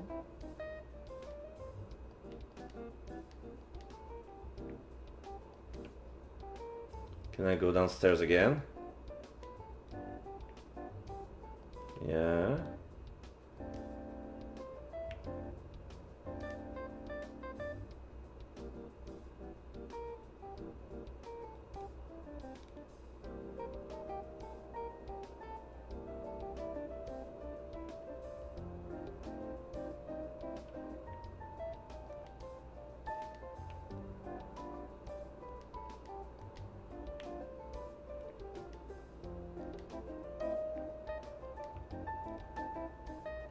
Museum.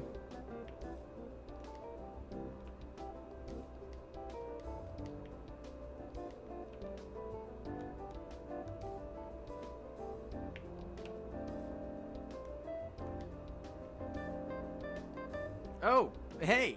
Sorry, dude. Didn't see you there. Yeah, just heading back upstairs to my room. There's like nothing to watch on TV.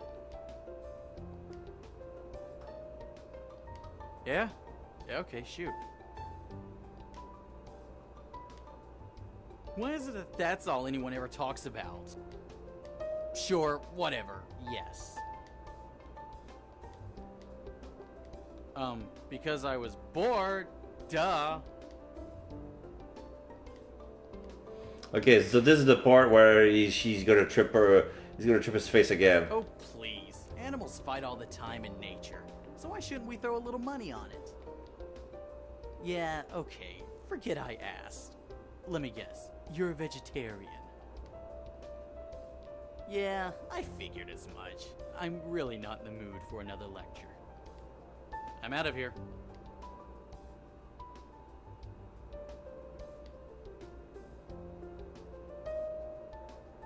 Ah!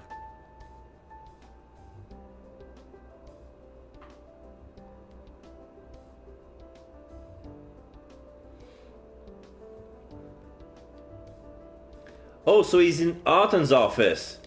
Wait, what? Disappearing along the hallway past Mr. Otten's office. Okay. What are you talking about? Sort of.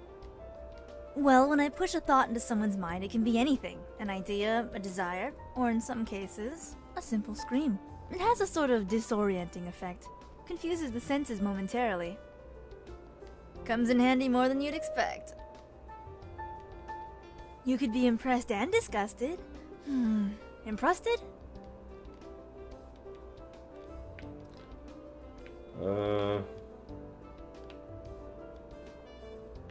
Okay, move here.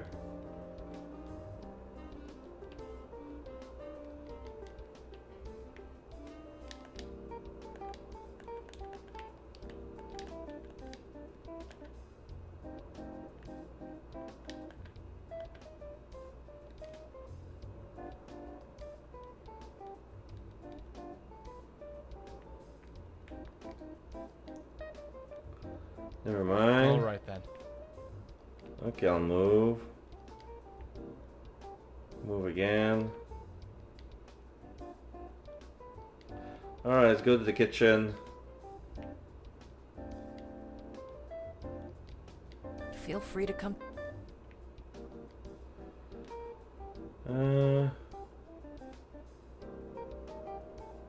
I found this paper lying around. There are some about companies, I think. What are they exactly? Those are some of his ledgers from one of his smaller companies. I didn't know he owned other companies. Well, he's bought most of them up under various names or through organizations that he heads. Meaning? Meaning that his ownership of these companies is not readily evident. So he owns them in secret. Yes. Why? Many of these companies are financial institutions. His ownership of them could be seen as a conflict of interest with his business decisions at Auten Engineering. So did anyone buy some cognac for Mr. Auten recently? That's an odd question. Is there any reason you want to know? Good question. What should I tell her?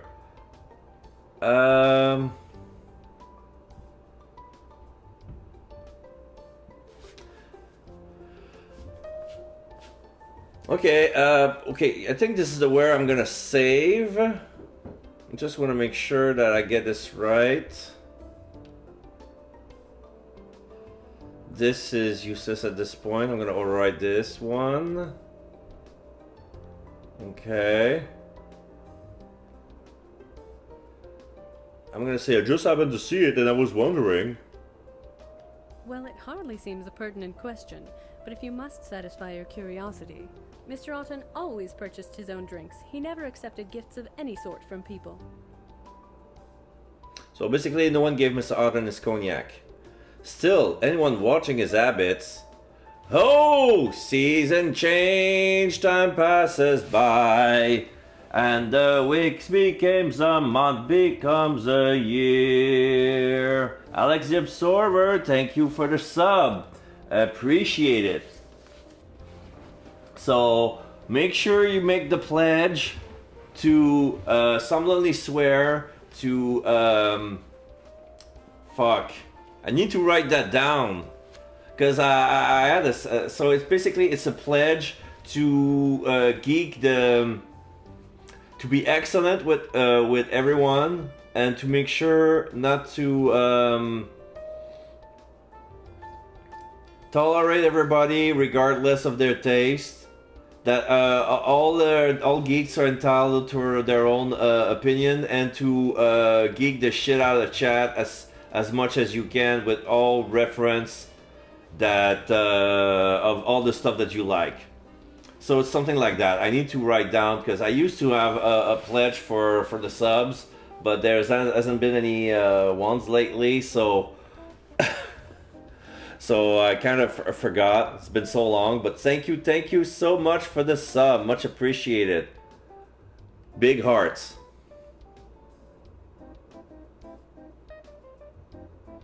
So anyone watching his habits could have poisoned it before it even arrives. Maybe it was snuck in somehow. The dragons and I will handle that vehemently. Yeah! We're back to square one. Of course. So we have to leave.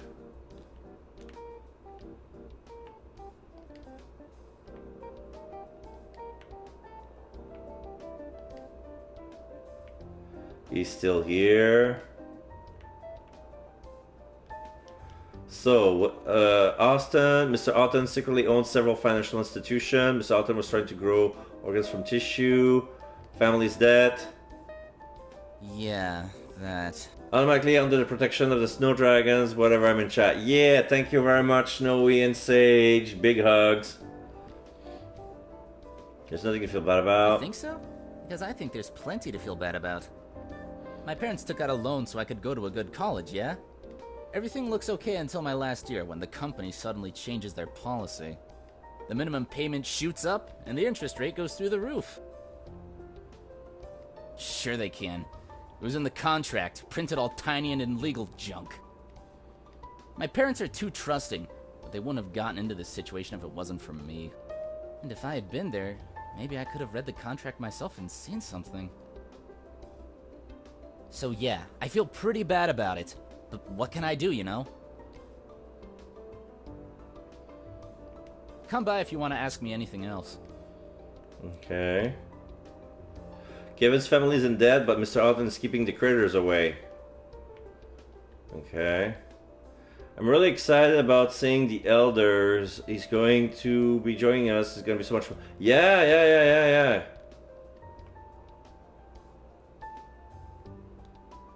So, museum.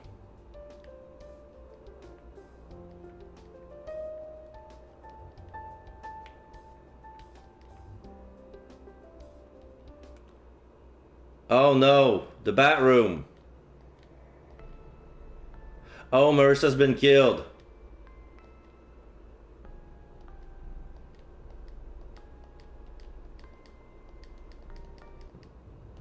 Is that the same ending? What? What is that? Hey, can we finally go now? What? No. But we're coming out of lockdown. That beeping noise means that all the doors are going to be unlocked. Unlocked? Oh no. Yeah, it's the that ending doesn't change. Okay, so I'm gonna reload and ask the other thing. I'm gonna tell her it's related to the murder. Are you sure? Surprises registers on Sophia's face for a brief moment. Well, you don't think his cognac was poisoned, do you? What? Well, it certainly looks that way. The symptoms are consistent. The pale skin, the sweating. I see. Looks like she's deep in thought. Maybe I shouldn't have told her about the cognac after all. I'm sorry, I'm really not feeling well. I'd like to take a nap now, if it's okay with you. Yeah, sure, that's fine.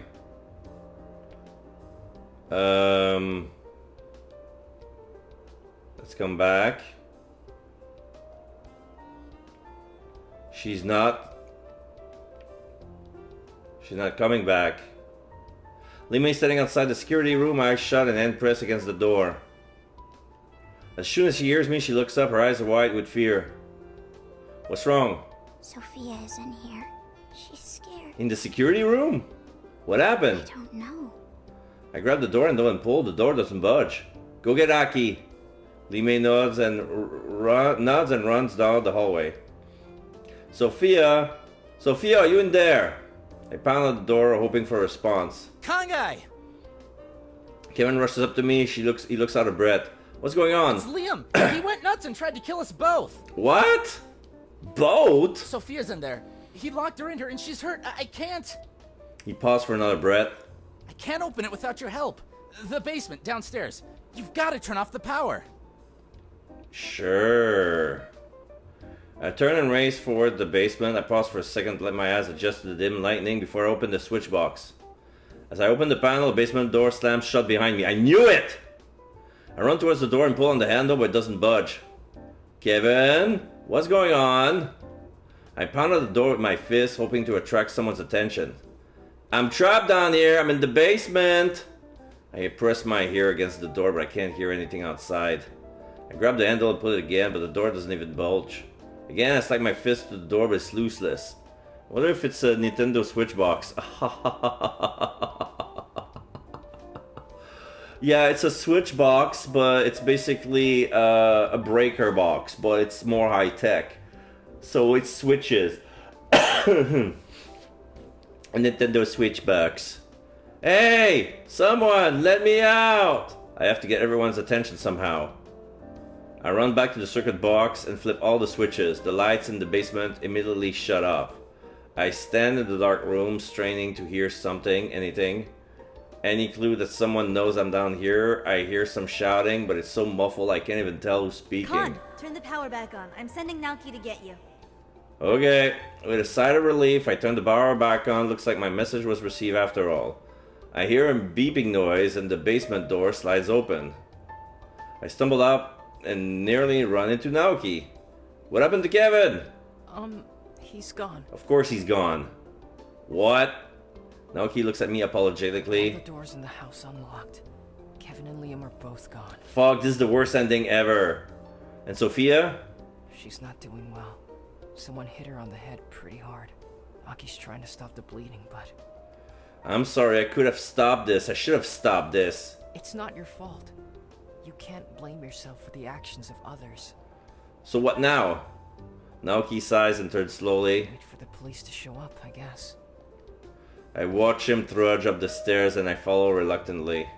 He's right, there's nothing else I can do now. Yeah, it was locked. Let me check just to be sure. Yeah, the suspect escaped. Alright. Opening song, Escape by Oral Wave. proofreading the Elliot Power by Rempe. Thank you for playing. So I get another ending. Okay, I'm getting sick and tired of this. I don't know what I'm doing wrong.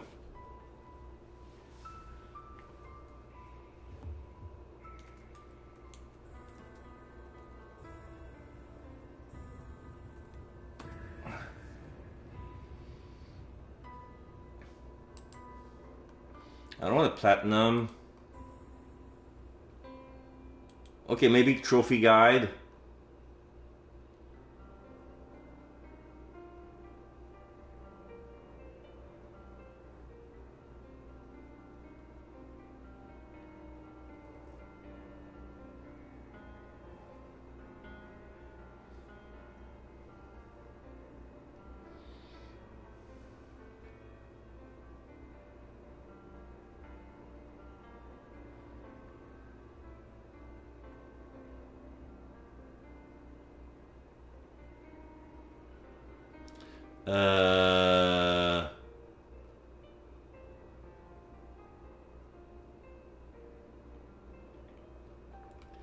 It's cryptic. Like the page that I got is like a way to get all the trophies. So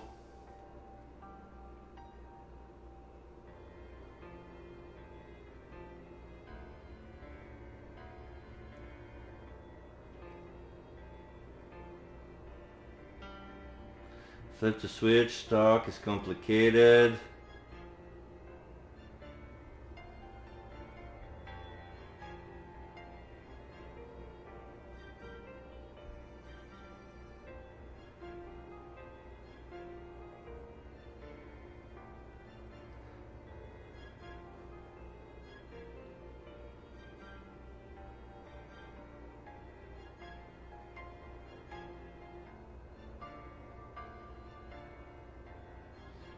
Okay.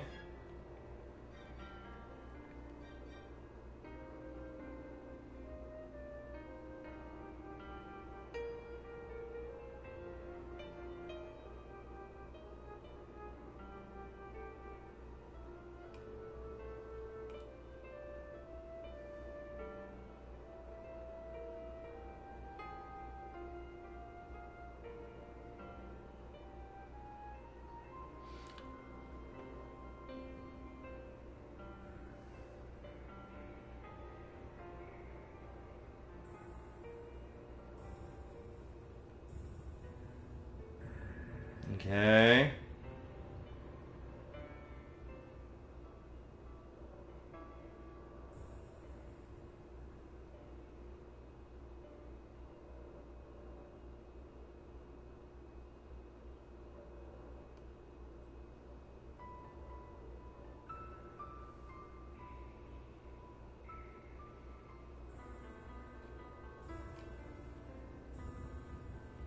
So I guess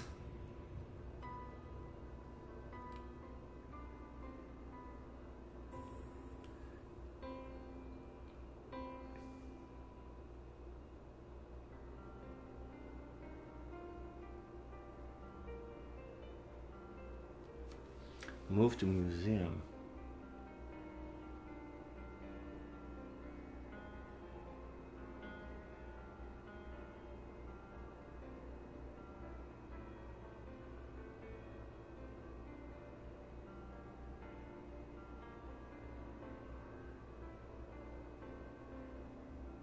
That's weird.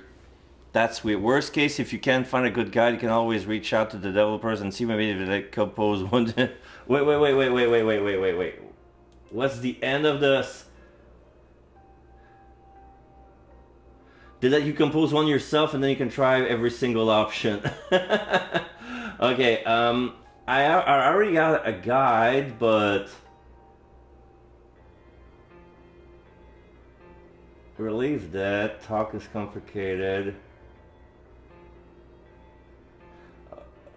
Okay, so it's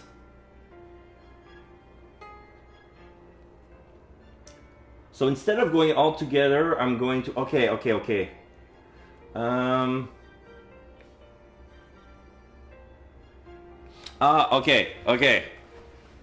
I think I see what I did different. Okay, so I'm gonna reload. I'm gonna go here.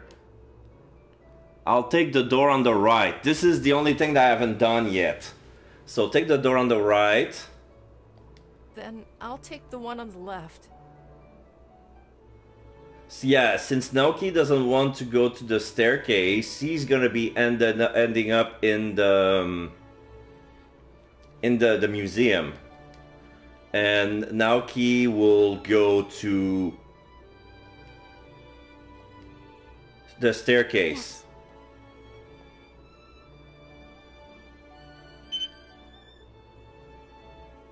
As I enter the room, I nearly walk into Marissa Klein. She looks surprised, as if I just caught her poking around when she shouldn't be.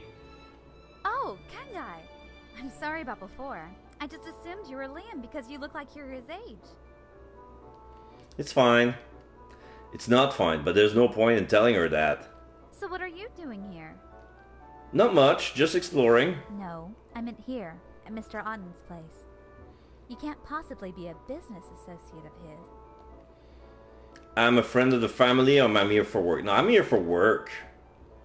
I'm here for work. Work? What kind of work do you do? I guess I'm a special investigator. Marissa's eyes grows wide as she gazes at me with awe. Then we're the same! You and I are both people who try to uncover the truth. She moves close and lowers her voice. So you're here to investigate Liam, aren't you? I knew it was only a matter of time before Mr. Otten got tired of his nephew's lies. Just between you and me, I really think all those rumors about Liam are the least of what he's done. Funny. Back when she thought I was Liam, she said she didn't believe the rumors at all. Looks like she'll say anything to get what she wants. Still, I'm curious to know what exactly this Liam guy has been up to. I guess it's best to play along for now. Why do you say that? Do you have any proof? She frowns. Well, not yet. But I'm definitely going to find it. That's the real reason I came here, you see.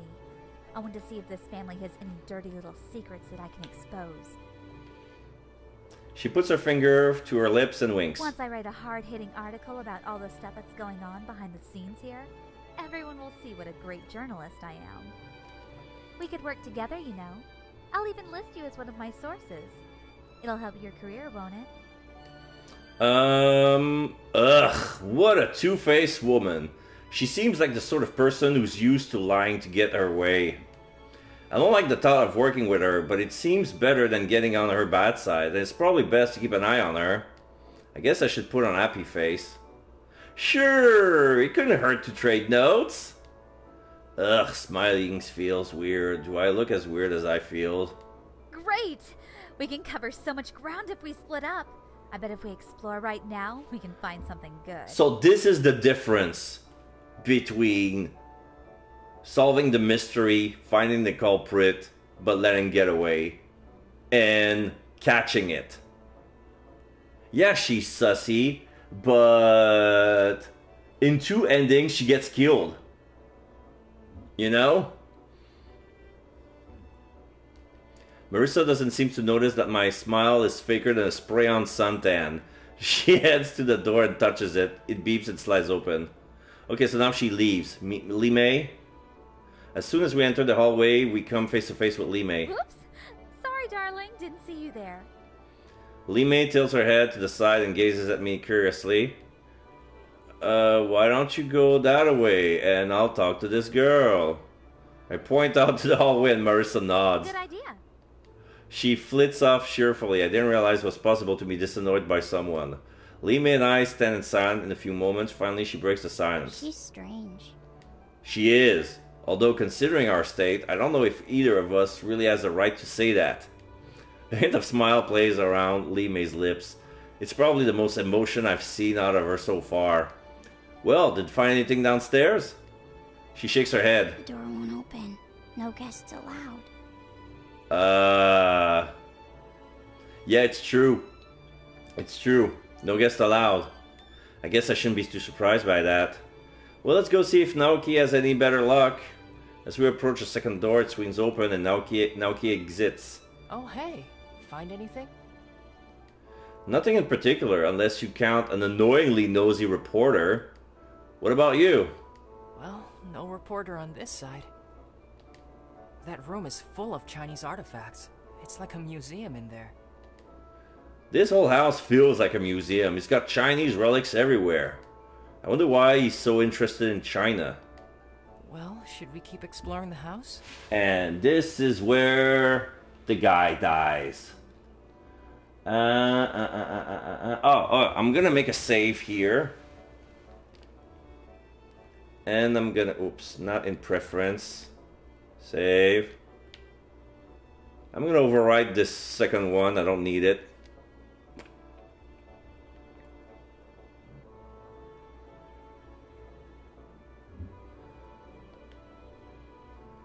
And skip. So, I'm gonna go down. And flip the switch. Talk is complicated. Move upstairs, talk, exhaust dialogue. Okay.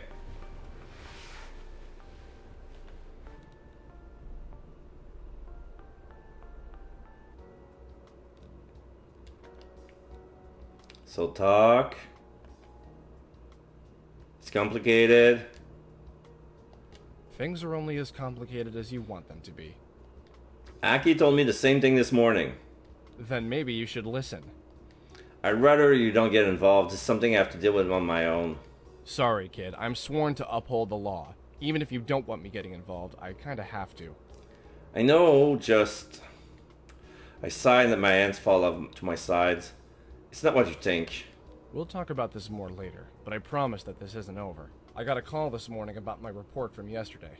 You've already caused a disturbance with your return. Oh no, did Schultz find out yet? Are you kidding? She was the first. And that's why I didn't want to tell you who I was. I knew they'd all find out I was back. They'd find you eventually. It was only a matter of time. Am I in trouble? Yeah, I'd say so. If it weren't for Aki's insistence that you stay with her, I'm sure they'd already have come to take you back. Oh, this is not good. This is so not good. What am I supposed to do? Oh, I don't know. Why don't you try actually having a backbone this time around? Listen, I'm sorry, okay? I was 15 and stupid and I shouldn't have run away. But can we just focus on the dead body we got on our hands right now? I kind of feel like we're letting the past get in the way of the present. The present only exists because of the past, you know. Gursky studies my face carefully, gouging my reaction. Finally, he sighs and shakes his head. But I see your point. Figuring out the cause of death for Mr. Otten does take priority right now. I'll be upstairs. Come talk to me if you find out anything. Okay. So, move upstairs.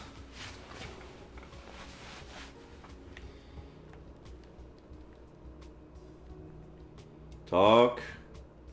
Exhaust all the options. Try not to get into too much trouble. Then leave. Next. Entrance, hallway.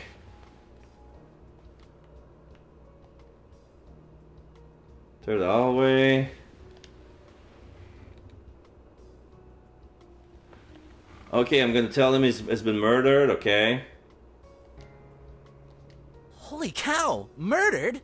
I didn't see that one coming. Kevin rubs his chin thoughtfully. I guess that's what he meant. What are you talking about? Mr. Otten never liked to talk about his history. Anytime someone asked, he'd always say that he'd buried his past a long time ago. Once, when he'd had a little too much to drink, he told me that he was afraid that one day his past would come back and return the favor. That sounds pretty ominous. It would fit with the fact that he's built up his house like a fortress, though. Man, dead? Really? He shakes his head. Sorry, that's just too weird. I'm still having a hard time believing it. So, are the police gonna question us all and stuff? Probably. Agrimus has realized I'm about to be dragged into yet another investigation. Well, I guess I'll hang out here until then. I'll be in the security room if you need me. It's the first door on the left here in this hallway. Okay. Move. Staircase. Cellar. Door actually open. Sophia's changed my permission from before. Examine the box. Papers. I'm done. Move out.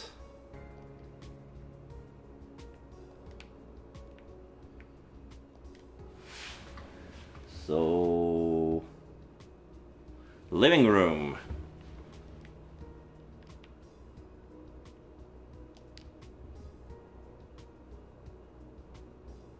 I entered the living room again. Not much has changed since my last visit, including the occupant. Oh, KANSEI.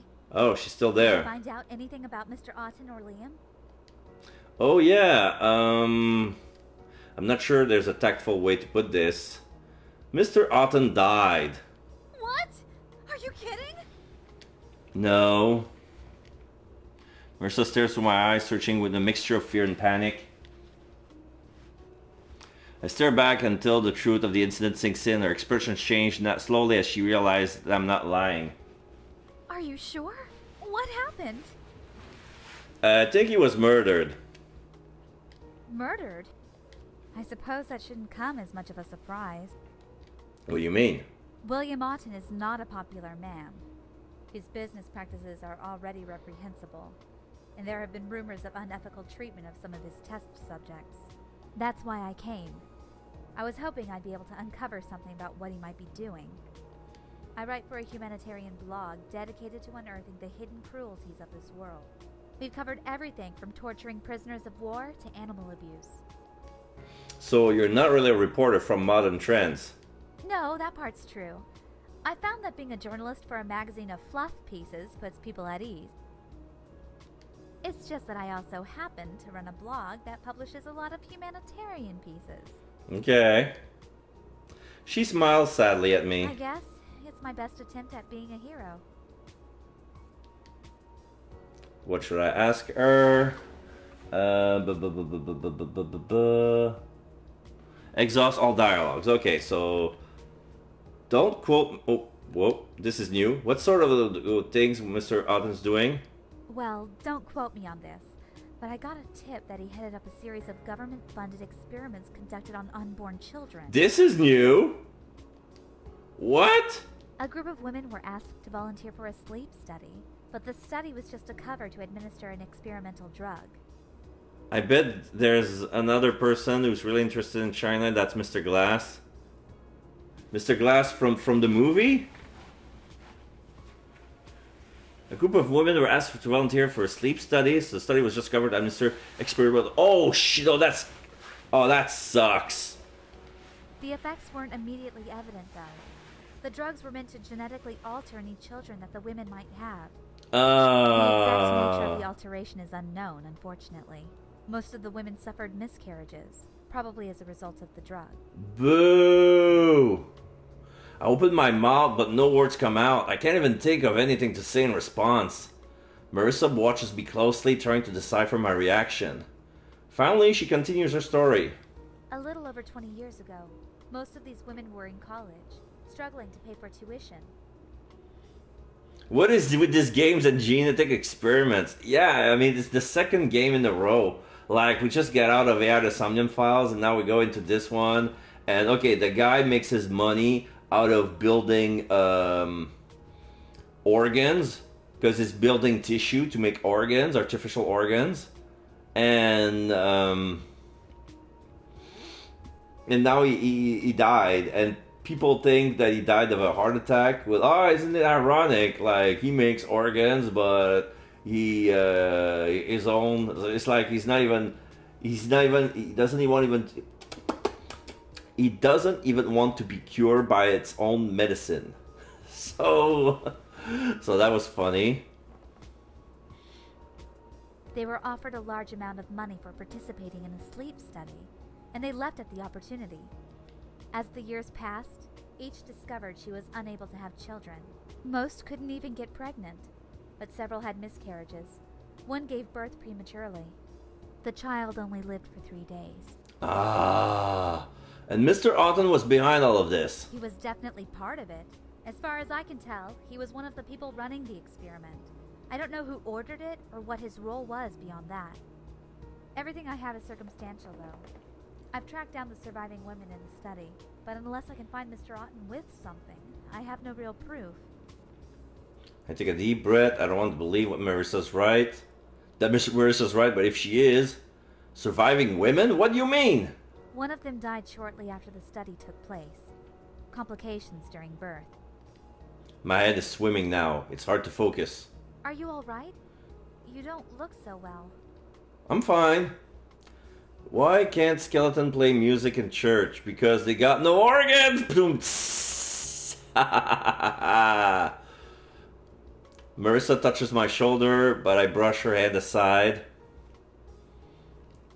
It's nothing. I'll be fine. So, you want another joke? Why didn't the skeleton then cross the road? Because it didn't got any guts! Okay, earlier you talked about some rumors about Leah, and what was that about? Okay, so this is nothing new. Okay, so let's move out.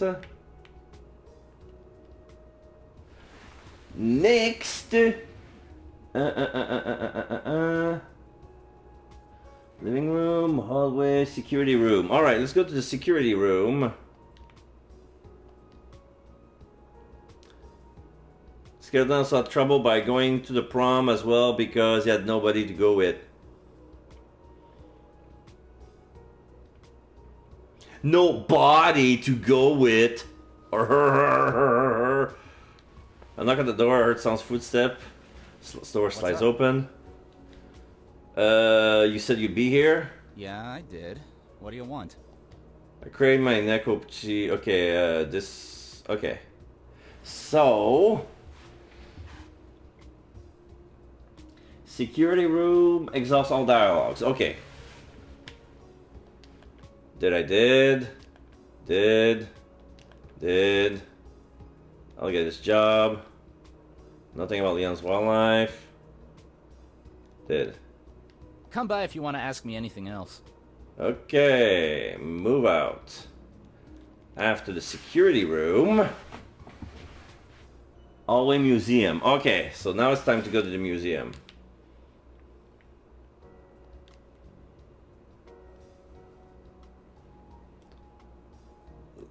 Last door on the left, talk.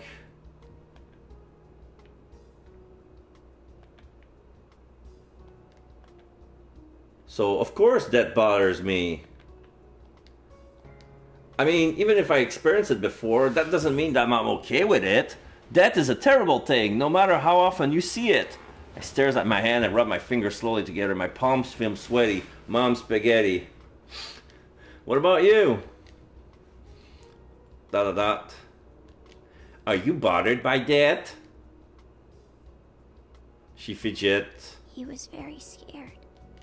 Mr. Otten? But even though I felt his fear... Okay, this part we've seen it. Okay, so are we gonna exhaust everything? Museum. Oh yeah, exhaust all dialogue. Okay, good. All the way entrance. Oh wait. I got new dialogue. Li Mei nods earnestly as if she just struck a new idea. I nod in return. I'm sure that Marissa's emotions are all over the place right now. She came here to bring Mr. Otten to justice, but he died before she could. Part of her wants to rejoice that he can't hurt anyone anymore, but I'm sure she also hates herself for finding joy in the death of someone else. Kevin is uncertain. He does not know what he should be feeling. So why do we say that? There's so much emotion inside. Marissa is scared and disappointed. Yeah. There's so much emotion inside of her. It's all flowing at the same time. She wants to be happy, but she also feels very guilty. Oh, so that's what they meant.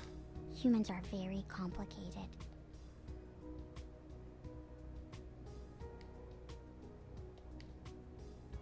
Kevin is uncertain. He does not know what he should be feeling.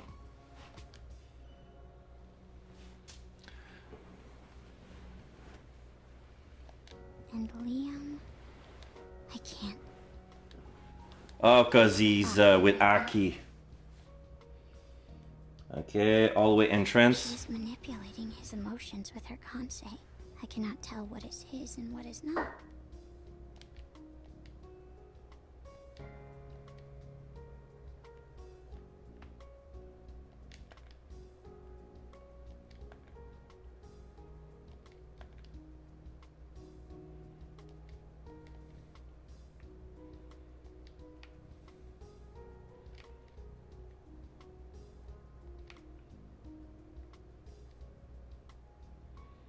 And what next? Hallway entrance.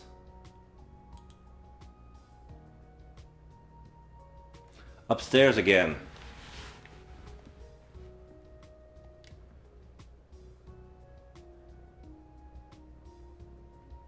Oh, the papers.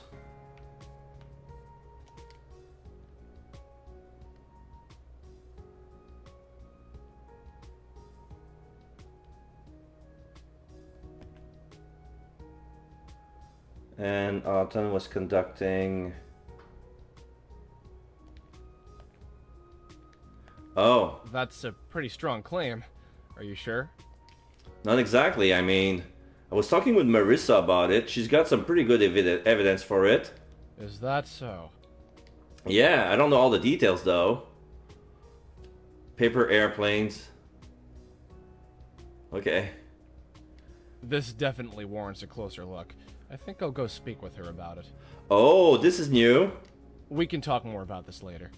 Great. Alright, so down. This is new. Usually Aki would be back with Liam, but not. Hallway, kitchen. Oh, I forgot the kitchen. So going to the hallway and talk with Liam was more important than going to the kitchen? That's odd. Hey. She's feeling better. Still a little shaken up, though. She was crying pretty hard when we found Mr. Otten's body. Kangai.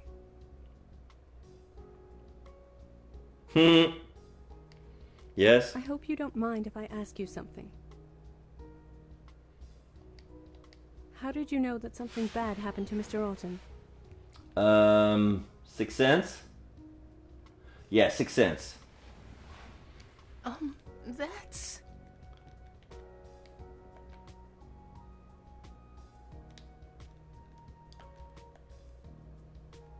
Naoki placed a gentle hand on Sophia's shoulder.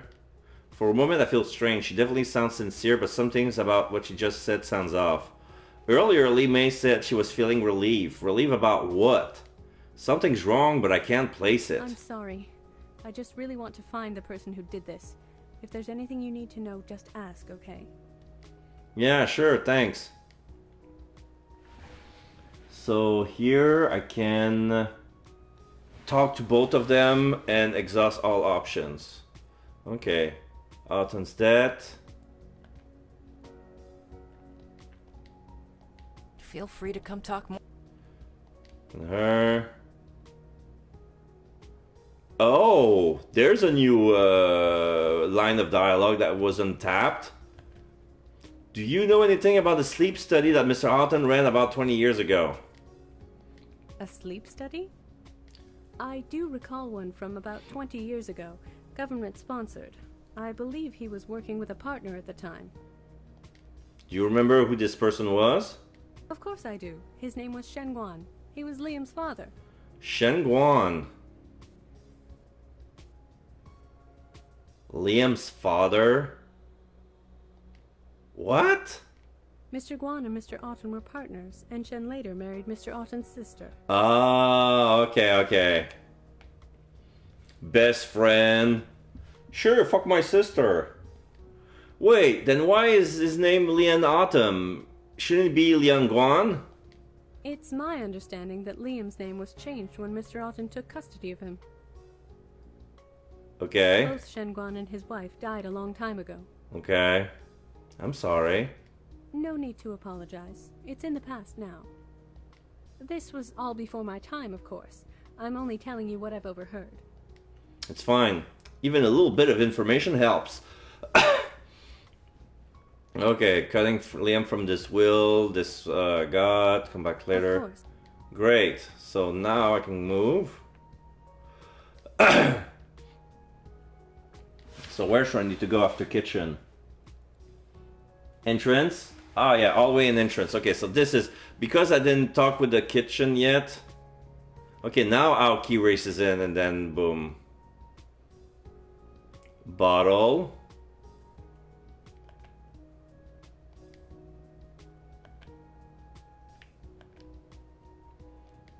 So, what do you think? So after that, talk, exhaust all dialogues. All of them.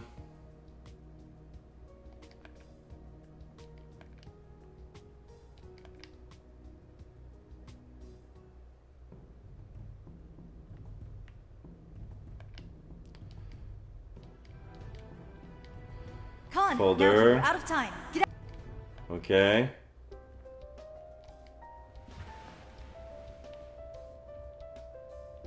Computer tower, I have more to say right now. All the way. Okay, so we say heart attack to Liam.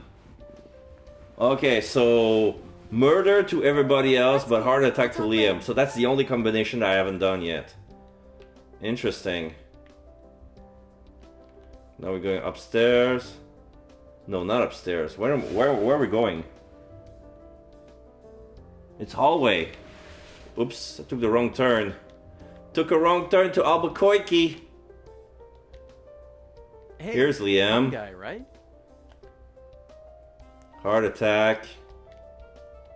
Yeah, figured as much. Well, that's that, I guess. You gonna shrug it off like that? Am I supposed to cry or something? Eh, I've lost family members before. Oopsie poopsie! Really, it's more annoying than anything else. Right. Can't believe I'm locked in this stupid place because of a stupid heart attack. Okay, officer. You win. I'll stay here in this stupid house for as long as you want.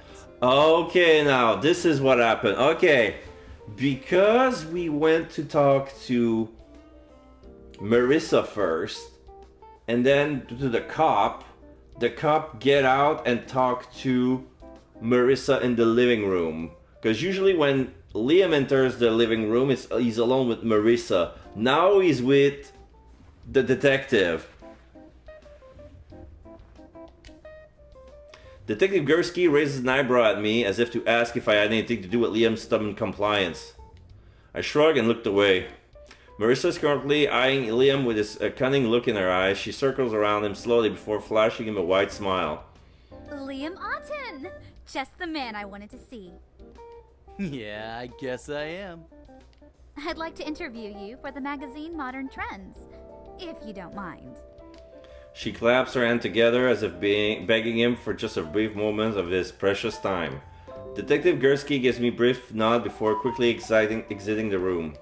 No doubt he and Marissa have been talking about extracting information from Liam. I probably shouldn't stick around. I'm just gonna... yeah, I'll just go. I duck out of the room as quickly as I can. Okay, so this is new. Computer, move to hallway, heart attack, living room. But, okay. Back to the living room. Liam looks up at me from the couch with a bored expression on his face. Oh, hi again. I scan the living room quickly. Liam's the only person here. Where's Marissa? Oh, her? She went to the bathroom, I think. Yeah. He turns his back to me and focuses on the widescreen television set in front of him. Did you want something? Yeah. Hallway, living room, face first. Okay. Move upstairs, talk. Okay.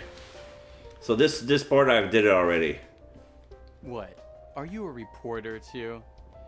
No. Oh, right. You're with Aki.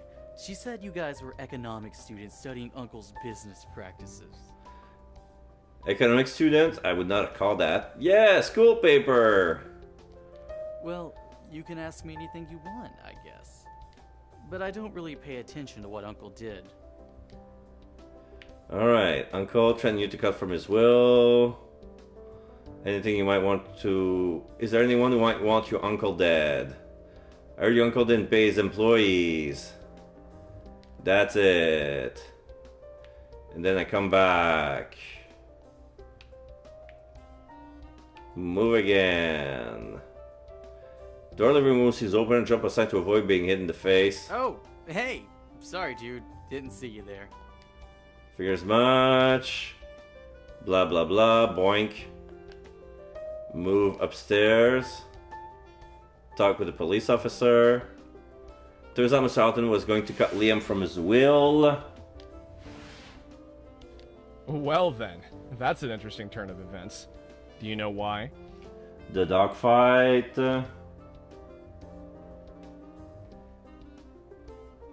Move upstairs, talk. Never mind. Entrance hallway. Try not to get into too much trouble.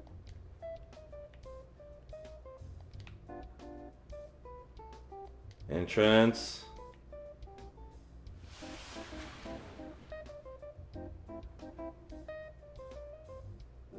Hallway. In this, I make another save.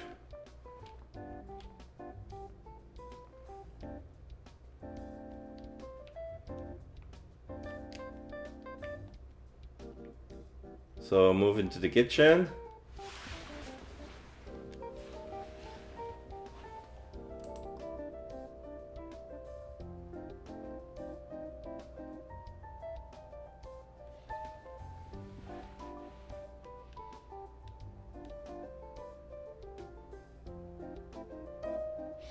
Okay, so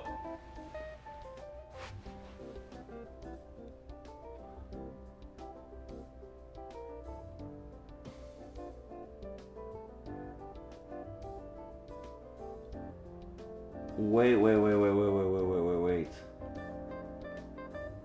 I'm about to redo something. I'm about to redo the... Okay. 5, 3, load save 2.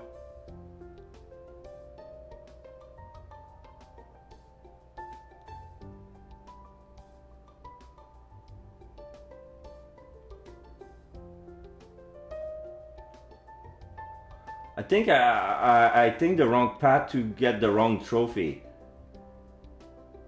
But I got into some interesting stuff, but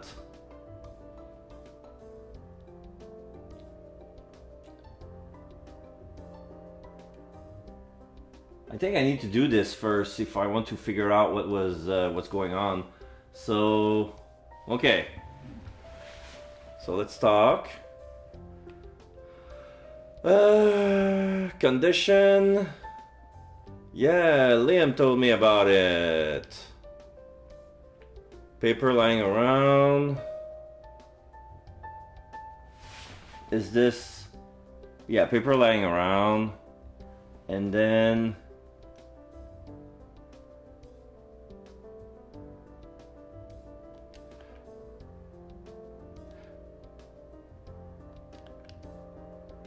related to the murder. This feels like... Yeah. Now we're back to my first ending. So I'm gonna make a save here. I'm gonna save here, save number 3.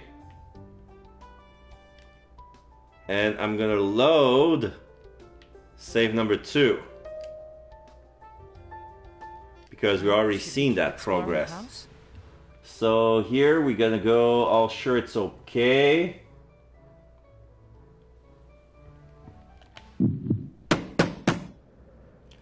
So he's gonna go.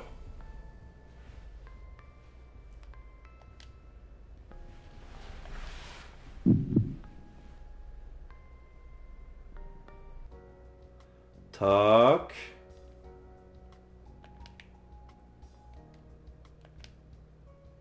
It's complicated.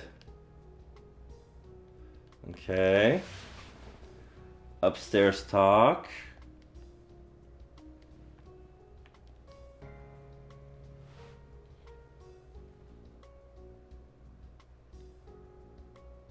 Alton was at a vault at the bank. Just curious. That's a strange thing to be curious about. Yeah, I guess so. Although, looking at his lifestyle, I'm actually inclined to think that any vault he cares about would be in this house. How do you know? He rarely leaves the house, and security here is tight, even for a high-ranking official.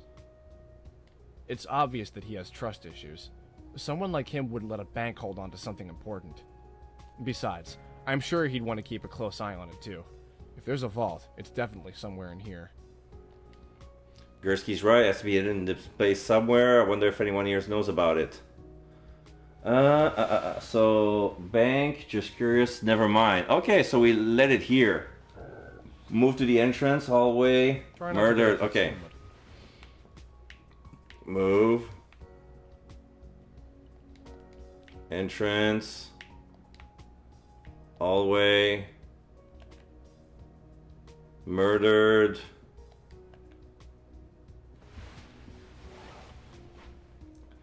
Security room.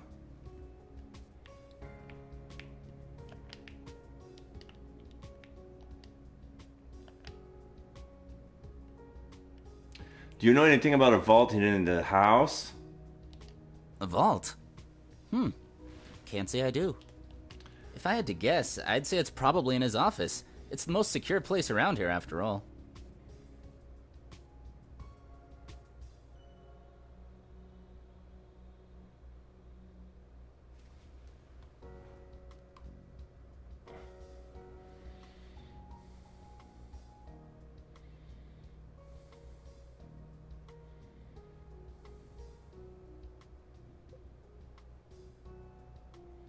Okay. Although, I can't think of anything he might have that's more valuable than that precious artifact collection of his. He sunk more money than I care to think about buying all that old stuff up. Maybe that old museum of his is the vault. He certainly loves it enough. Okay, you're gonna grab yourself a glow pop. Yeah, come back soon. I'm still gonna figure that shit out, and I hope that this guide is gonna be right, because it feels weird. He wanders in there all the time, just to look at stuff. That room has so much stuff he cares about. You could probably say it's his vault. There's a blind spot right here. Anything under the camera won't show up on the monitor. It's the only place in the house with such a massive blind spot. I keep telling Mr. Alton that we should reposition the camera, but he refuses.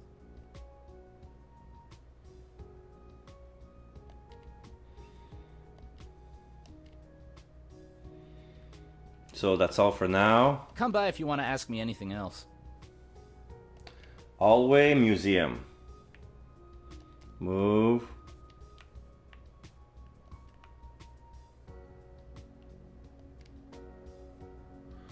Okay, examine.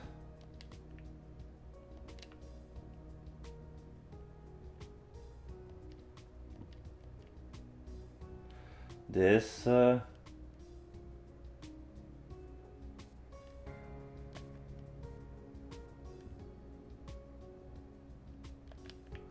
okay.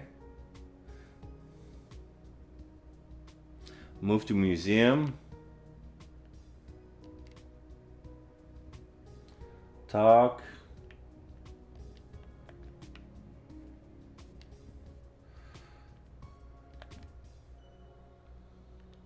How's it going with the puzzle? Talk to you later.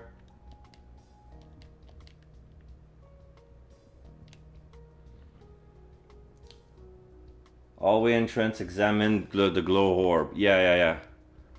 Entrance. You got yourself a grape. Yeah. Blow pop grape flavored. Yummy. So I got a key.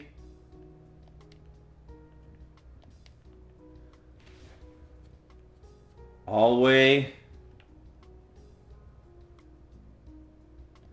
Save. Save number 4.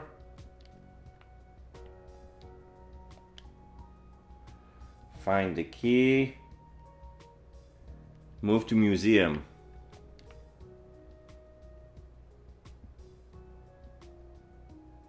You keep a secret stash? Yeah.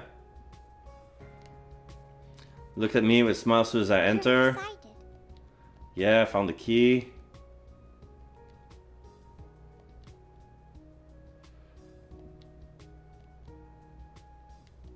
The SD card. The door bursts open and Kevin rushes in. I grab the SD card and stuff it into my back pocket before whirling around to face him. Kevin slams the door shut and spins around, jumping in surprise as soon as he sees me. Since when? He glances up at the camera mounted on the ceiling and lets out a frustrated sigh. Right. Lee May touches my arm gently and whispers, He's panicking. Kevin, what's going on? What's all the beeping for? I take a step forward towards him, but he reaches to his back pocket and pulls up a knife. Stay there! He rushes past me, keeping the knife pointed at my throat with his free hand, and grabs Lee May and pulls her towards himself with a rough tug. What are you doing? I move slowly away from Kevin, never taking my eyes off of him. I have to get out of here! The door's locked. Not for long. He laughs, but it sounds more like a pained wheeze. Coming out of a lockdown. In a few seconds, the doors will unlock, and I'll be home free. Something in my brain clicks. You're the one who poisoned Mr. Alden. You're the only one who could have. Kevin laughs, a strange mix of fear and derision. Yeah, you're kind of slow to the party. Your friends already figured that out. He waves the knife at me again, but I don't move. Khan! Kevin is the murderer! Despite my current predicament, I find myself rolling my eyes. This information would have been a lot more useful about 10 seconds ago. Hang in there, we're coming to get you. Kevin, dude, why? Why? Are you kidding? He moves towards the exit as quickly as he can, but Lee May isn't cooperating. Her body hangs limp and he's forced to drag her towards the door. He took advantage of my family. He ruined their lives, and it's my fault. I had to. No, you didn't. You're so short-sighted. Did you even think about any of this through at all? We interrupted by pounding on the door. Kevin! Kevin, we know you're in there! Kevin put his finger to his lips, motioning for the two of us to be silent. Detective, he has a knife and he's got Lee May! Kevin glares at me. The pounding on the door stops. Did he give up? I hear a soft beeping noise. Sounds like they're trying to override the retina detector. I don't think Kevin's noticed yet. Kevin moves slowly towards the exit, eyes darting between me and the door. I move towards Kevin, but his grip on Lee May tightens. Kongai, don't. Lee May's voice is only a whisper, but the fear in her eyes looks more like concern for me than for her own well-being. Kevin stumbles a few paces back, dragging Lee May along with him. He's already breathing heavily. It's obvious he's not used to anything physically strenuous. Still, the look in his eyes promises that he's not going down without at least attempting to put that knife in someone's chest. I take a step forward, and he moves one step towards the exit. I take another step forward, and Kevin swings the knife at me. It whistles through the air, and I try to jump out of the way. My ankle twists under my weight, and I stumble forward. Ah! The door bursts open, but Detective Gursky and Aki freeze as soon as they see the situation. I'm fine. I hold my hand up, motioning for Gursky and Aki to stay at a distance. I switch my gaze back and forth between Kevin's eyes and the knife in his hands. There's gotta be an opening. Detective Gursky and Aki still stand in the doorway, not daring to move. Kevin keeps his knife trained on me. Out of the corner of my eye, I see Aki blink. Suddenly, Kevin's body shivers. He looks around wildly as if he's in a daze, and the hands holding the knife goes limp. Ugh! And I punch him in the face. Without hesitation, I race forward and swing my arm. My fist met his face, and he stumbles back. I knock his glasses out of his face. He drops the knife, and it falls to the ground with a clatter. Detective Gursky moves in quickly, grabbing Kevin's free hand, expertly twisting his arm behind his back. He gives me a grudging smile. Not bad, kid. Okay, so this is weird because all the moves that I was doing so far would have led me into an ending that I already have. But for some reason, if I repeat the same ending, it's going to bring me to something else. Like if I heard everything that I needed to know from everyone else. Like,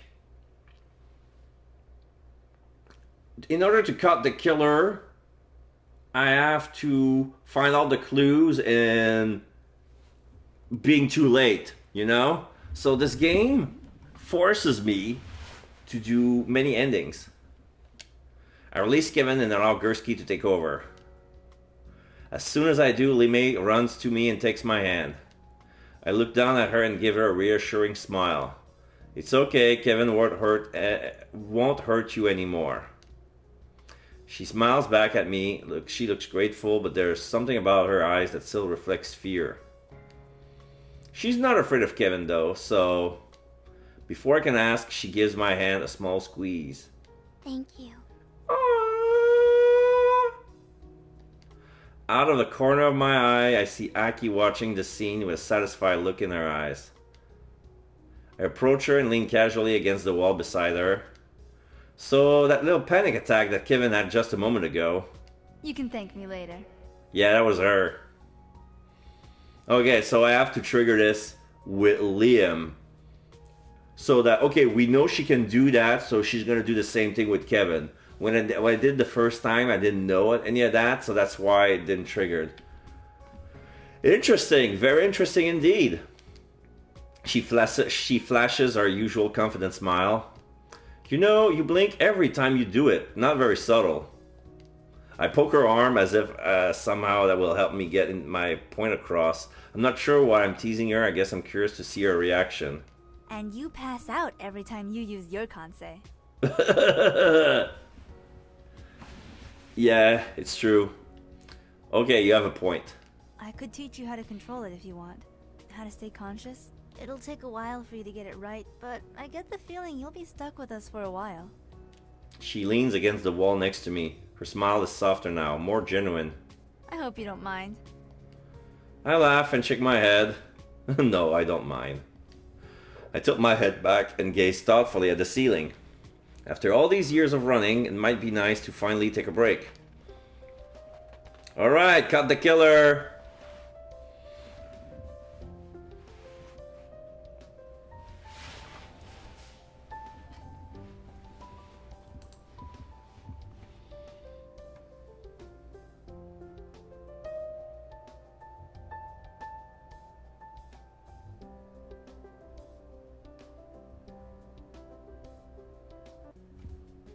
Okay, so since I found the SD card, there's another ending. We're gonna see it again. The trip to the Autumn estate was only yesterday, but somehow it feels like it's been longer than that. Maybe it was the hours of interrogation for the police that came after Aki and Detective Gursky solved the case. Or maybe it was the uncomfortable atmosphere when Aki and Detective Gursky actually had to share credit for solving the case. Maybe it's just a strange feeling of nostalgia. Everything felt so familiar, piecing together people's lives, the adrenaline rush. It's the first time I felt real in 3 years. Hopefully today isn't as eventful as yesterday. Aki stretches and throws herself on the couch. I feel like celebrating our mission accomplished by doing absolutely nothing. Mission accomplished? But your client is dead. Good point. Well, either way, we don't have any work today. We might as well enjoy it. The words have barely escaped Aki's lips when there's a firm knock on the door. Aki looks at Limei. The petite girl runs to the door and stands on her toes to peer through the eye hole. And she turns around, she doesn't look pleased. Detective. Oh. Great. Aki takes her time unlocking the door. Finally, she makes a great show of opening it. Well, hello, Miko. What brings you to this corner of the world? Oh, I don't know. I guess I just assumed that you want to know what happened with Kevin. What happened? We found his prints on the bottle that Sophia brought us. Once we showed him, he pled guilty. He added liquid nicotine to Mr. Otten's cognac and simply waited for him to drink it. Liquid nicotine? That oily stuff that he put in a bottle of water was actually liquid nicotine? When you showed up that day, Mr. Otten had a panic attack, and he went to the bottle for comfort. We wound up killing him instead. What's going to happen to Mr. Otten's estate now? Hard to say. Technically it belongs to Liam, but we're having trouble finding him. Why? Where'd he go? He ran off during all the confusion. Guess he didn't want to be arrested for his own crimes. Yeah.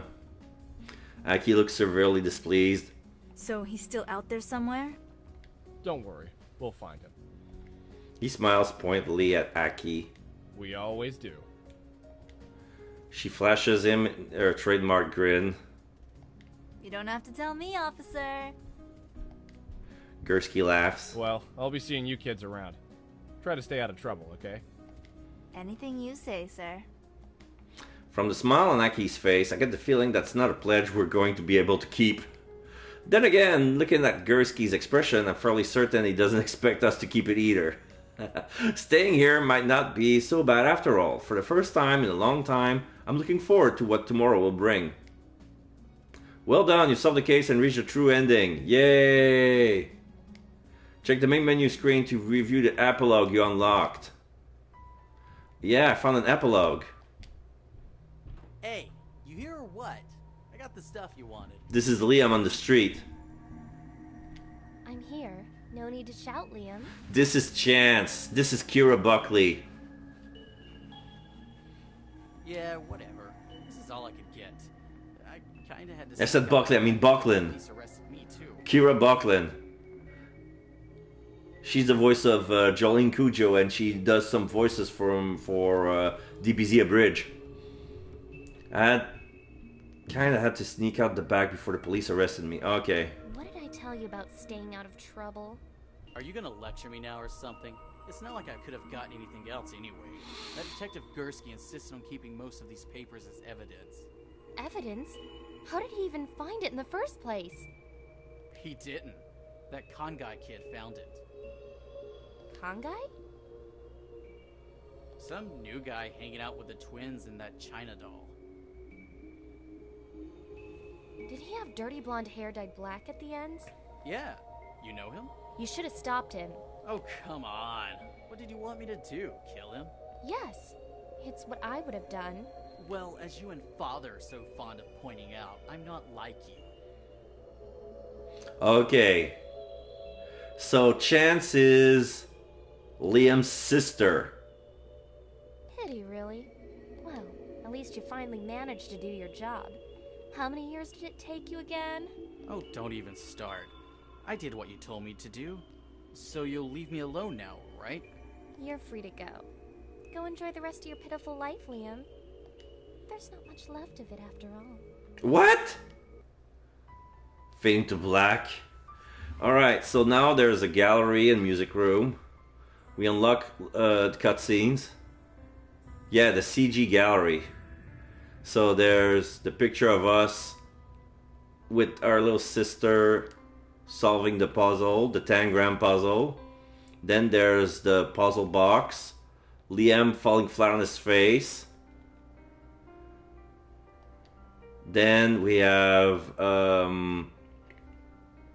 Sophia taking out the murder weapon out of the incinerator. Now we have Kevin menacing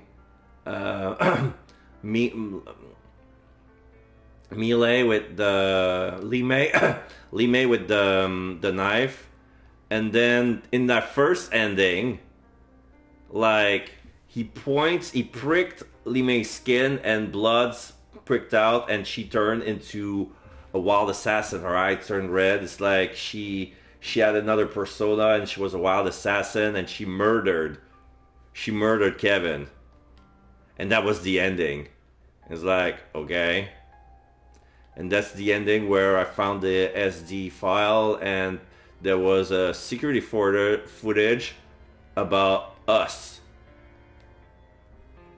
And then there was us punching Kevin in the face.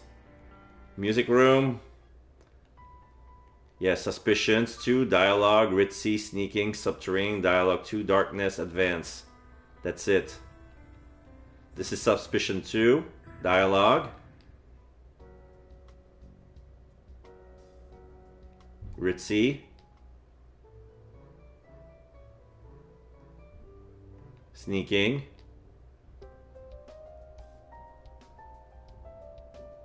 Subterranean. Oh yeah, that dialogue too. Darkness.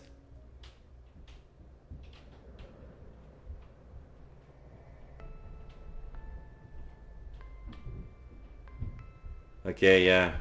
Advance.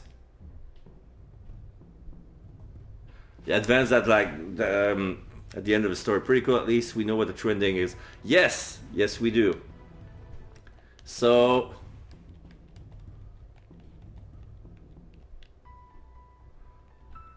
preference gallery. So that's all there is to this game. So it took a bit longer than the first game, but it's basically just as long. It's just that there's a lot of ending that we have to find. So we're gonna return Shaster the Gesture. Since she raided us yesterday, we're gonna raid her back. She's still playing Sea of Thieves. 56 people. My God, she brought herself in an interesting community. I'm hoping to make my RPG have multiple endings. Yeah. Multiple endings to the RPG.